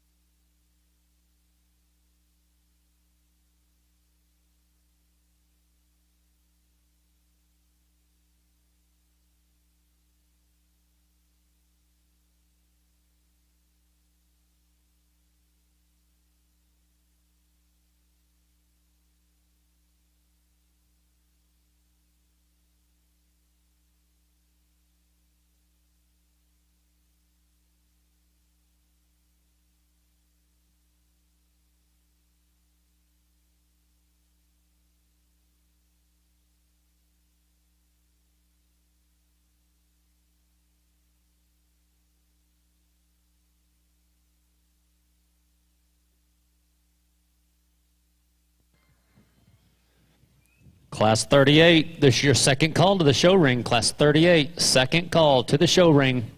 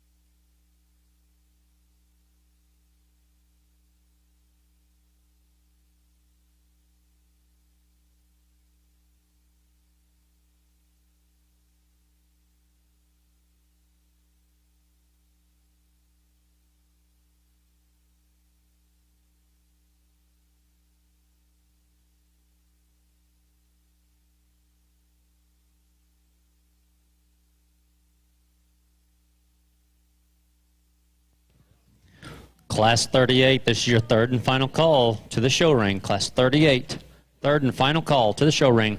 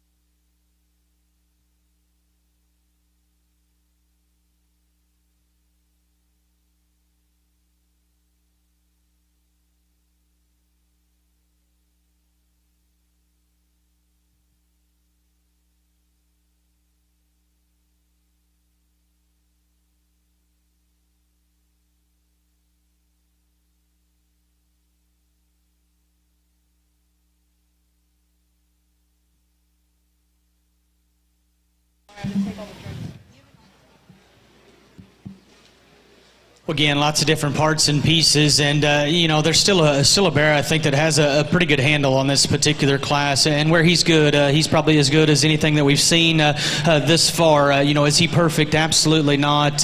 Obviously, we could just fluffing him up just a little bit in his forerib and flank, and maybe he's not feeling the best. Here at Austin, that wasn't a good term, but today. But man, that thing is awesome in terms of his head. He is incredibly tall shouldered, yet still has some curvature and pushback direction to his knee and shoulder. Big back. He's probably as hard and ripped back as anything that we've seen today. Big, hairy, square kind of hind legs when you get right in behind him. He's got a tail root and a hairy tail root that's put up there where it needs to. His knee's not perfect, but I don't know if it's any worse than anything else we've used throughout the weekend. Again, like to fluff him up in his center, and if we do so, I think that would help his balance from the side. But a very, very far-reaching kind of pig. We'll see how he shapes up with the others as they come back out here. I like just the practical build of the bear that comes in next. I like this guy's body shape. I like his length of body. I like his frame size a good deal. He's a relatively good-looking bear that's got some spread and dimension on the top side of his skeleton. It's pretty easy to see, pretty obvious that he's not accompanied with just the forearm, the foot size, the hair, and the bone of that class winner. But I think a bear here that certainly won't get anybody into too much trouble. Just ran out of a tick horsepower as we compare him to that class winner. I had the black bear in second at one time because he's by some margin, I think, bigger footed and heavier legged than the bear that does come into second. Unfortunately, he doesn't come without faults. I'd like to crispen this guy up down his back shape. I'd like to give him more just power when you get right in behind him. If he was absolutely perfect from the side, I'd be willing to give that up. Unfortunately, he wants to roach in his top there just a bit, but give credit where credit's due. Skin and hair, presentation, man, it's off the charts. This is a hairy, dense kind of show bear with big legs, awesome head and neck, very comfortable out here. We just need to give him a shot more power and push him down there in his top line. Young lady does a very, very good job. My compliments to her and her crew. I wish the one coming in 4 was better coming and going, because where he's good, I think he's awfully good. He's the next best one behind the class winner, just in terms of spread up high, in terms of having that meat animal shape when you get right in behind him. He's big and stout in that regard. And even though I don't think he's perfect in terms of his structure as he bows just a bit off either end, I still think his flex and comfort level out here is very, very good. Again, another one here, dressed to impress. Skin and hair is very, very good. Young lady got the most out of her project, and that's what it's all about at the end of the day. I like the rear third of the bear that comes in next. He's square and massive when you get in right behind him. He's got a hind leg that flexes and reaches really, really good out here. Still a bear that's accompanied with some power when you get up on top of him. We just got to stouten him up in his head and jawbone there. He's beginning to show his age.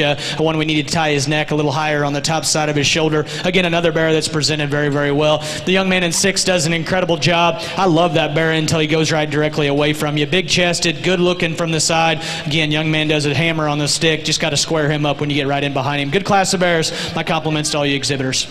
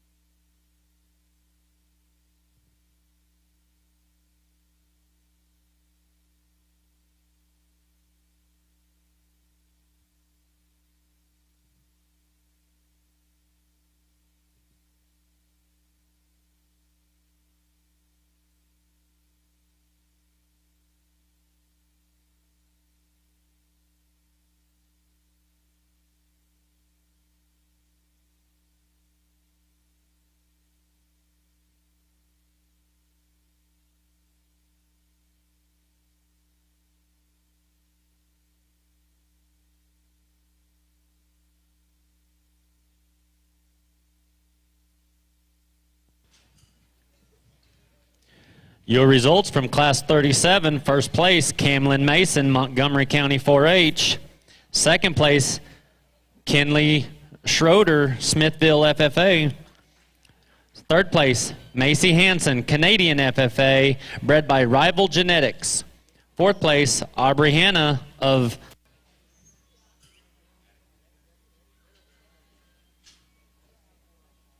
Ellis County 4-H, bred by Lindner Show Pigs.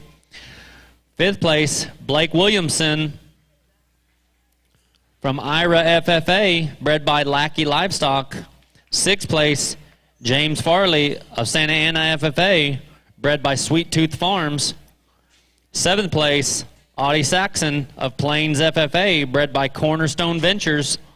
Eighth place, Hunter Liska of George West FFA, bred by H. Bar S Hog Farm.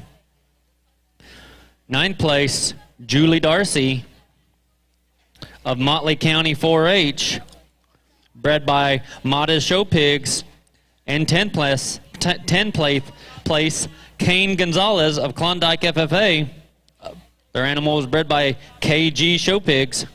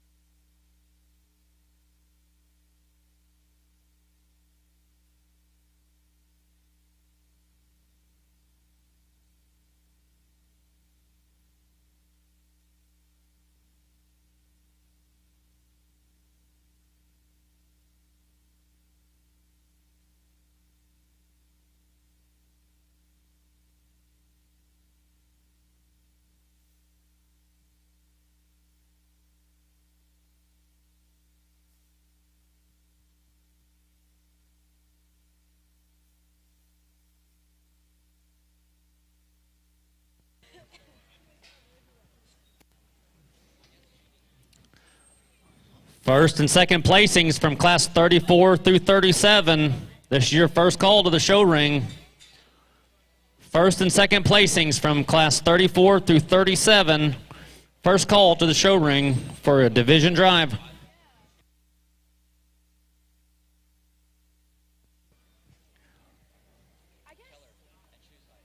Just a reminder, all animals will come back and get reweighed across the scales. Ladies and gentlemen, let's give these exhibitors in the ring a round of applause as they exit.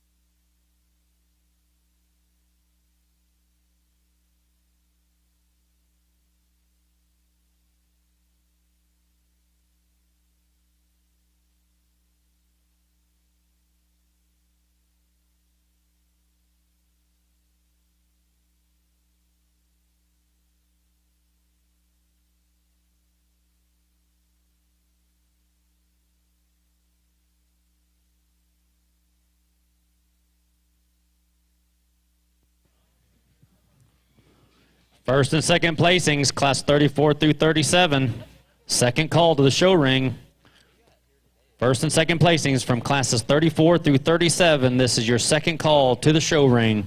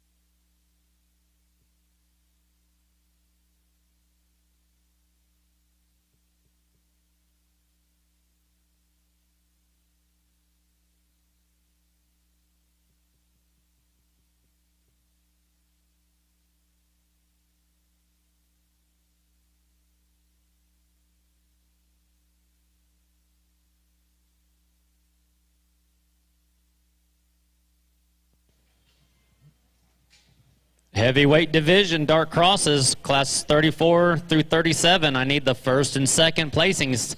Making your way to the show ring, please. This is your third call.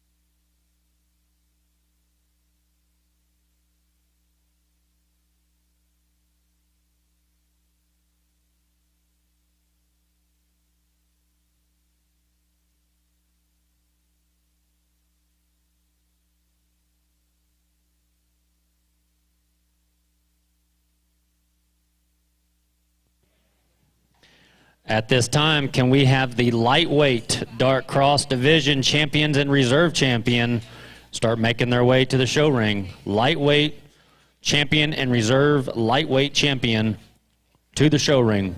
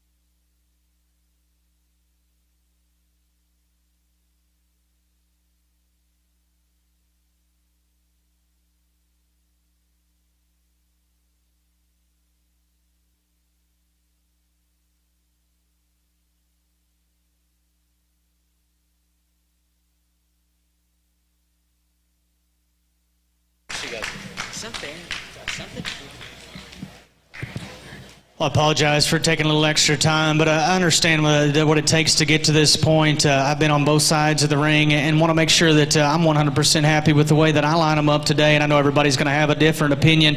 I don't know if there's one in this class that's just absolutely perfect from a structural build perspective, and at the same time, I think both of these here in the top pair could be redesigned a little bit, but in different areas. I think there's one that's a little over in his knee, and that absolutely it kept him in second, and then there's one that could probably be picked up on his front pasterns. Man, this one that wins, though, you get past his front pasterns and his next set, I think that one's very, very good. He's got a big swelled up back. He comes out of the backside of his shoulder with real raw kind of muscle, yet it's fluffy and soft.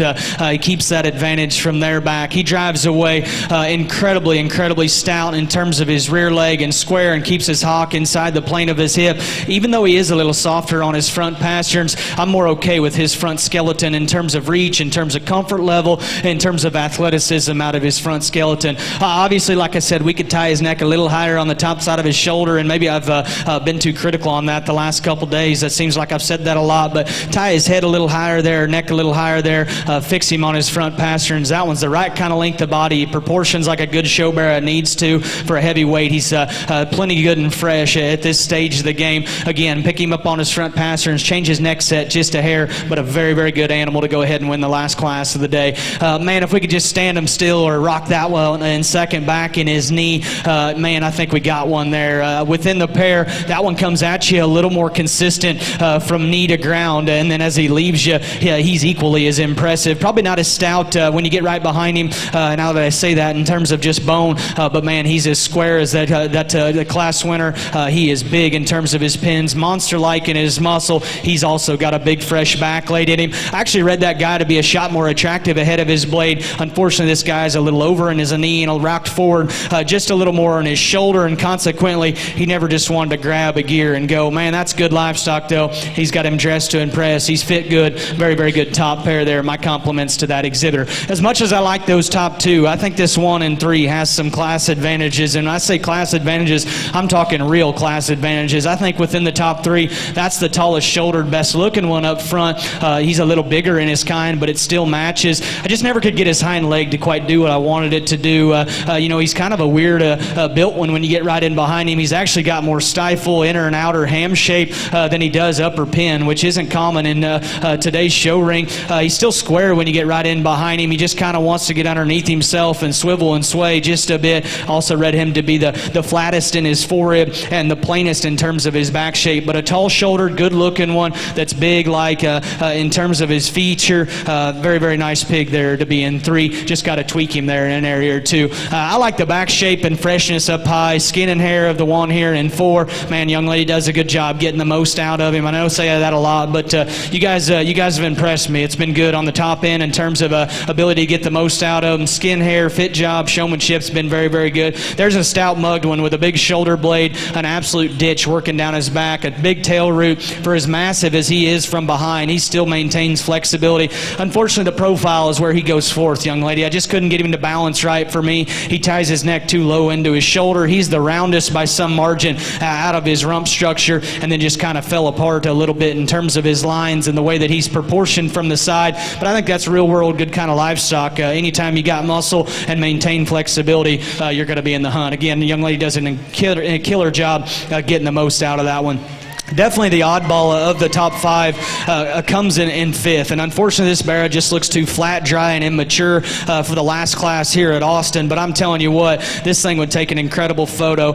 Tall-shouldered, awesome about his head and neck carriage. Absolutely perfect in his length of body. His skin and hair is incredible. He's dead level down his top. He's square as he leaves you. In this setting, he's the flattest rib. He's the driest in his body. He's the frailest in his feature. And at a show of this caliber, that's enough to kind of get you moved on down the way. From there, we're working to some barras that maybe either don't have some bells and whistles or maybe need to be better just from a freshness or structure perspective. I've been long-winded today. It's the last class of the day. Let's show them our appreciation, please. At this time, we are needing the reserve champion of the lightweight division to the ring. Lightweight reserve champion, please bring your animal to the ring.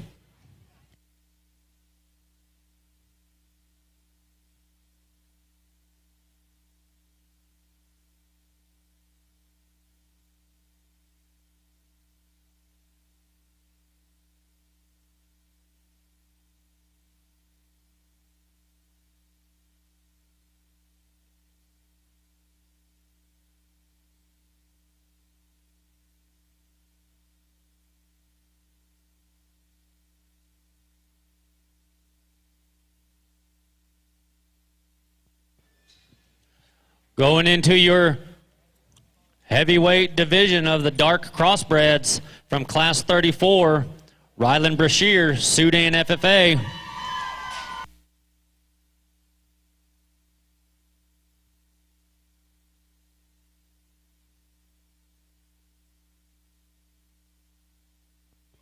From Class 35, Kaylee Woodall, Howard County 4-H.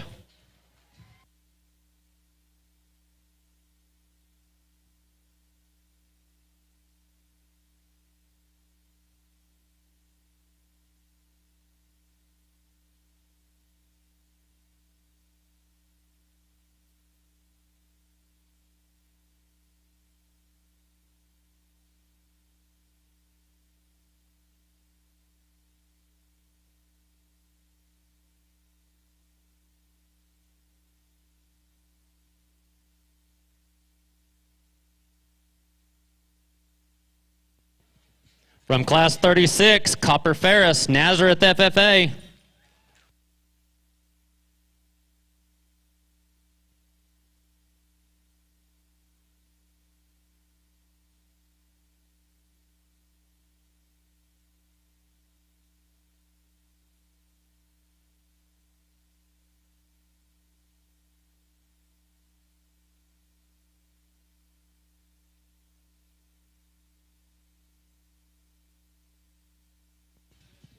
From Class 37, Camlin Mason, Montgomery County 4-H.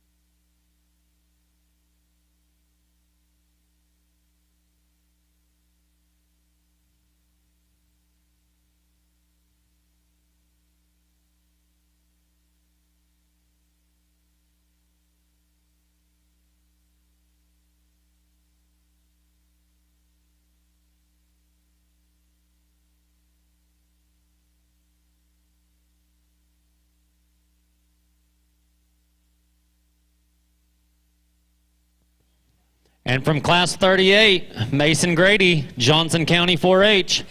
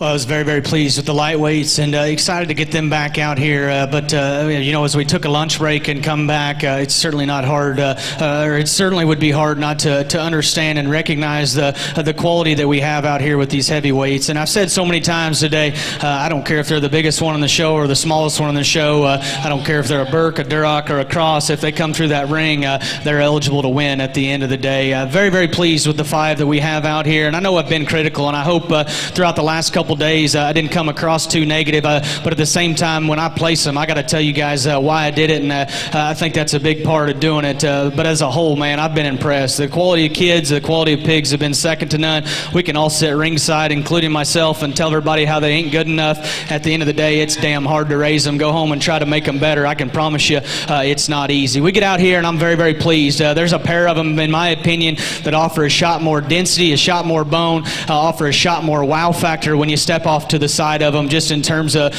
their skulls, in terms of their shoulder height, in terms of their look. There's one that's probably just a little more practical, in my opinion, one that's a little bit softer, and because of that, probably blends his pieces together just a bit better from the side. Young man right there, you're going to be our champion.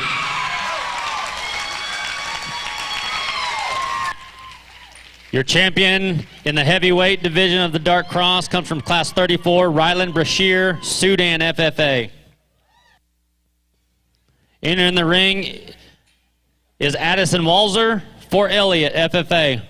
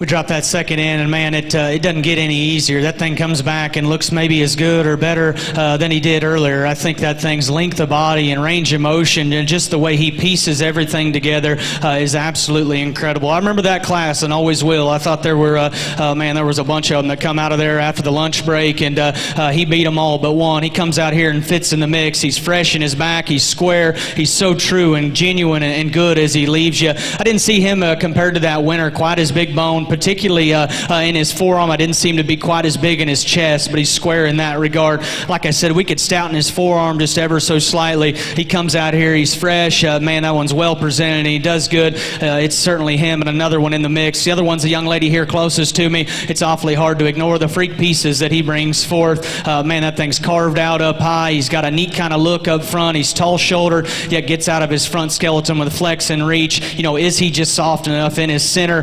His shoulder blade's a little out there, and that doesn't necessarily help his forerib shape. He's the most tucked up in his flank out here, and probably just the least full in terms of his physical feel, and that certainly throws off his balance from the side. The other three bears, I would dang sure have my crew drive any day of the week, guys. I know we're not going to talk you, but those things are very, very good. I know sometimes we can get caught up in talking about just our favorites, but all five of these bears are very, very good. My second favorite's right here. Your reserve champion heavyweight dot cross comes from class 34, Addison Walzer for Elliott FFA.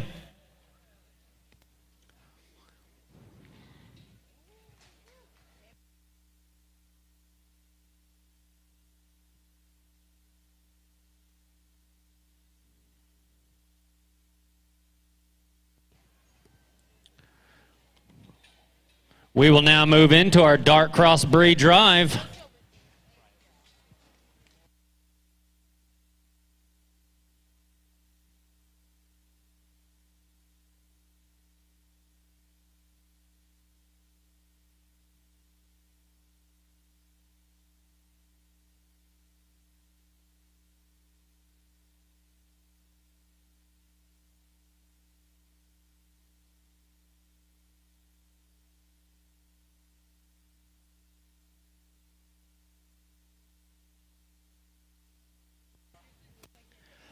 Coming in from our lightweight division, Cutter Hall, Wilbargo County 4-H.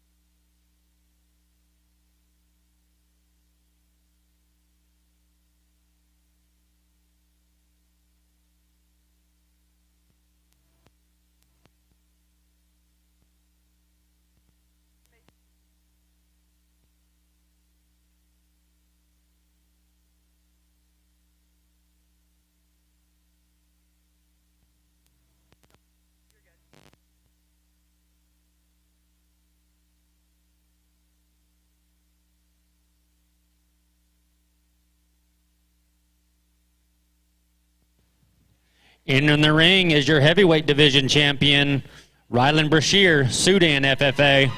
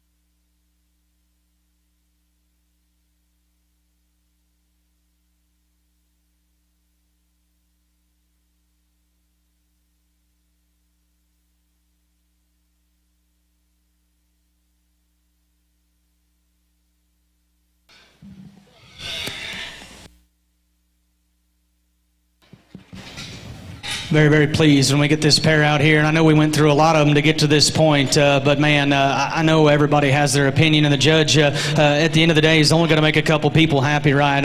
Or a couple people happy, and I'm okay with that. I know when I take the mic that that's how it ends. Most stories or most shows end, and I'm perfectly okay with that. But if you don't like these two, kind of like I said yesterday, you either don't know how hard it is and have no appreciation to raise good livestock, or you got beat by them, and it's that simple. I'm not telling you got to think they're the best or fall in love with them, but if you can't appreciate the value, not only in just the quality of pigs, but their skin and hair and the way that they're presented, you're probably at the wrong place, and we're just going to agree to disagree. I like this pair a good deal. I think one of them comes with just probably a shot more power. I think one of them's just an absolute athlete and probably gets out with just a shot more flex and reach. Man, I think it's close. My personal favorite today has probably got just a shot more punch. Young man right down here is going to be our champion. Your dark cross champion goes to Ryland Brashear, Sudan FFA. Entering the ring is Addison Walzer for Elliott FFA.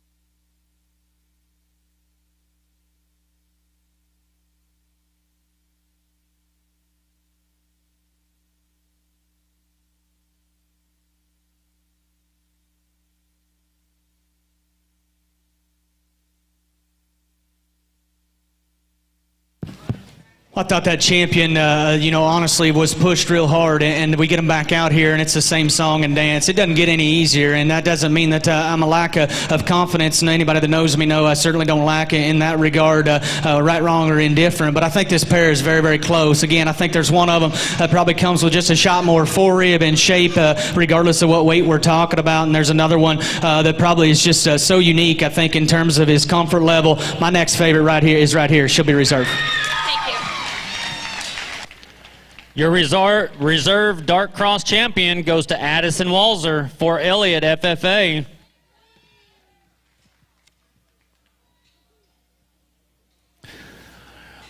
We will take a short 15-minute break as we get geared up for the final grand drive.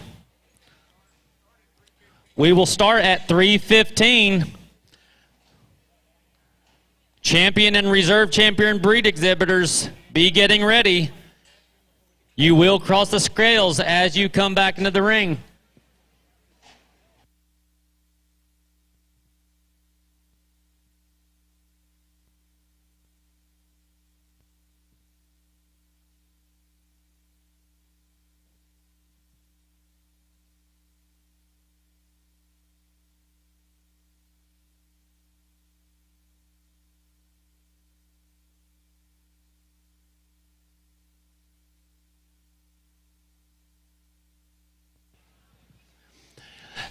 At this time, with any of the divisions, if you are wanting a picture other than the grand drive, please do so now. Again, if you would like to take a picture from the divisions or the breed champions, please do that now before the grand drive.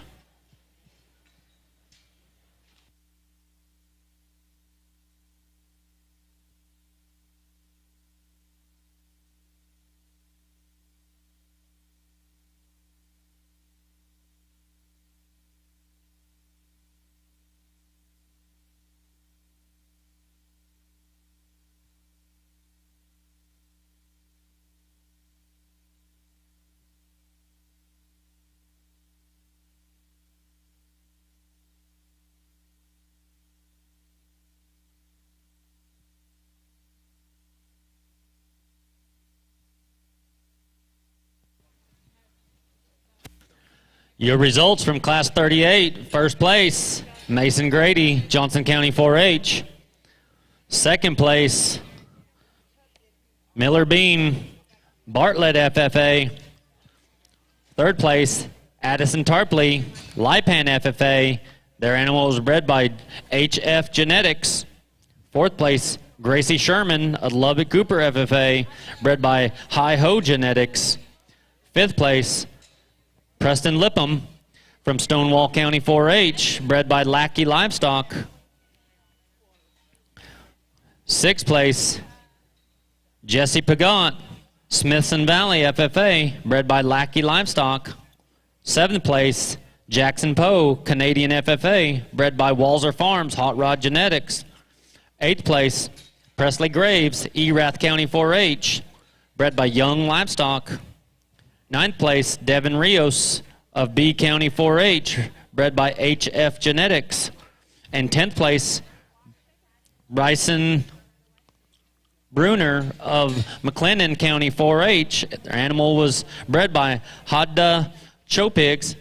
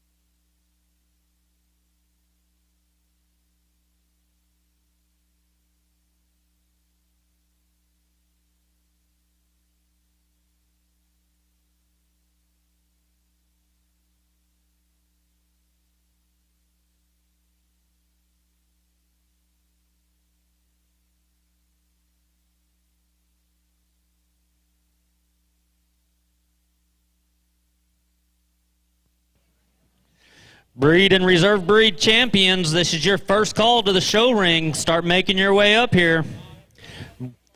Champion and reserve champion breeds. First call to the show ring.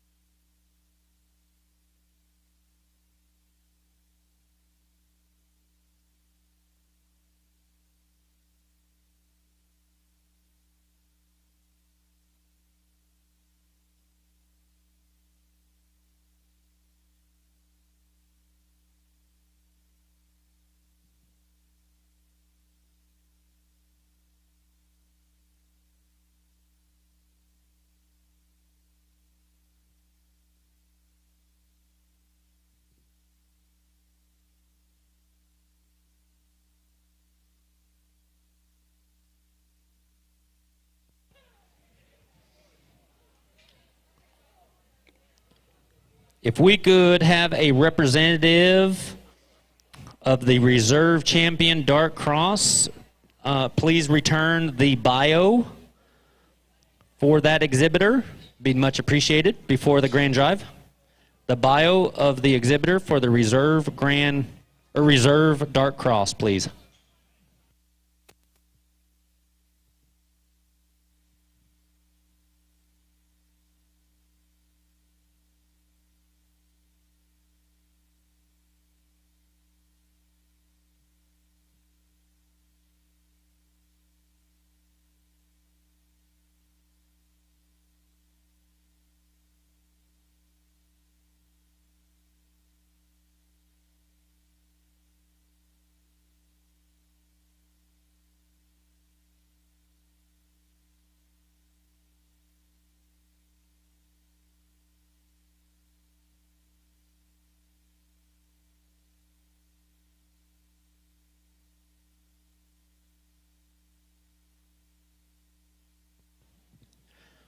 Champion Reserve Champion Breeds, this is your second call to the show ring.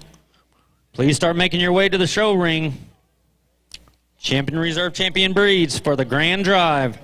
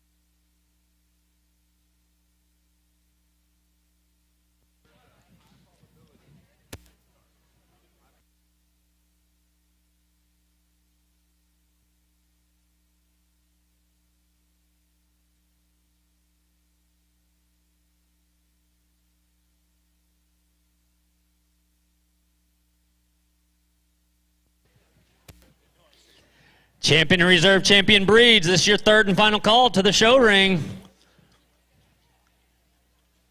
Third and final call for the grand drive.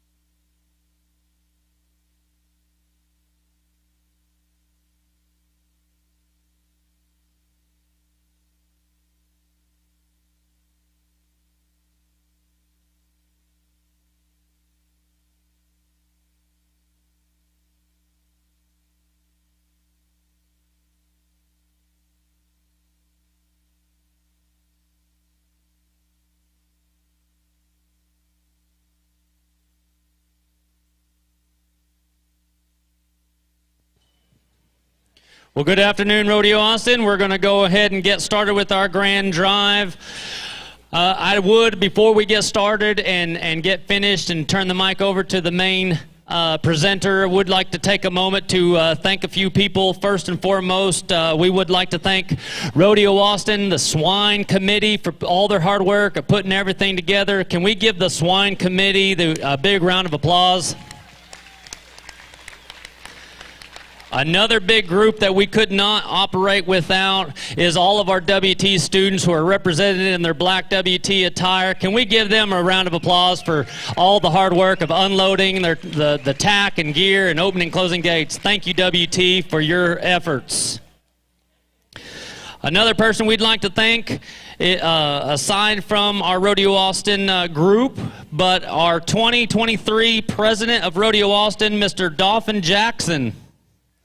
Let's give him a round of applause. Thank you for your time, support, and all of your volunteer hours. At this time, we are going to parade the reserve champion breeds and speak on their behalf of their bios.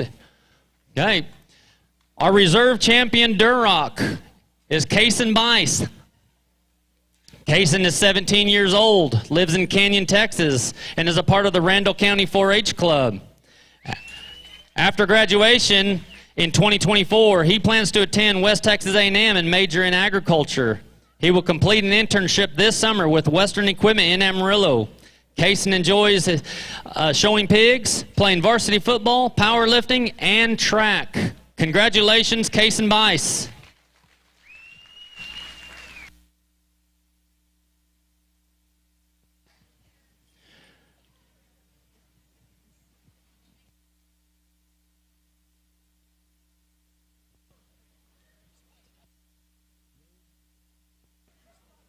Your reserve champion, OPB Darkbred, is Cooper Overstreet.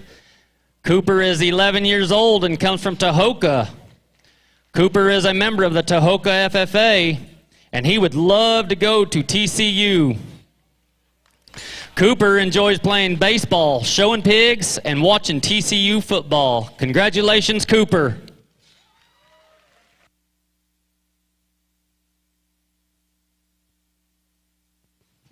Your reserve champion, white OPB, is Landon Sawatsky. Landon is 17 years old, comes from Seminole. He is a member of the Seminole FFA, and his future plans consist of going to college at Texas Tech University. Landon enjoys fishing and showing pigs. Congratulations, Landon.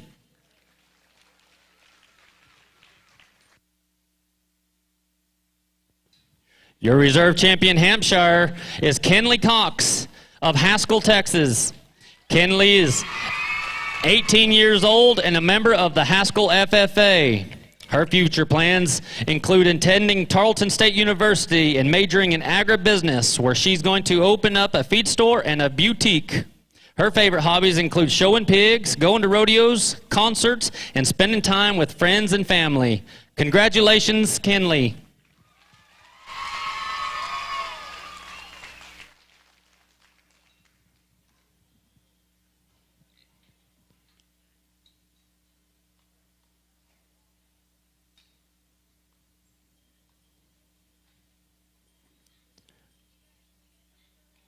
Your reserve champion, York, is by Avery Mabry of Brock, Texas. Avery is 11 years old and a member of the Brock FFA. Her future plans include attending Texas Tech University and becoming a teacher. Her favorite hobbies include showing pigs, showing goats, and playing basketball. Congratulations, Avery Mabry.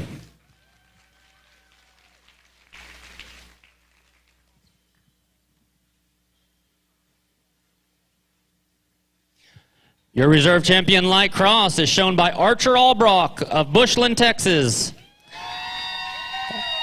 Archer is 16 and a member of the Potter County 4-H. His future plans are raising show pigs for the industry. His favorite hobbies include showing pigs and playing golf. Congratulations, Archer Albrock.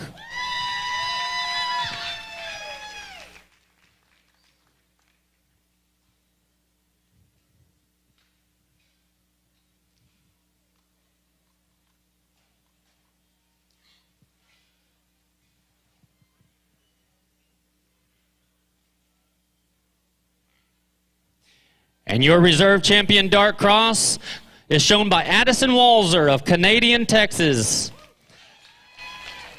Addison is 16 years old and a member of the Fort Elliott FFA. Her plans include kicking butt at pig shows, and her favorite hobby is showing pigs. Congratulations, Addison Walzer.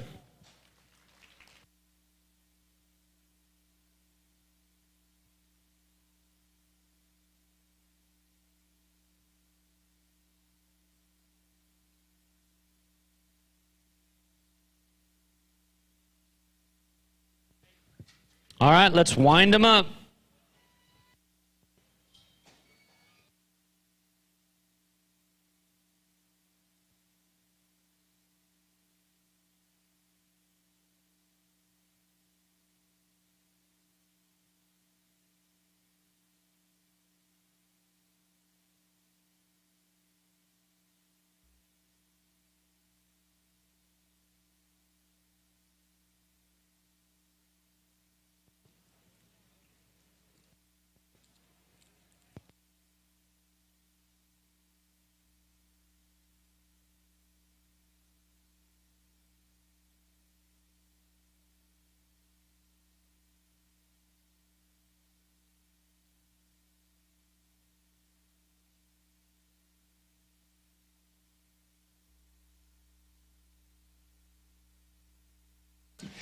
Let's give all of our reserve champion breeds a round of applause as they go back into the alley.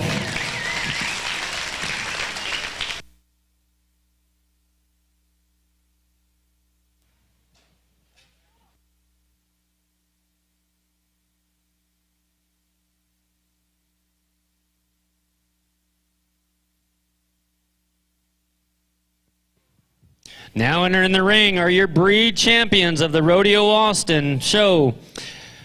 Your champion Duroc is shown by Jackson Powell of Jourdanton, Texas. Jackson is 14 years old and a member of the Jourdanton FFA. His future plans include attending Texas A&M and becoming a veterinarian. His favorite hobby, coincidentally, is showing pigs.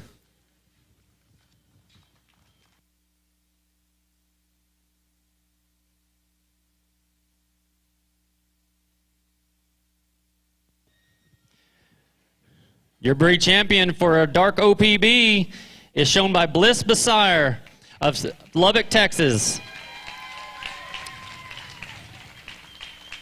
Bliss is 16 years old and a member of the Lubbock County 4-H. Her future plans include stock showing and judging livestock and attending Texas Tech University. Bliss's favorite hobbies include showing pigs, steers, and playing volleyball. Congratulations, Bliss Basire.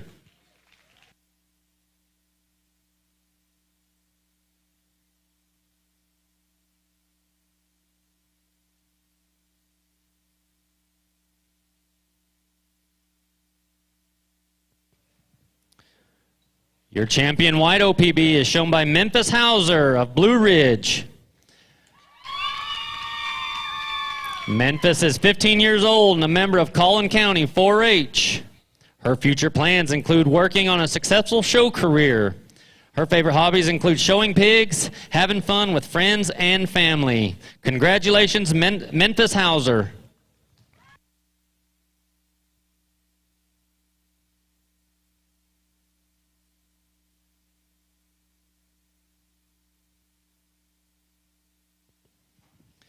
Your champion Hampshire is shown by Rhett Strassner of Levelland, Texas. Rhett is 10 years old and a member of Smire FFA.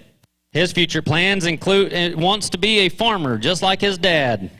His favorite hobby is basketball, showing pigs, and going on trips to the beach. Congratulations, Rhett Strassner.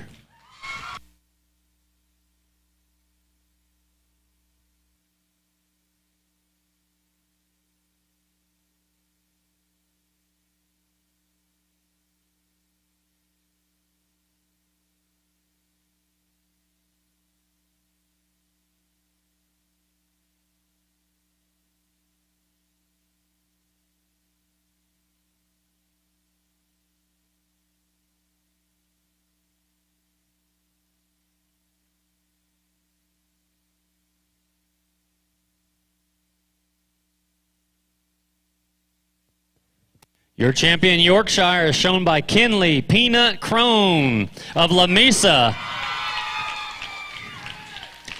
Kinley is 14 years old and a member of the Klondike FFA. Her plans are to attend Texas Tech and have a future in agriculture. Her favorite hobbies include cheerleading and spending time with her pigs, family, and friends in that order. Congratulations, Kinley Crone.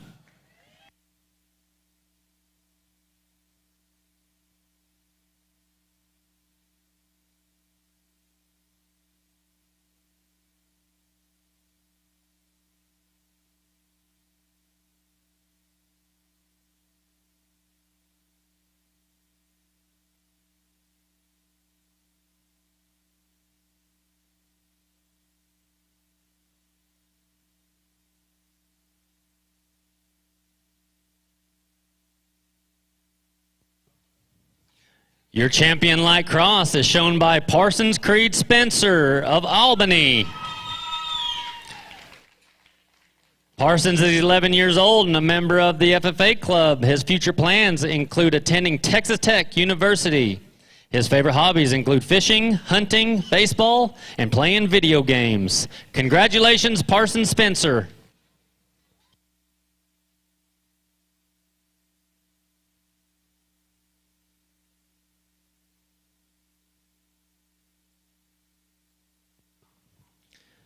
And your champion dark cross is shown by Ryland Brashear of Littlefield. Ryland is 15 years old and a member of the Sudan FFA and Lamb County 4-H. His future plans are taking over the family farm. His favorite hobbies include working on the farm, being with his show family, and showing pigs. Congratulations, Ryland Brashear. Rodeo Austin, let's give a round of applause to all of our breed champions.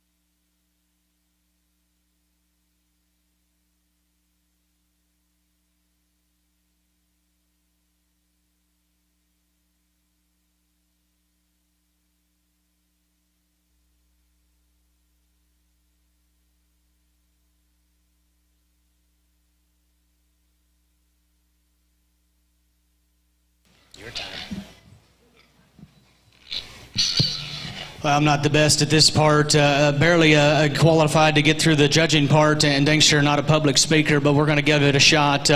First and foremost, what an awesome experience, an awesome setting, and I'm blue in the face. How many times I could say that when I come to the great state of Texas. You guys know how to do it and do it right. So some thank yous to give. I know it's not about me, but I try to do this on all the trips that I go to. First and foremost, I'd like to thank the family back at home and the crew, just like like everybody sitting ringside. Not that I'm any busier than the next. We're all busy livestock people, and you guys know ringside and around the ring what it takes to keep an operation of any size going. I've been very, very fortunate to get to do several of these bigger ones over the last couple years, and every time I get the call, I dang sure check or try to check with the crew at home, and never have they once said turn anything down, because they know it means something to me, and I know on the flip side that they're going to take care of stuff. I can promise you, we've been gone. Me and my girlfriend AC have been gone for I guess 2 days now, and man, I haven't hardly got a phone call or a text message. When I leave, they just take care of things, and I know talking to a lot of people within the industry, that's something not to take for granted. So I'd like to thank them. I don't know if they're watching or not, but I'd like to give credit where credit's due there, and thank you guys for everything that you do for me. Truly, truly appreciate it. Again, it's not about me, but want to take the time to do that. Secondly, like I said, like I've already hit on, to the great state of Texas, to Rodeo Austin here. Thank you guys for the opportunity. It's been one that I'll never forget, and I know I say that every show I judge, but I really, truly do remember each and every one of them for something extra special. Whether it be the setting or the people or what it may be.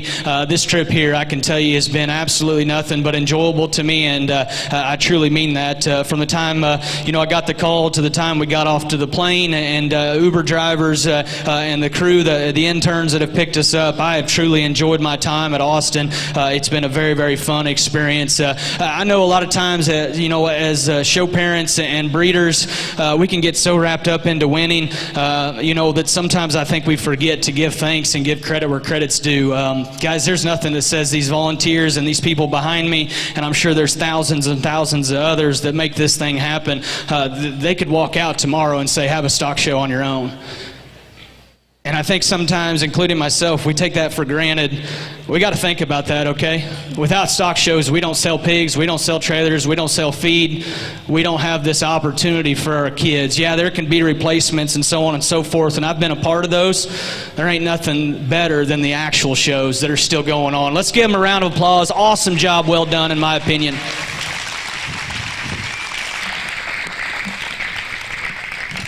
It's been a good set of pigs, and the kids have been even better, and I truly mean that. I know sometimes stuff can come out of some judges' minds or mouths that they don't truly believe. You kids can leave them parked for a minute, but man, the kids have been awesome, and I truly do mean that. To your seniors, I don't know the exact show schedule, but I do know this is the last Texas Major, and if you don't know that, you live under a rock. Again, don't take it for granted. Obviously, this is your last one. Live it up. I know a lot of speeches have been given, but one of the more popular ones was given by Dan Hogue, and he said, you may be done, but at the same time, your role just changed. Go help someone younger, go affect the industry, and if you don't want to stay a part of this industry, that's perfectly okay. Go make a change within the country, within the world, or whatever you want to do, because I promise you, if you've been through this program, and if you've been through particularly showing pigs, and that's nothing to take away from other species, I get there all hard, but I can promise you, I've been a part of all of them at some kind of level, and this one right here is the most aggravating, and you have to truly be determined. You have to get up every day and expect fires to put out, and if you've done that and you've made it to the show and you've shown your project, you're a winner in my mind, whether you're out here in this ring right now or you're back there eating cereal, whatever it may be. Let's give all the kids a round of applause, particularly the seniors.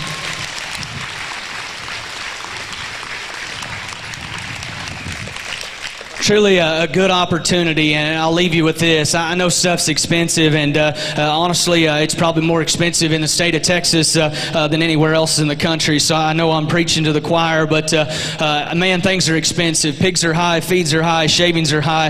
At the end of the day, I like the pig industry because I truly do believe, there's still diamond in the roughs out there. There's still, cheaper pigs that you can find here or there. They're going to have the ability to go on, unlike maybe some of those other species, and I'm not trying to knock them, but unlike some of those other species, to go on and win on the biggest stages, and I think that's the thing that'll keep this thing going. Texas is like a second home to me, to be honest. You guys, man, we come down here for pig sales, we come down here for shows.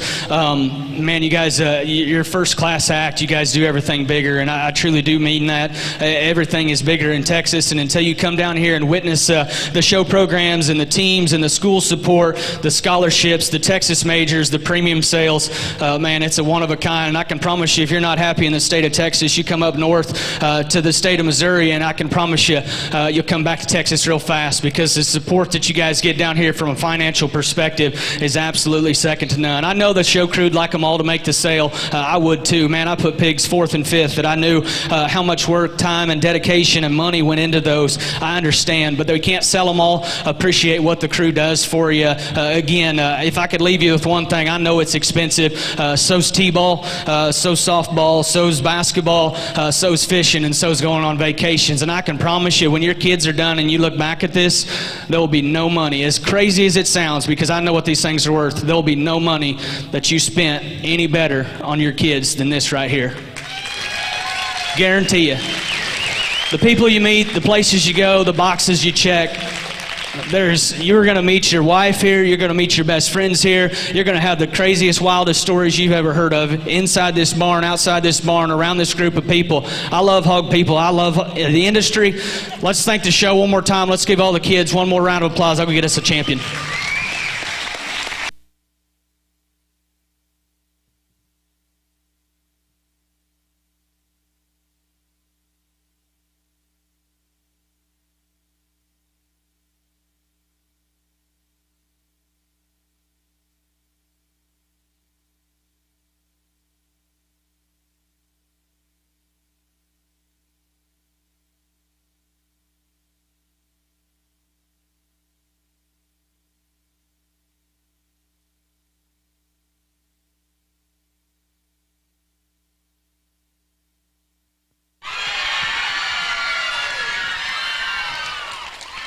Your 2023 Rodeo Austin Grand Champion bearer goes to Kenley Crone of Klondike FFA.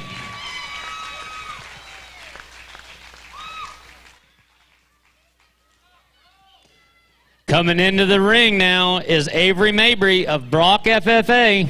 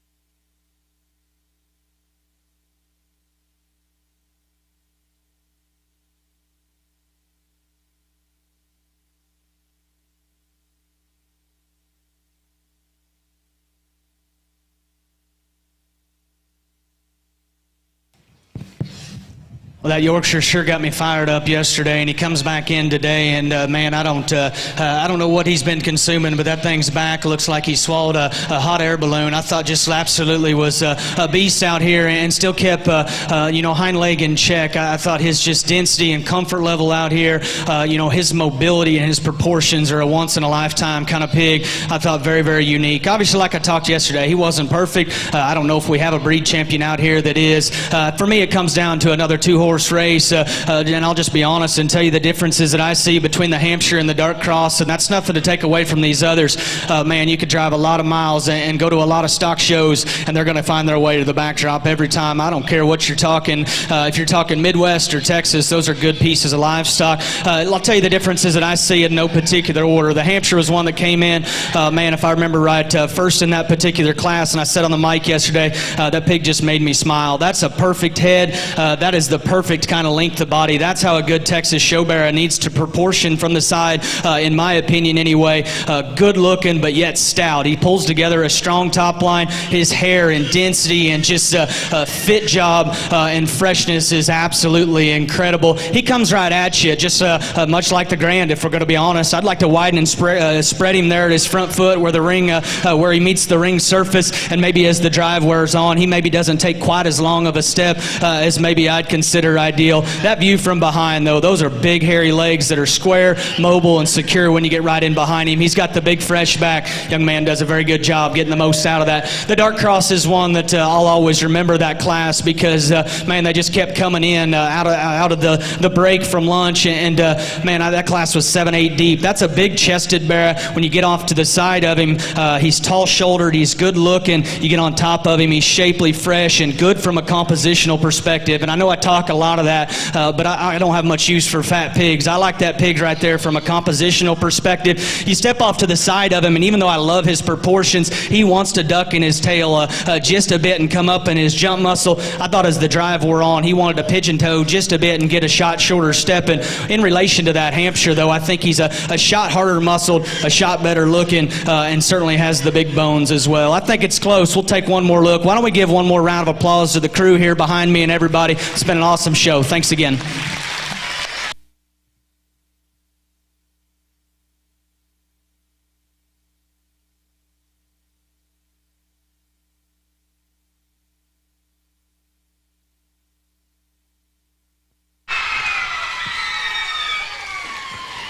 Your 2023 Rodeo Austin Reserve Champion Barrow is Rhett Strassner of Smyre FFA.